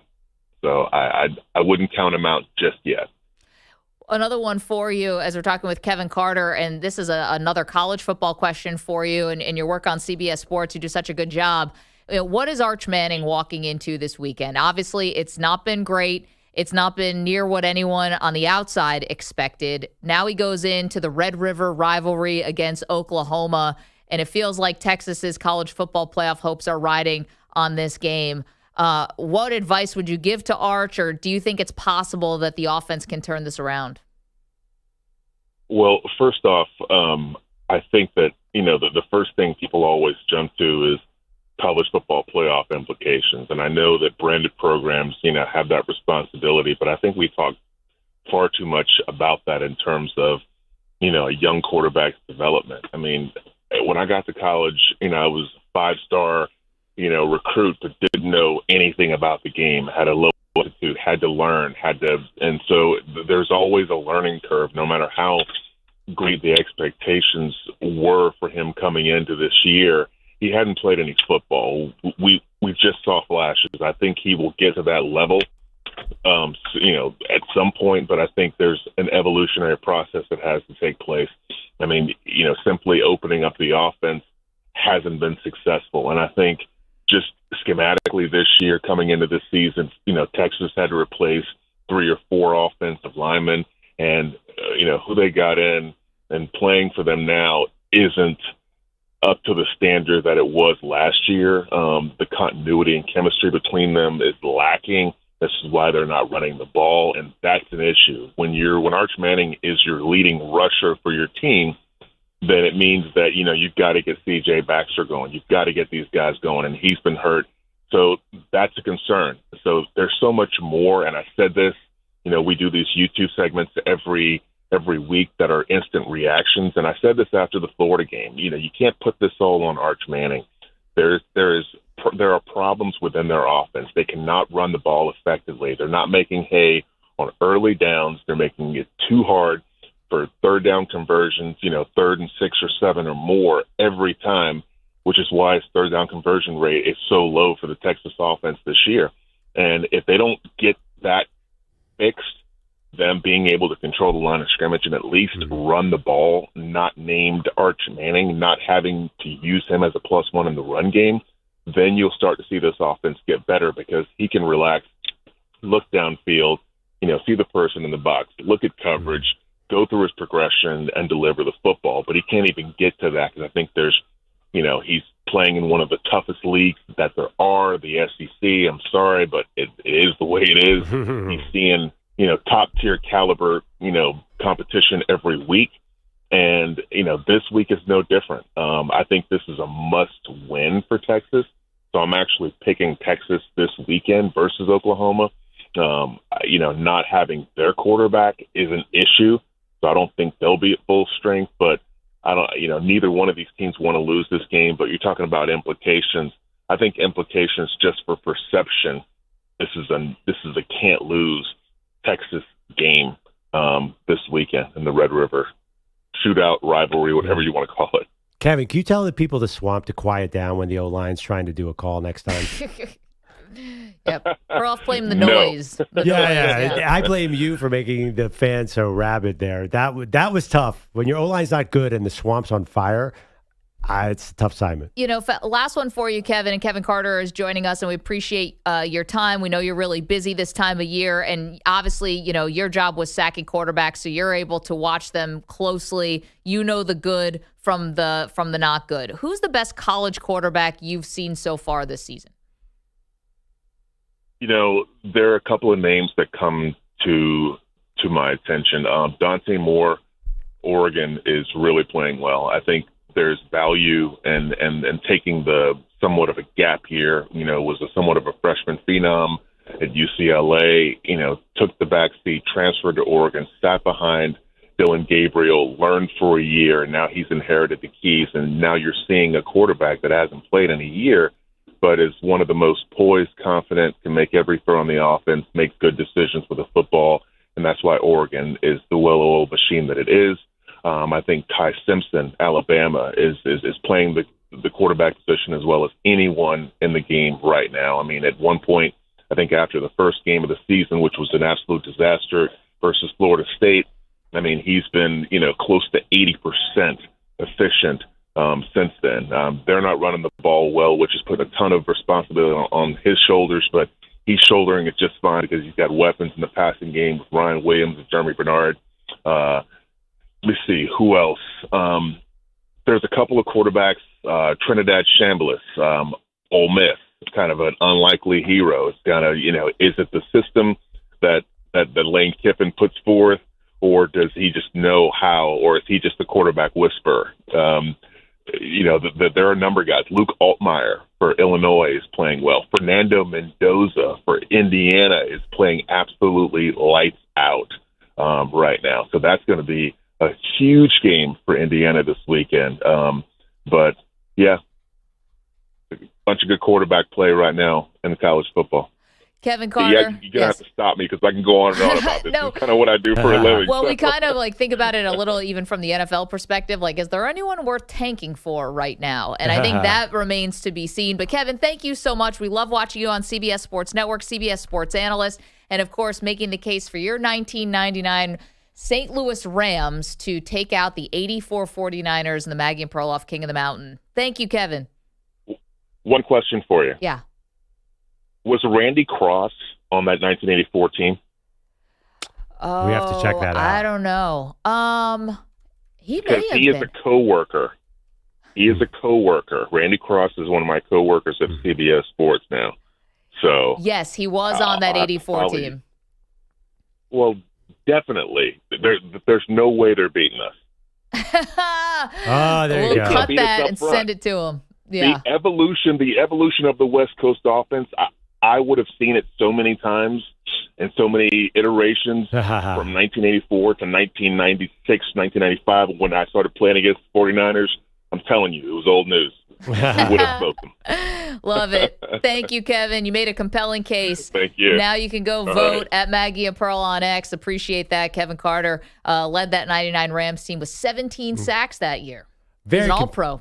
That was awesome, and Yeah. that was so much great information. I'm very confused about one thing he said, though. He said you and I are not football people. Who's he been talking to? Yeah, I'm like, we're the same as him. I looked at it just because he came out of Florida and ran a 4.66 40 at 278 pounds. Wow. And he played at 6'6", 305. He's a gigantic, fast, strong man, and I understand why he thinks we're not football people. Because combined, we don't weigh that much. But that was very, very cool. I do, yeah, that's funny. Yeah, he basically was saying they reinvented football, and you can't argue with him. I know, I love it. It's like, I'm sorry, did you not know that Perloff edited the Monday Morning Quarterback column for 5 years Actually, for Peter King? I worked at the NFL during the Rams. I was with the Shield. Big football guy. When the Rams were for most of his career. So, yeah, I mean, I was pulling the strings behind the scenes, Kevin. That's what you didn't know. yeah, the puppeteer. Okay, well, we're going to take a quick break. We'll get to Gordon Damer's got all the latest headlines, including baseball highlights that you must hear from last night. Down go the Yankees. It's Maggie Perloff Show. You're in a 5-minute break.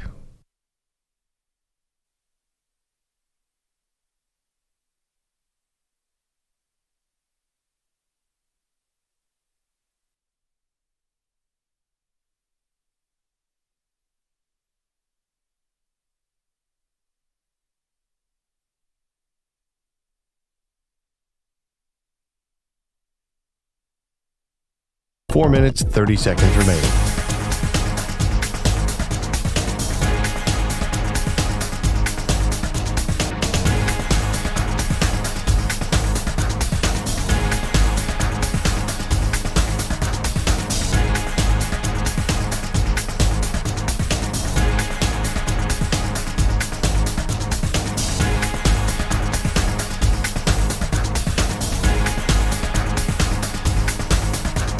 Four minutes remaining.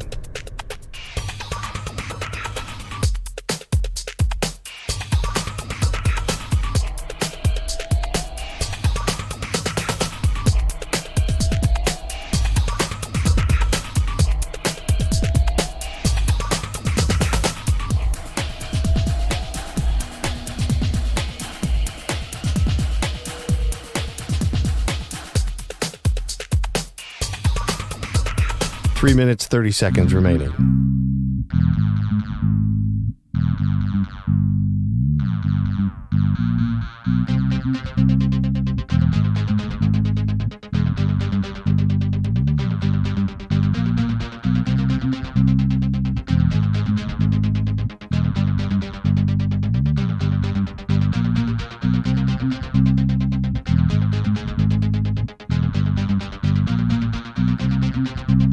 Three minutes remaining.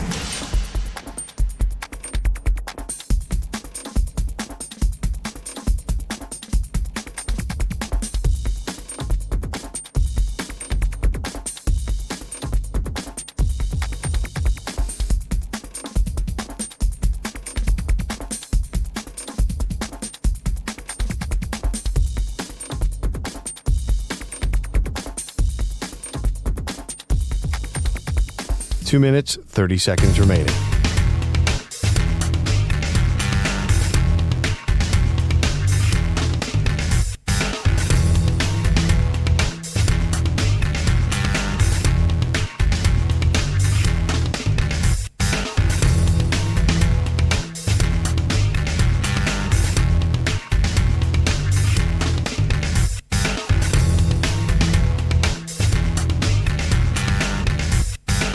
Two minutes remaining.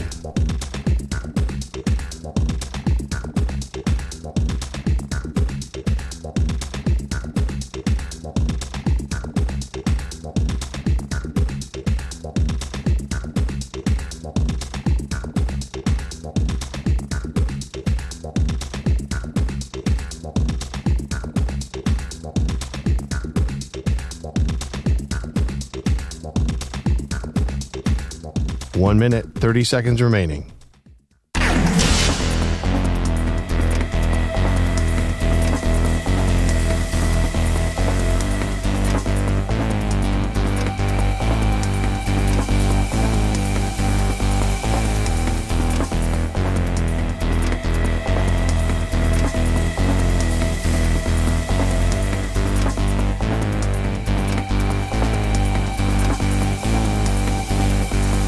One minute remaining.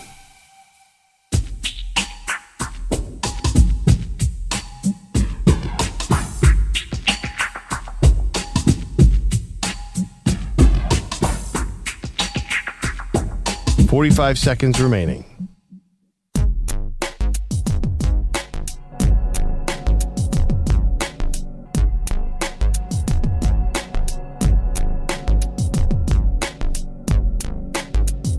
Thirty seconds remaining.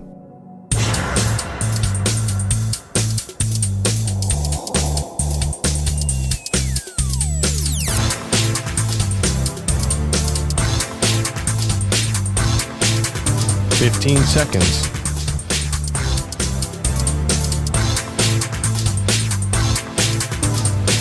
Break ends in 5 seconds.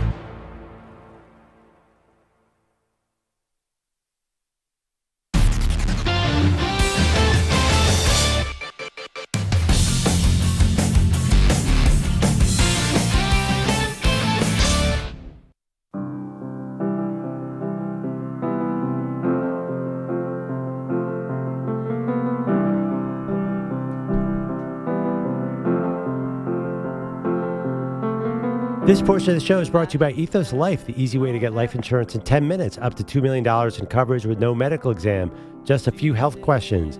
Get your free quote at checkethos.com. Not available in all states. Manny's telling me it's John Lennon's birthday. How old would he have been if he had lived? I believe it's 85 years old. He was born in 1940. Wow. We love it when Manny discovers bands from the past.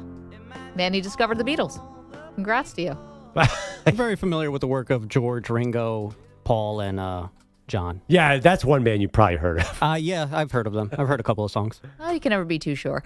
Gordon Damer is here with all the latest headlines. Crazy night last night. Yes, and today is the day that is the best day of the year for many baseball fan bases, because today is the day after the night in which the Yankees were eliminated from the playoffs. Guerrero backs off at first. Here's a pitch. Swing and a miss. And that'll do it. The Toronto Blue Jays are going to the American League Championship Series, which starts on Sunday, as Hoffman gives a very defiant look at the Yankee dugout. And here come the Blue Jays to celebrate in front of the mound. Yeah, Dave Sims, the call on the fan. Different call than we've heard earlier this morning, obviously. Blue Jays off to the ALCS. Oust the Yanks in Game 4 last night, 5-2. 8 Blue Jays relievers able to hold the Yankees in check. George Springer's sac fly in the 5th. They put the Blue Jays ahead to stay. It's who we are. This is how we play. It might make a lot of people's hearts a little bit sore, but this is the Blue Jays, and I love these guys. I love this team, and this is awesome. Yeah, they'll open the ALCS at Rogers Center on Sunday. Who they're going to face, still very much up in the air. Mariners, Tigers headed back to Seattle for Game 5 on Friday. Detroit 9-3 win in Game 4 yesterday. Meanwhile, the National League Series both headed to Game 4s. Phillies stave off elimination 8-2 over the Dodgers. Kyle Schwarber, couple home runs, one of which went out of Dodger Stadium. And then the Cubs, they held off the Brewers 4-3. Football, no team in football currently has lost more consecutive division games than... Wait, let me guess. Yeah. I bet it's the New York Football Giants. It is the New York Football Giants. Today sucks. 8 straight division games, and we'll see. Maybe they could end that streak tonight. They face off against the Eagles.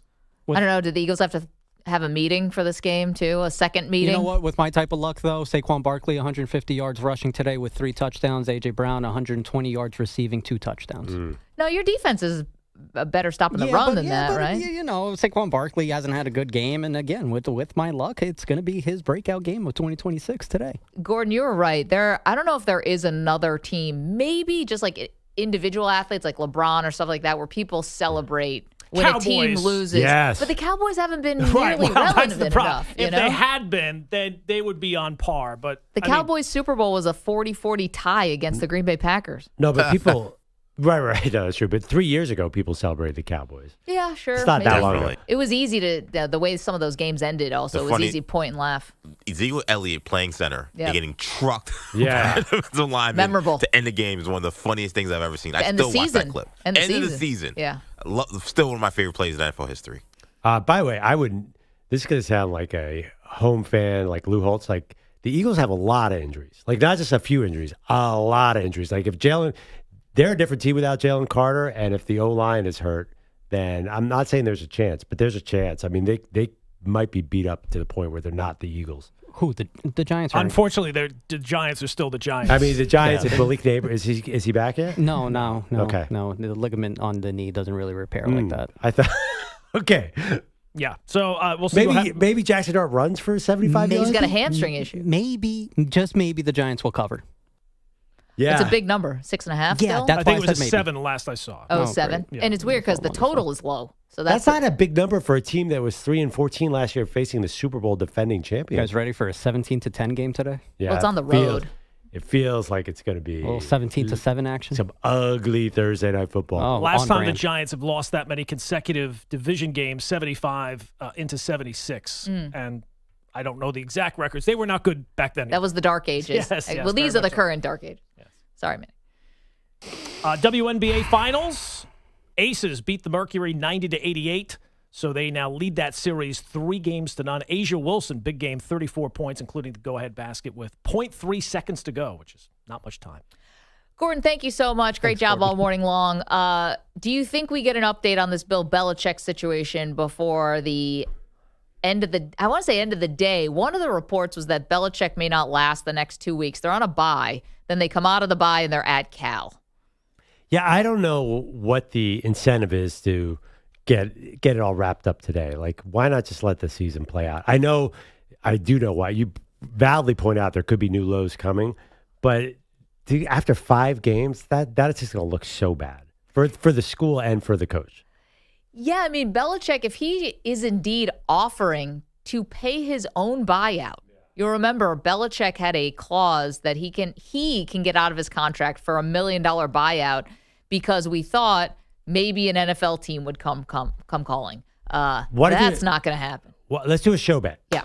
I bet he lasts a year. Tough. I feel like it's a 50-50 bet. I feel like Vegas would set those odds as even. No, I'm not throwing my weight behind anything, Belichick. Like, I can't count on this guy to do anything. He's all right, fair. Acting very strange right now. But I will take this bet. Some of that footage from that Hulu documentary is going to leak out. That I would put my money on. And we'll have a new headline. Thank you, EJ Stewart. Thank you, Manny Rodriguez. Thank you to Gordon Damer, Andrew Kaplan, Kevin Carter, the Weedos and the Coffee Drinkers. See you tomorrow.